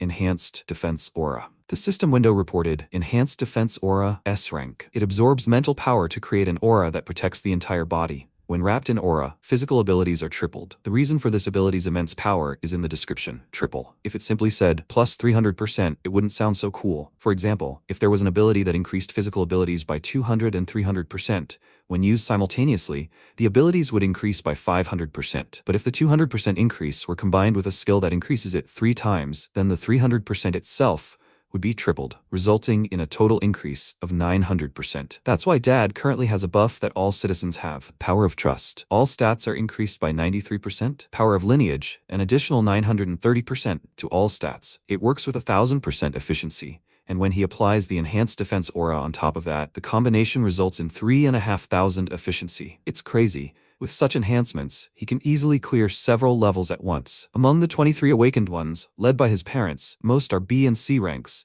but even compared to the unawakened, they are on a completely different level. That's how they were able to come so far without damage. But enough about that, he'll take everyone with him, since they are probably tired from the long journey. MC said he will give each of them enough supplies for 5 families. If they need anything, rice, ramen, anything, just let them say so, he will give it to them. Let them take a warm shower and rest in a heated room. Jisuk screamed, what should they do? He's pretending to be fine, but he clearly isn't. Donghyuk grabbed his head and said, no good. Maybe he was so shocked that he now confuses the past with the post-apocalyptic present. The MC replied, nothing of the sort. Mom, didn't she see the light in the windows of their apartment? She replied, yes. She also thought it was strange. The lights were on in many apartments. That's why they came here. Jaehyun raised his hand and snapped his fingers and asked, in a world where there is no longer electricity and running water, how do they think the light could turn on there? He said to take a closer look. The parents looked around and asked, what is this? The father said, oh my god. He created a bottle of cola and asked, does anyone want a drink? The people screamed, it's cola, cola. The girl asked, can they really drink this? What a precious thing. The MC replied, of course. The people screamed, thank you. Jaehyun smiled and told everyone to drink a glass and then follow him. Using the absolute recluse gate, he brought everyone to the apartment complex and first showed the subordinates the apartments where they could live. He also gave them everything they might need, ramen, rice, eggs, and milk. They entered the house and Jisuk said, but Jaehyun, this is someone else's apartment. Can they really just live there? The MC turned around and said, they will return it when the residents return. But so far, that hasn't happened. Well, no need to worry about that for now. He opened the apartment and invited them inside, Mom and Dad. The girls bowed and screamed. They are greeting them. Mom widened her eyes in surprise and asked, son, are these his girlfriends? Jaehyun answered, no, it's not like they thought. Hyun said, they will serve them. Yejin fixed her hair and said, from the bottom of her heart, the MC said to stop. Why would they serve his parents? He irritably thanked them for their work and said that they could return to their business. The girls replied, okay. MC thought, and so, after sending them home, their family was left alone. After Mom and Dad took a shower, he asked them about everything that happened. Dad worked as a taxi driver, so he always drove Mom to and from work. And that day, he also came to pick her up from the hospital. When the monsters appeared, they protected each other, and in the end they both managed to survive. And as he thought, it was Mom's ability that awakened. After listening to their story, he told his own, what abilities he received, and how he lived until now. He also mentioned what happened to Grandma, and that Grandpa was looking after her. While they were sharing stories, night crept up, and although there were still unresolved problems ahead, the house was warm again for the first time in a long time. Now that he was with his family again. In Nagasaki, Japan, a man cried out in confusion, what kind of monster is this? A nightmare. It's some kind of monster. A huge creature burst out of the water, and the man screamed. It just swam past. They don't know where the monster is heading, but wherever it swam, there will definitely be terrible destruction. The next morning, the MC said, Grandpa. He was the first to tell Grandpa the news about his parents. After he made sure they survived, he was so happy that he felt like he could jump for joy. Jaehyun said, Mom and Dad are fine? They're with him. There's no need to worry. He played the video of them for Grandma over and over again. Jisuk asked Jaehyun if they could watch the video of Grandma and Grandpa too. The MC replied, he asked them to film it. After watching Ha Donggun's video of her grandparents, her mother burst into tears. MC said they'd be able to see them soon. Once the extension's construction is complete, he'll be able to use his absolute eyes to observe his parents' house where his grandparents are. He asked Hadonggun's squad to hunt monsters and set up a base at his parents' house until construction is complete. The reason for this was the system window reported that 3 vassals with the title of knight were assisting at the extension's construction site. Construction efficiency was increased by 50%. Meanwhile, the mere presence of Hadonggun, Yeonju, and Dajung greatly increased construction efficiency. A project that should have taken a week to complete took 5 days. Furthermore, after yesterday's attack, the number of monsters around his parents' house soared to a record high. Given their level, it was much more efficient to continue hunting there than to return. However, this required traveling at least a kilometer. Ever since the declaration expanded the territory, the frequency of citizen hunts has sharply decreased. All because the residents, unaware of the territory expansion, came to the places where they had been hunting all this time.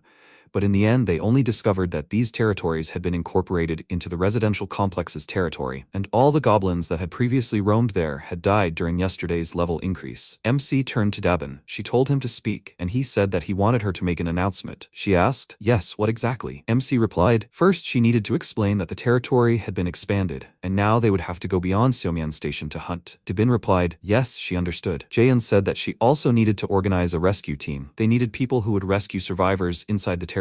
She needed to include the medics who had arrived yesterday in the team, and also include them in the rescue team. They could be useful. Dabin replied. She understood. There were thousands of survivors in the new territory, and most of them were in critical condition. Even in the territory that had been declared safe, more than 10 people had died. The main reason was the lack of drinking water. They couldn't go outside because of the monsters. Although they distributed humanitarian aid whenever they found people in danger, it still wasn't enough. He wants to save as many lives as possible. They must pull as many people out of danger as they can, and if necessary, he will use the door of the absolute recluse to go straight to them and find other ways to help. At that moment, Mom turned to him and said, Jaehyun, is something wrong? Why does he have such a serious expression? MC replied, that's it. After a while, Jisuk said, I see. In that case, she thinks she can help. MC asked in surprise. Really? Mom replied, of course. Among the people Mom and Dad brought here, some had healing and aid abilities. Assistance was especially good at helping with dehydration, unconsciousness, and poisoning. Mom believed that if she formed a subordination contract with the rescue squad members, they would develop similar abilities. And as she expected, more than 80% of them actually awakened their healing powers. Most were D or C rank, not a particularly high level. But once the rescue team began working, the situation quickly calmed down. After 3 tense days of going from house to house within the territory, they managed to save many lives. MC fell onto the sofa and said, it's finally over. He'd been so busy these past few days that he couldn't even breathe. The system window reported that it had detected creatures that met the requirements for citizen status. Did he wish to grant them citizenship? Jaehyun replied, grant citizenship. As the territory expanded, new citizens continued to arrive. Thanks to this, the population reached almost 10,000. It started raining outside and MC approached the window and asked, what kind of rain is that? At that moment, Dabin addressed him, and he asked, what's wrong? Dabin replied, the rescue team suggested rescuing the survivors outside the territory. He asked again, outside? It's too dangerous. Dabin replied, she tried to dissuade them, but they say that now is the best time for it. The best time? It's not like before outside. Now it's not just flocks of goblins roaming around there. Monsters that were supposed to stay in the ocean, they've filled the land. Jaehyun said that in a situation like this, ordinary people wouldn't even dare think about going outside. Incredibly brave guys. Probably because they're former firefighters. He likes them. He turned to Dabin and told them to wait for now.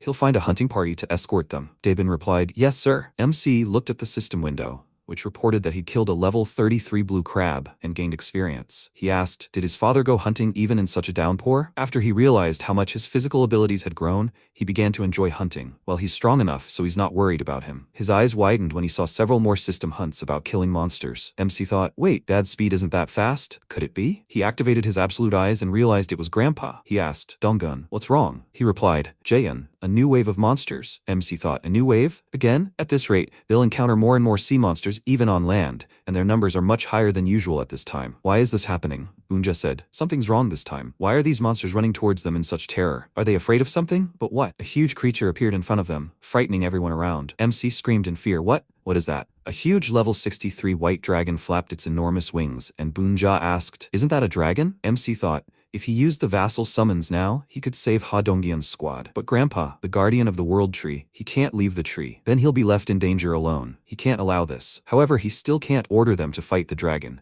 since forcing them to fight such a monster would literally mean sending them to their deaths. The system window reported that 38 hours, 21 minutes, and 19 seconds remained until the extension's construction was completed. When the extension's construction was complete, the territory would have expanded enough to cut off this monster's head. But even with 50% increased efficiency and a construction pace increased by 1.5 times, it would take 38 hours, which meant they would have to stay there for more than a day. This was impossible. Was there really no other way? Suddenly, he saw that the monster had stopped. Bunja screamed. It would be difficult even for him to fight it alone. He would hold off the monster, and in the meantime, let them gather their people and run. The team screamed, "They will fight together." The old man turned around and said, Okay then, they will strike first." The people screamed loudly, and the MC ordered everyone to stand still. Dongjin frowned and asked, "Jaehyun?" He said, "It may sound strange, but they should trust him and wait." "Byung-ho, let him tell Grandpa not to do anything," Bunja asked. "What?" he shouted loudly. "What are they doing? Don't they know how important it is to attack first in battle?" Byung-ho asked for forgiveness, but Jaehyun said so. He told them not to fight. Bunja shouted, "What?" MC exhaled and thought.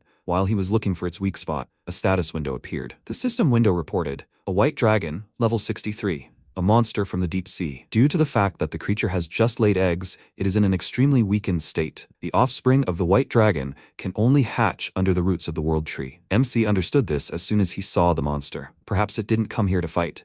What if it came here because the monster needs the world tree for the creature's young to hatch? The dragon said not to fear the guardian of the world tree. Bunja thought, a voice inside his head. The dragon asked, "So this is the world tree?" It didn't think it was that small. It must be careful. Bunja asked, "What does the creature need?" The dragon asked the guardian of the world tree to make a contract with it. The old man asked again, "A contract?" The dragon answered, "Yes. As long as the tree helps the monster regain its strength, it will protect it." A mark appeared on Bunja's hand, and the dragon said, "Whenever he is in danger, use it to summon the dragon. It will come. Anywhere, anytime." It held out the egg and asked him to take care of the dragon's child. The monster turned and started to leave, and everyone around froze in confusion. Deoksu said, "If they had been attacked, they would already be dead." Byung-ho said, "They survived because they obeyed Jaehyun's orders not to do anything." The system window reported that Citizen Kang Deoksu's loyalty has reached 100 points. Citizen Kang Deoksu has already registered as a vassal. The vassal limit has been increased. Citizen Kim Gayong's loyalty has reached 100 points. The citizen is already registered as a vassal. The vassal limit has been increased. Citizen Ha Dongjin's loyalty has reached 100 points. The citizen is already registered as a vassal. MC thought that Deoksu, Gayong, and Dongyeon had simultaneously reached 100 loyalty points,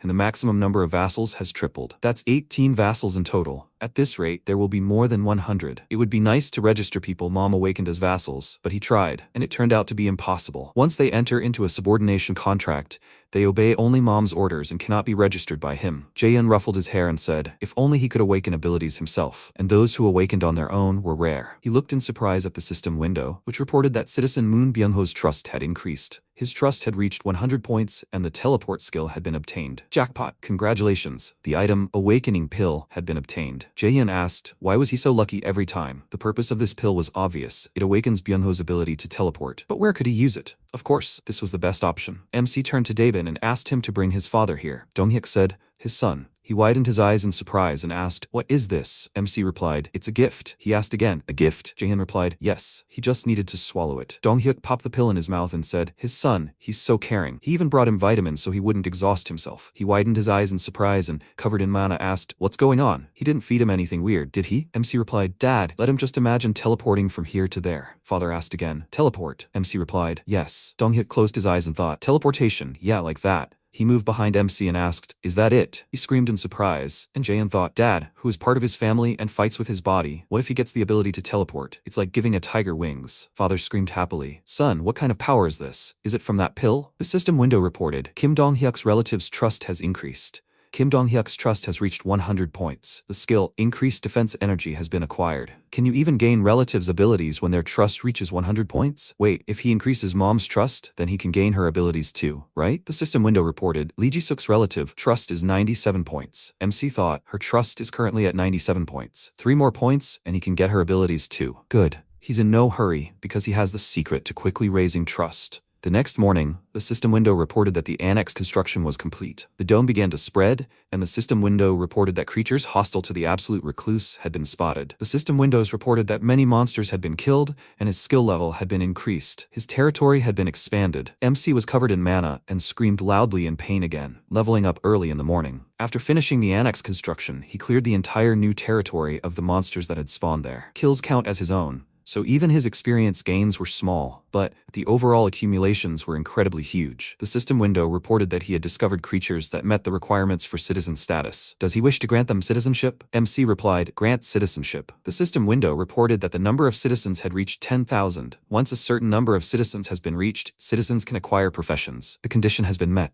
A profession research laboratory has been added to the list of buildings available for construction. Jaehyun thought these notifications were important, but right now he had more important things to do. He looked around and said, Mom. She asked, what happened? He wanted to tell her something. MC asked, she's been waiting for a long time, hasn't she? He extended his hand and suggested that they go visit their grandparents together. They can get there now. Let her get ready. Jisuk burst into tears and asked, is this true? After a while, he opened the door and said, Grandpa, he's here. Bunja asked, who's there? He looked at him in surprise and asked, Jaehyun? MC replied, yes, Grandpa. He asked to be forgiven for scaring him. Jisuk rushed to him and screamed, Dad. He stood up and said, oh my God. They hugged and he screamed, Jisuk. She asked to be forgiven, but she's home now. She asked to forgive her for being so late. She really is sorry. She should have gone earlier. Bunja said with tears in his eyes, no. She has been through so much. She and her husband. Thank you for keeping her alive. The system window reported that Jisuk's blood relatives trust had increased. The blood relatives trust had reached 100 points, and a subordination agreement had been received. MC thought that Dad couldn't come this time, because he was still saving people with the squad. That's why he hurried to bring Mom here first. He feels so good. This is enough for now. After a while, MC watched Bunja watering the plants and asked, so, he says this is a tree, that is, the tree of the world, has grown and completely wrapped around the house. The old man answered, yes. He himself was amazed when he first saw it.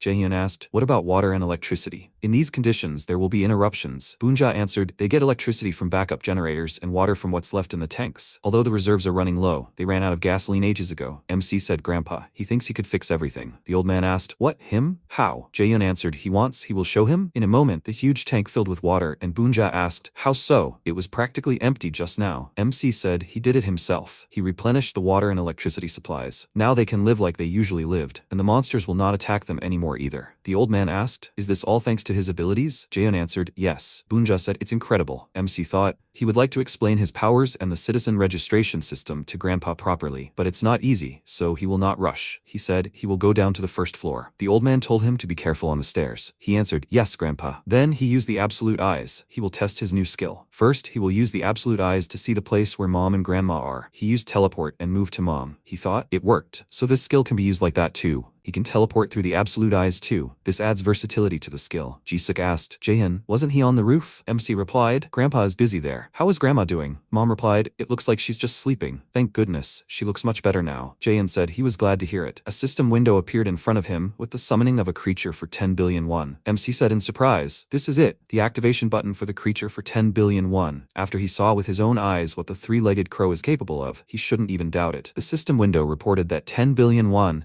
will be spent on summoning the creature. Mom screamed, oh my God, what is this? Jaehyun said, this is his ability. She should not be scared and close her eyes for a second. Jisuk covered her face with her hands, and a cocoon appeared in front of them, from which a level 1 fairy peeked out. She looked around and Jisuk asked, is this? MC answered, she's like Blackie. It's a creature he summoned. Mom answered, I understand. An old man entered the room and Jisuk asked, Dad, is he back? He answered, yes, Jaehyun took care of everything. She asked again, really? Bunja answered, yes, he really is wonderful. He directed Mana towards Grandma's body, and the fairy quickly rushed towards him. MC asked her to stop and asked, what? Grandpa looked at her in surprise and asked, what is this? The fairy tensed, and the system window reported that the fairy's level had been increased. Natural recovery speed increased by 100%. Bunja asked, what is this? Whatever it is, let it stay away. This power. Suddenly, Grandma's voice rang out. Old man, what did she tell him? How many times did she tell him to wash his hands after going on the roof? Bunja's eyes widened in surprise, and Inshim said, it was like seeing a ghost, darling. Then Grandma covered her mouth and asked why she was so sleepy. The next second, she fell down, and Grandpa looked at her in surprise and shouted, what? He ran up to her and shouted, darling, she has to wake up. Then he looked at the fairy and asked what she did. He sent a stream of energy at her and shouted, one more time, she has to try again. He told her to do it. Then the protagonist walked up to him and said, Grandpa. He looked at him and said, Jaehyun, his grandmother. In response, he asked him to calm down first. Then he lowered his gaze and apologized for that. He lost his temper for a moment. He was very sorry. Tears streamed down his face. MC thought, while the fairy's level is still too low, however, he said that from now on, he should regularly supply her with life force. The higher her level, the longer Grandma will stay awake. He thought that he really found a way to wake up Grandma. The grandfather shouted, is he telling the truth? He replied, of course. Then he said, oh my God, I'm grateful. What a relief. The protagonist then looked thoughtfully at the fairy and thought, It seems like summoning a creature isn't just some random summoning ability this time, and that it was, for example, connected to the Tree of Life. In that case, perhaps each creature he summoned had its own summoning conditions. He wasn't entirely sure what those conditions were yet, but he was glad he'd found a way to wake up his grandmother. Then he looked at his grandfather in surprise and said,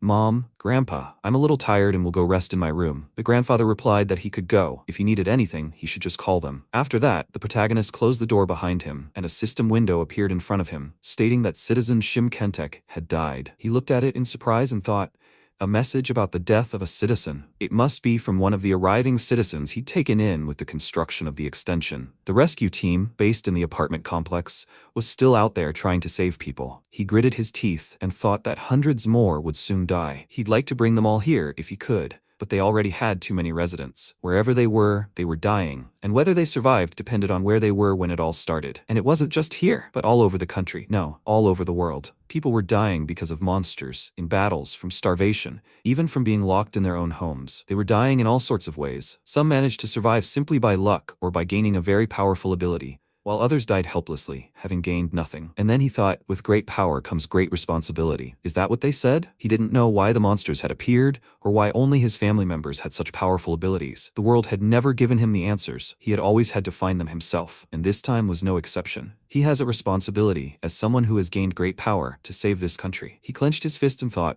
well, or at least as many as possible. That's the answer he came to. Right now, he can grant a maximum of 220,000 citizenships. Of those, he's only been able to fill 10. He'll start by reaching the limit. If he keeps leveling up and building, then there's a chance he can save Korea. Incidentally, when he passed the 10,000 threshold, he received some kind of message about professions. It said that citizens can now learn professions, but he doesn't see any tabs in the management interface. Maybe he needs to build a profession research lab first. Then he said, build mode. A system window appeared in front of him, saying, Profession Research Lab 2500,001. A first-level profession research lab, a research center where citizens' professions are studied. After completing the research, citizens can learn the professions they've learned. The professions currently available were Hunter, who receives bonus items from hunting game. He thought, so there's a new quest available for construction. It looks like the laboratory requires a large area. He knows just the right spot. They could build it on the leveled wasteland left by the giant. Then he said, build a profession research laboratory. A system window appeared in front of him, stating that 30 citizens were needed for a weekly period to construct this building. Each participating citizen would receive 200,000 won daily. Was he sure he wanted to start construction? He reached out to the system window and thought, okay, he'll ask Dabin to gather 30 workers later. Ruling the world must begin with oneself. Develop, put one's home in order, govern the state, and bring peace to everyone in this world. If a person must first work on themselves and then save the nation, then they must find the family members of their vassals. All this time they had risked their lives for him. Now it was his turn to do something for them. He then used his absolute eyes to look at the squad. He thought that Dongjun's squad had already approached Chegalchi Station. They had gone to find Gaeung's mother, who was in the Teschan district. While the extension was being built, they were making slow progress. But due to the influx of monsters, even moving forward a kilometer was difficult. Then he approached the edge of the barrier and said, so he can't go any further. Fine then. He put his hand to his face and asked if they could all step back for a moment. At that moment, Byung-ho ran up to him and asked, huh, Jaehyun? They came as soon as they heard his call, but how did he get here? He replied that they hadn't seen each other in person for a long time. Byung-ho, he replied, so all those monsters suddenly died for him? MC smiled and answered, right. Where are the others? He replied that they were on their way and should be here soon. After a while, Dongyeon held out her hand and asked, so he's saying this part is now part of their territory? The protagonist replied, you could say that's true. If the safe zone had expanded this far, their operations would be much better. That's not all. Dongjeon asked, what? He thought the reason he'd stationed Dongyeon's squad here wasn't just because he needed to speed up the construction of the structure. With monsters swarming, it would be too dangerous to reach the Teskin district. Even the subway routes, which had been their best option, were blocked by hordes of monsters. But now that the extension was complete, the situation had changed. He smiled and said that by the end of the day, they'd be able to reach the Teschan district, where the Gaeung family was currently located. She asked in surprise, what? Is that really possible? Even with the new safe zone, before she could finish speaking, the MC said she shouldn't worry, they now have a way. Oh, one more thing. He'd like to make them all an offer. He thought, after the extension was completed, the area expanded right up to Chegalchi Station, providing direct access to the station. And once Yejin arrived, they were able to use poison gas strategies again, using rats. Dabin also hired workers for the profession research lab. All preparations were complete. All that remained was... At that moment, the protagonist looked at Yejin and said he was counting on her. She replied, okay. He thought, carry out their plan. At that moment, she began to to concentrate and said that she was currently exploring the routes from Chegalchi Station to Sodeshin Station. But if they had sent them off without a reason, it would have been a real tragedy. At that moment, MC, observing what was happening with his ability, thought that things were much worse than he imagined. He thought that after the next wave, all the monsters had surfaced and all the underground routes were practically empty. But that didn't matter. In a closed space, everything there would be destroyed by Hiren's poisonous fog. The next second, a poisonous fog was released from the system window, and the system reported that he killed a level 32nd armadillo eel and received experience. 625,730,094 was deposited into the Absolute Recluse's account. He caught a level 27 Dark Octopus and gained experience. 268,876,356 was deposited into the Absolute Recluse's account. He smiled and thought it was a gold mine. The money for loot from monsters killed by Hiren's poisonous fog had increased many times over. Also, the ability he received from his mother. At that moment, a system window appeared in front of him, which said, Name, Hiren, level 34. Title, 5th Servant, Knight, Poison Mage. Trust, 49, Loyalty 100. Awakened abilities, Poisonous Fog, Poisonous Dust. Experience distribution rate, 200% plus 100%. He thought she was currently under a subjugation contract, granting her the title of Knight and increasing her loot yield. Then he glanced at Yejin and realized Hiren wasn't the only one who had changed. A system window appeared stating, Name, Yejin, level 37. Title, 10th Servant, Baron, Tamer. Trust, 72, Loyalty, 76. Awakened abilities, Rat Queen, Evolution, Cyanidation, Enhancement. Experience distribution rate, 200% plus 100%. He thought, in Yejin's case, her existing Knight title had evolved into the title of Baron. The experience and loot multiplier remained the same. The system window said Baron. With the Baron title, all abilities are increased by loyalty x 2%. A vassal with the Baron title receives 3 times more experience and money for killing monsters. The Baron can evolve by distributing experience. He thought, the effect of improving characteristics dependent on loyalty had broken the ceiling and spread not only to physical abilities, but to everything, and the enhancement rate had doubled. In addition, Yejin had acquired a new ability, Enhancement. Enhanced rats run twice as fast and practically never die. Then Yejin opened her eyes and said, the subway survey is complete. The protagonist thanked her and thought, of course, he hadn't just made a subordination pact with them. Not long before, he said he had a proposal for all of them. Dongjun asked, proposal? He replied, right, it's not that difficult. Then he announced, guys, all preparations are complete. He thought it was Dongjun's squad. He told them to move out. They replied, okay. He thought the stat boost came with the contract. Dongjun and Dajung also received the Baron title, just like Yejin, and Yeonju had been promoted even higher. The system window said, Name, Hiren, level 45, Title, 9th Servant, Viscount, Warrior. Trust 100, Loyalty 100. Awakened abilities, Werbear, Ancient Blood, Primal Madness. Experience distribution rate, 200% plus 100%. He thought she had received the Viscount title. The Viscount title worked like the Baron title. The system window said Viscount. With the Viscount title, all abilities are increased by loyalty x 3%, and a vassal with the Baron title receives 3 times more experience and money for killing a monster. The Viscount also increases the number of available vassal registrations by 3. The Viscount can develop by distributing experience. He thought the main difference was that it effectively increases the limit, and thus the maximum number of vassals to 21. At that moment, Deoxu shouldered his weapon and said, okay. So are they moving? A system window appeared, stating, Name, Deoxu, level 32, Title, 3rd Servant, Knight, Commander. Trust, 93, Loyalty, 100, Experience distribution speed 200% plus 100%. The next second, Deoxu held his hand out in front of him and ordered them to rise. Several creatures rose from the ground before him, and the protagonist thought, awakened ability, Steel Knight's Command, an enhancing skill granted with the Knight title. Now he can summon not only armor but also armored golems, and then he pointed his hand forward and shouted, forward. A squad of golem knights headed straight for the monster and began attacking. Deoxu smiled and suggested taking advantage of the opportunity. Quickly, the others responded, okay. They ran forward and stopped near the station. Donggon looked ahead and said, Jaehyun, they've reached the second exit from Chegalchi Station. He replied, the way is clear. They can go straight to Sodeshin Station. They ran forward, and Dongjon shouted that he understood. The protagonist, continuing to watch them, thought that the distance to Sodeshin Station was about 3 kilometers. Given their current physical abilities, which were many times greater than normal humans, they should be able to cover this distance in 10 minutes. After a while, Gyeong stopped, breathing heavily, and looking ahead, said, they really did get here in one day. Jion asked, where should they go now? She turned and said, the second exit leads directly to their apartment complex. At that moment, a squad of goblins looked at them. Donghyun shouted, there's a whole horde of goblins in front of them. Gyeong then concentrated her energy into an arrow and said, they're busy right now, so they shouldn't get in their way, they have to get it. With that, she released a powerful arrow, leaving a stream of light in its wake. The next second, the system reported that he had killed a level 7 goblin, a level 8 goblin, and a level 7 goblin. The protagonist thought, a new skill, Arrow of Light. Before hitting a goblin, the arrow of light explodes, splitting into dozens of piercing particles, each of which becomes a deadly weapon. This power is incredible. Then he looked ahead in surprise and thought, the entrance to the apartment complex is closed? That means there are survivors inside. At that moment, Dongjan began to develop planks and said that he and Gyeong would go upstairs. The rest of you, they should stay in your positions. Deoksu replied, okay. After that, he summoned his golems and the first squad ran to the 15th floor. The next second, Gyeong started knocking on the door, shouting, Mom, she asked. Mom, what's wrong? Why is there no answer? She said, no, not anymore. She sank to her knees, covering her face with her hands, and told him not to take anything from her anymore. Tears began to flow down her face, and the MC wondered if it was Gyeong's desperate desire to see her family go to heaven that opened the door for her. At that moment, Myungwon emerged from behind the door and asked, Sister? Gyeong looked up at him and shouted, Myungwon, the protagonist thought,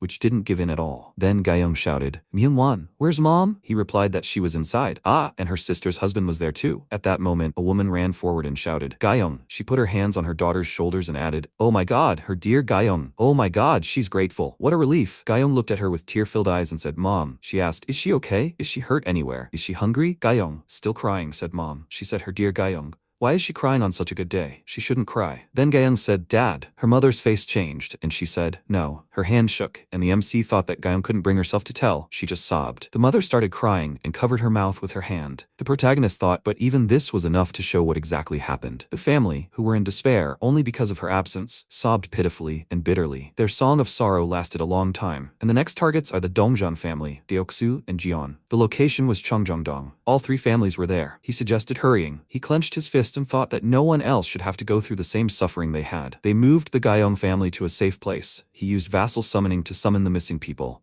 and then they headed to Cheonggyeongdong. The next second, Dabin said, here's the report. MC thought he received an unexpected message from Dabin at that moment. He said, so, the common area is already full to the brim. She replied that that was true, and asked if it was possible to expand the common area. He thoughtfully replied that he was asking to send home those who had a house nearby. She asked if that was possible. He said that he was planning to create a common area outside the residential complex, for example, a community center or a district office. He was also planning to open small shops in various places, so it would soon be possible to live outside the walls of the residential complex. He thought that he knew they would reach the maximum one day. The good news is that the newly arrived residents are close to their homes, and when the safe zone's radius expanded to a kilometer, many houses were included. There are quite a few empty houses nearby. If they send everyone who lived nearby home, they'll have some free space to breathe. They also need to establish several bases around the perimeter to support the hunting parties and open several stores in the area. And then he said, Dabin, she needs to hire staff. They need workers for the new perimeter bases. Can she? She replied that he could rely on her, Jaehyun. Then he said, construction mode. A system window appeared before him.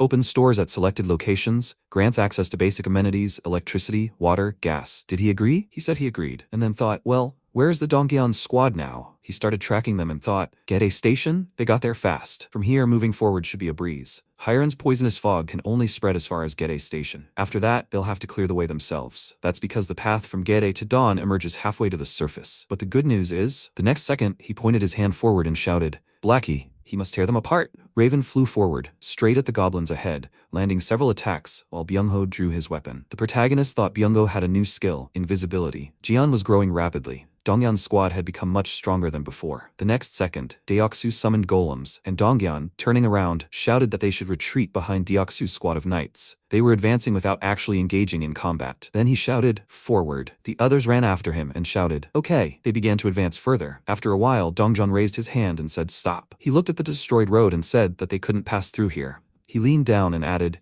they have no choice but to go down. The protagonist thought, most of the buildings here are 3 stories high. For warriors whose average level is between 30 and 40, this won't be a problem. The real problem is, what or who destroyed all this? How many monsters can break a concrete bridge? There are no large footprints nearby, so they can't be Cyclops.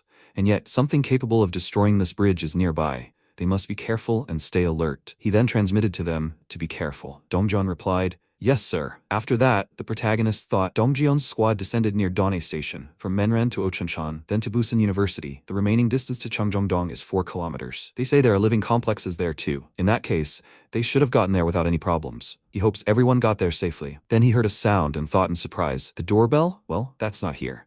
After that, he used multi-view and noticed several people. He thought, did the doorbell ring at his apartment? What's the matter? After he entrusted part of his days to Dabin, such incidents rarely happened. Then he said, Yejin, he's running back to his apartment. She replied, okay, they'll see each other later. The next second, he used teleportation and said he'll see what's going on. The next second, Jang Songjun knocked on the door and asked, is anyone here? The guy behind him asked, is he sure this is the right apartment? He replied, weird, it must be this one. Then he asked in surprise, huh? The MC opened the door and asked, what's the matter? At that moment, the system reported that Citizen Songjun's trust had increased, Citizen Hong Kentek's trust had increased, and Citizen Lim Kyung-hoon's trust had increased. He thought their trust had increased when they saw him. This usually meant they were new arrivals. Then Songjun asked, is he Jaehyun? He replied that he was. Then he frowned and said, Jaehyun, they have a request. He put his hand to his chest and told him to give them firearms. He looked surprised. What, guns? He replied, yes. The protagonist raised his hand and said that he apologized, but he couldn't just hand out guns to everyone. Why would they need them in the safe zone? He replied that that wasn't the point. They didn't need them here. They were going outside. The protagonist asked if they wanted to hunt monsters. He replied that it wasn't that.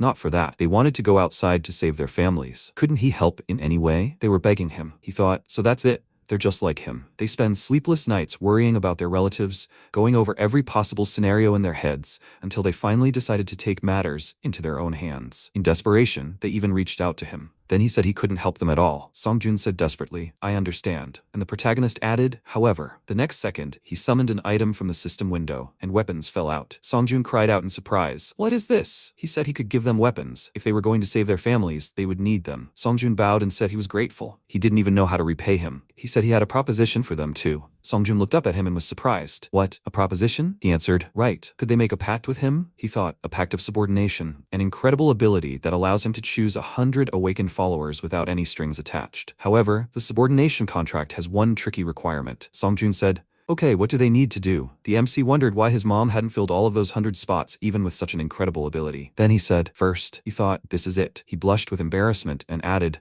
they need to kneel. They looked at him in confusion, and Songjun asked, what, he's apologizing? He repeated, they need to kneel. Songjun thought, so he's a guy who likes to be authoritarian? He then knelt down and asked, is that so? The protagonist thanked him, then placed his hand on his head and said, he's sorry, it'll only take a second. He continued to blush and added that from now on, he must obey him. Songjun awkwardly said, Jaehyun, this. He said, he just had to say it out loud, that he would obey. He said he obeyed. The next second, his body was covered in powerful energy and a system window appeared, which said, name, Songjun, level 3. Trust, 48. Awakened abilities, telekinesis, experience distribution speed, 0% plus 100%, money distribution speed, 0% plus 100%, give task, banish. Telekinesis, rank A, absorbs mental powers to convert them into physical ones. Songjun looked at his hands and was surprised. What's happening? His body is glowing. Then MC thought in surprise, what? An A rank skill, a jackpot he never expected had fallen on him. Then the system said, the store is open, buy one tangerine. Yes, this is the task. The task is to lift the tangerine using telekinesis. Time limit, 10 minutes. Reward, healing of mental powers, punishment, none. Songjun asked in surprise, telekinesis? By the way, it is. The protagonist handed him a tangerine and told him to try lifting it without touching it. He frowned and replied, okay, he'll try. He began concentrating his energy. The next second, the tangerine tore itself away from the protagonist's hand. Songjun said the tangerine flies. It really flies. Jaehyun, he did it. He did it. The next second, the tangerine burst and the MC tried to shield himself from the flying juice. Songjun screamed in fear, apologizing he'd lost control. He replied, nothing. He gained this power by making a contract with him. And now, a system window appeared in front of him saying, Songjun's trust has reached 50, loyalty unlocked. Songjun's loyalty has reached 30. Citizen Songjun meets all the conditions for registering as a vassal. The protagonist asked, will they make a contract with everyone else? He thought that after Songjun registered as a vassal, the others had also made a pact with him. The remaining 5 awakened normal abilities from rank D to rank C. But that wasn't really a big deal. After a while, Songjun put on his backpack and turned around, saying they would return. MC thought that Songjun alone was enough. And since he was now officially registered as a vassal, he could provide him with minimal support. He asked, did he say they were at the Yeonjidong apartment complex? He answered, that's right. The protagonist wished him luck, and they set off. Then he closed his eyes and said, okay, it's time for him to go back. He then used teleportation. Yejin shouted in surprise, Jaehyun. He smiled and said he's back. Nothing happened while he was gone, right? She replied, it's bad. Just then, Dongjan's squad encountered a huge monster. A huge, 2-headed level 45 monster stood before them. Jaehyun asked in surprise, what? He thought, it's so huge. It couldn't be any other way. It was this creature that destroyed the bridge. The next second, the monster slammed its hand forward and Blackie flew forward with a loud croak, grazing the monster's eye. The next second, Byung-ho teleported, leaping into the air. He used invisibility, then drew his weapon and attacked the monster's head. Then Deoksu thrust his right hand forward and shouted, Attack! The golems attacked the monster's leg, and in response it began to defend itself, throwing the knights aside. Then, Deoksu said, "Damn!" He didn't even blink. Dongjin became worried and asked, what should they do? If only they could seize the moment. The next second, the protagonist used the summoning rod. The enormous object fell on the monster's head, and it said that it was so late. The others rejoiced at this event. Then the protagonist added, "He will help them now." They shouted, "Jaehyun?" Deoksu asked in surprise, "Did they defeat him?" Dongjin shouted, "Deoksu? Oh my god!" And the MC thought the barbell hit him right away, but the monster's victory notification still didn't appear. What does it mean? He shouted for them to be careful. It's not over yet. He thought he was still alive. The next second, the monster stood up, and the protagonist contacted Yeonju. He asked, "Can she hold off this monster?" She asked, "Hold it off?" He asked, "Can she?" She replied that she would try. Then she ran to attack, and the MC added that he was counting on her. She shouted, "Power up, Dejung, power up!" She directed a stream of energy at her and shouted, "Okay." At that moment, the protagonist summoned an item, ammo. Several attacks hit the monster's body, and Yeonju swung her clawed paw, leaving a wound on the enemy's body. Then the protagonist said, "Now, Gyeong." She took aim and prepared to attack. The protagonist thought it worked. If they could hit him with at least one arrow of light, they could win. The next second, he thought in surprise, "What?" She fired the arrow, and there was a powerful explosion. But the monster threw several cars and huge objects in front of it. The group members covered themselves with their hands from the falling objects, and the protagonist shouted, "Yeonju!" She ran to the attack again, ending up behind the monster, and then attacked. The monster threw a huge bus into the air. Gyeong shouted, "He!" At that moment, the bus started falling on her, and the MC thought, "No." He screamed, "No." He thought that he could lose a very valuable person again. He has to think of something, anything. He has to find a way out, anything to save Gyeong. At that moment, a powerful stream of energy burst forward, leaving a huge hole in the bus. Gyeong looked ahead in surprise and asked, "Black flame?" She turned and asked, "What is that?" Donggun stood behind them. Dark energy concentrated around his hand, and he told them to run. He frowned and added that he was going to kill this creature now. At that moment, the protagonist fell to the floor and wondered what was going on. Yejin asked worriedly, "Jaehyun, is he okay?" He thought he was glad he had managed to buy himself some time. But what just happened? He replied that he was fine. His legs simply buckled. He wondered if this wasn't Dongyan's awakened ability. So what had happened? At that moment, the monster aimed the machine at Dongyan, and he drew his weapon and said, "It won't work a second time." He again released a powerful stream of energy, hitting the center of the monster, which screamed loudly. The next second, the monster's body flew apart. The system reported that he had killed a level 45 two-headed ogre and received a large amount of experience. 7,323,743,091 were credited to the account of the Absolute Recluse. Deoksu shouted joyfully, "They defeated him." Gyeong said, "Yeonju, is she okay?" She held up her finger, and at that moment, Byungho, looking at Dongyan, asked, "Hey, what just happened?" "That ability." He looked at his hand and said that he didn't know, but he used it. Was it probably Jaehyun who helped them? At that moment, the MC thought, "Black flames, maybe this ability only appears under certain conditions?" No. Would it be right to say that this ability belongs to him or Dongyan? It's hidden from him now, but that's not the problem. The pain is already approaching. The next second, the system reported that his skill level had increased, and he screamed loudly. He thought after he endured this pain again just like before. Yejin called out to him, and he said that everything was fine. To some extent, he had already gotten used to it. He thought that all the monsters in his territory had been processed into experience, and the people had been granted citizenship. But this time, something had changed. The system reported that a dungeon had been discovered. He was the first to discover this dungeon. A reward of 100 crystals had been received. He looked at the system window in surprise and asked, "What? A dungeon?" He thought that if the reward was crystals, then it must have something to do with this place. It was located behind the residential complex on the slope of Mount Hwanren. He should send Junhyuk's squad to scout it out. If he formed a subordination pact with him and the other members of his squad, their combined strength would be more than enough. Where was Junhyuk now? At that moment, he used his ability and noticed Junhyuk look ahead and ask, "What?" He looked at the dead monsters and asked, "Did they die on their own?" The protagonist wondered if they could see that during the expansion of the territory, the monsters they hunted were killed by this. Then he said, "Junhyuk." He was surprised. Was it Jaehyun? He asked him to lead his squad to his house. He had a favor to ask of them. He thought after he asked Junhyuk to come back, he and Yejin returned to the apartment, using the door of the Absolute Recluse. The Donggun squad had almost reached their destination, so he would no longer need Yejin's help. He looked at her and thanked her for her work. She looked at him awkwardly and said, "Jaehyun, can she really go rest? She thinks there is still something she could help with." He smiled and said that she had already done her best, Yejin. If he needed anything, he would call her again. For now, she should rest and spend time with her family. She replied, "If he says so, fine, she will go." With that, she turned around and looked at him with a smile. He waved and said, "Yes, have a good trip." She thanked him, and then he turned and said,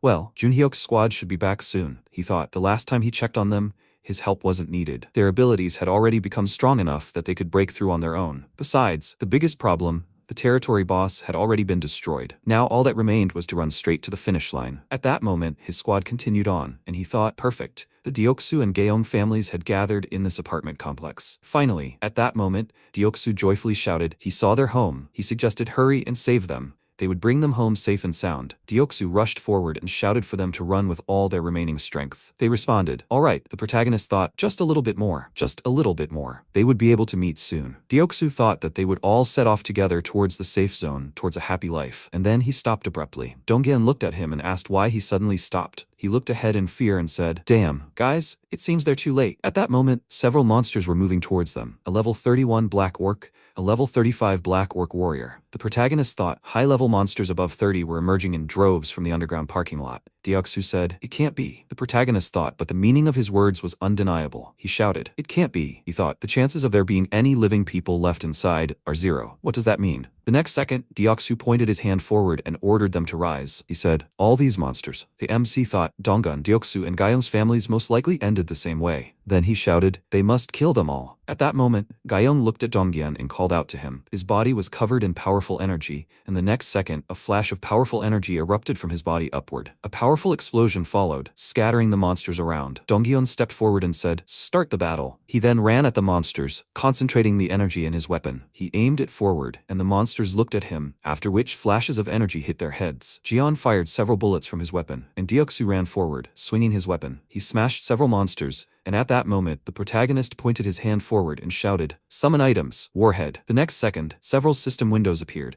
from which projectiles began to fly out, hitting the monsters. He thought, no problem with ordinary rank-and-file black orcs. They are no match for Dongyeon's squad, who have become stronger through hunting. It's not about them. At that moment, an attack hit one of Deoksu's golems, and the protagonist thought, black orc warriors. They're different, much stronger than the regular ones. Then he said, guys, he'll give you some backup. Be careful of those armored orcs. The next second, the orc fired an arrow, and MC thought, what? An arrow? He shouted for them to run. The next second, an arrow hit Dajing in the stomach, knocking her back. She was surprised, huh? She looked at her comrades and wondered if she'd just been hit by an arrow. The others called out to her in alarm. She fell to the ground, holding her wound with a trembling hand. The others looked at her in fear, and the protagonist thought, Donggon, always calmly assessing the situation and acting as part of a squad, couldn't give an order. Of all the possible targets, he chose the weakest spot in Donggon's squad. The arrow was stuck in her body, making even healing skills useless. He could no longer rely on Dajung's support. Even Yeonju, with her powerful regenerative abilities, would be able to withstand it. If the fight lasted too long, the balance of power could tip. The beginning and end of this fight were already predetermined, and now was the last chance to escape. He needed to let everyone escape by summoning his vassals. That's what he would do. At that moment, the monster swung at Dongyeon, and MC shouted loudly, Dongyeon! He looked ahead in surprise, and Dajung shouted, she's okay. He thought, with their bare hands. She shouted, they need to come to their senses and save themselves. She concentrated energy in her hand and directed it at the wound. He thought, she pulled out the arrow? Then she shouted, until they check, how are their families? The next second, Dongyeon attacked the monster, and the protagonist thought, even after pulling out the arrow, Dajun would feel pain for a while and wouldn't be able to think clearly. Initially, it would have been right to give the order to flee immediately. However, like those currently fighting, he too must now share their anger. With these thoughts, he called up the status window and thought, this is why he won't choose to flee. Then he shouted, Donggun Deoksu Gion, everyone, upgrade to level 40. He thought he would choose the path that would make them stronger. A system window appeared in front of him saying, attention, the cost of upgrading to 40 is 1 billion for each level. Is he sure he wants to do this? He shouted that he didn't care. Then the system announced, Donggun, Deoksu, and Gion have reached level 40. Donggun looked at his hand and said in surprise, the MC said they had leveled up, they must destroy them all. Then Deoksu summoned the golems again. The protagonist thought, leveling up had cost him 10 billion won, but that didn't matter. Then Deoksu charged at the monster and decapitated it. The protagonist thought the money they'd earned so far had been used to restore captured territories, provide electricity, gas, and water, and also to build new facilities. In that case, he looked at the system window and shouted, upgrade Dongyeon, Yeonju, and Deoksu to level 45. The system reported that Dongyeon, Deoksu, and Jeon had reached level 45. He thought, so why not spend the money they'd earned on Donggun's squad? He thought the battle had continued for some time. He leveled up the other squad members along with their previous vassals. Then he said, Donggun, Byungho, Dajung, they must level up. The system then reported that they had risen to level 40. He thought the others had also been promoted to the high level of 40. This meant that all members of the squad had surpassed level 40, and 3 of them were proving particularly effective in battle. Dongjeon, Deoksu, and Yeonju had reached level 45. Level 45, the same level as the 2-headed ogre. There were 3 of these monsters. Soon after they went on a rampage, only Dongjeon and his squad remained standing on the battlefield. After a while, they entered the building, moving through the empty floors ever higher. After that, they climbed even higher, and it began to rain outside. Dongjeon reached for the doorknob, and Yeonju extended her hand toward him and said, "Dongyeon?" He swallowed, and she lowered her gaze. After that, he opened the door and walked forward into the room, noticing the footprints on the floor and scattered weapons. The others stared ahead in confusion, and then Dongjeon opened the next door, and then came out and told the others that they should go. Gyeong called out to him worriedly. He said he was okay. She quickly ran to him and started hugging him. Tears started streaming down her face, and she added, "I wish he would cry. Stupid." He hugged her back and said that he expected this anyway. "He's okay. He's okay." The next second, Jeon sat down on the floor and Deoksu asked, "Did he check everything?" He replied, "Yes, but that's for sure. This really is normal." The MC thought, "This is a failure. They are so devastated and saddened." But unlike what happened to Dongyeon, they had no family members left to share this grief with. They worked so hard, tried so hard, and still ended up completely alone in this world. Did he think he could save the country with his abilities? He couldn't even save the one who was right in front of him. At that moment, Dongyeon said that there was no trace of blood in their house. Perhaps they were somewhere else and alive. Even if that was not the case, they still had to move on. The protagonist thought that since it was Dongyeon who said these words and not someone else, no one could answer him. He added that as long as they did not lose hope, they were in a better position than Dongyeon. At that moment, Dongyeon asked, "Jaehyun, he's here, right?" He replied that he was here. He apologized and asked if he could summon them. He wanted to rest for a while. After that, the protagonist used Vassal Summon, and the party appeared in his room. He thought that thoughts like these kept coming to his mind. Was he late because he was too greedy? If only he had gone to save their families sooner. Then Dongjeon walked forward and said that they should go and rest. The protagonist wondered if he could have saved them. If you analyze the situation, there was no need to go out of his way like that. His parents were able to survive thanks to their abilities and came here. His grandfather was also able to hold on thanks to his decent abilities. And even if he hadn't gone looking for them, they would have been fine. Although they don't say anything, they could very well blame him for everything ending this way. The man who killed their family members. After that, tears began to flow down his face. He bowed and said that he apologized. He thought it was him. He said that it was his fault. It was all because of his greed. Because of him. Because of his greed. His dear family members. He missed the chance to save them. He was very sorry. At that moment, Dongjeon stopped and then walked up to him. He said, "Jaehyun, it's not his fault." He wanted to object. He put his hand on his shoulder and said, "Jaehyun, can you get up and look around? Everyone here, including him, was saved thanks to his abilities. Food, water, a life without having to worry about monsters. It's all thanks to him. If it weren't for him, Grandma Byung-ho and the Gyeong family wouldn't have survived. Jaehyun, he's their savior. And if it weren't for him, they wouldn't even be able to find traces to confirm whether their families were alive or not. They wouldn't even have the chance to take revenge on those creatures." The protagonist looked at him with tear-filled eyes and thought that for a moment, Dongjeon's voice wavered, and in that moment, he felt himself gritting his teeth to pretend he was okay. Then, Dongjeon added, "And they wouldn't have been able to defeat the monsters that were there because they were beyond their strength." The MC said, surprised, Dongjeon. He added, "There is sadness in the world, but it's not something that should haunt people. Rather, it comes by chance, like falling splashes of water. So there's no need to take responsibility for all of this. This world's mistakes aren't his fault, Jaehyun. He shouldn't take on too much. It's enough that he's here, like a big tree, and they're grateful that he created a place for them to catch their breath." The protagonist looked at him in bewilderment and thought, Dongjeon was much stronger and more mature than he thought. Then Dongjeon turned around and smiling, added, "Well then, they'll go." He thought that he should be the one comforting them, but they were comforting him. He wanted to thank him, but Deoksu smiled, looking at him and said, "Jaehyun, go ahead." Jeon added that they would always be grateful to him. Gyeong said he should be brave. Byung-ho clenched his fist and said, if it weren't for him, he wouldn't have been able to save his grandmother. Dajung smiled and said, if it weren't for him, she wouldn't have been saved. She would have died there. Yeonju added, she supports him. If it weren't for him, she probably would have completely gone crazy. They are very grateful to him. But the protagonist looked at them and thought, strange. Until now, he only acted in his own interests. And even if he helped them, he acted on the principle of he to them and they to him. Since they helped him, he helped them. They call him their savior. He sighed loudly, putting his hand to his face and thought, is he worthy of such a title? Then he remembered Dongjeon's words that it is enough that he is here, like a big tree. He thought, a big tree, under whose shade everyone can relax and calm their minds. He said, he is grateful to them all. He thought, okay, he will try again. He clenched his fist and frowned, thinking, the big tree that Dongjian wants. His original goal, to save this country, came about because his power was too burdensome for him, and he did all this because he considered it his duty. There was no goal he was confidently moving toward.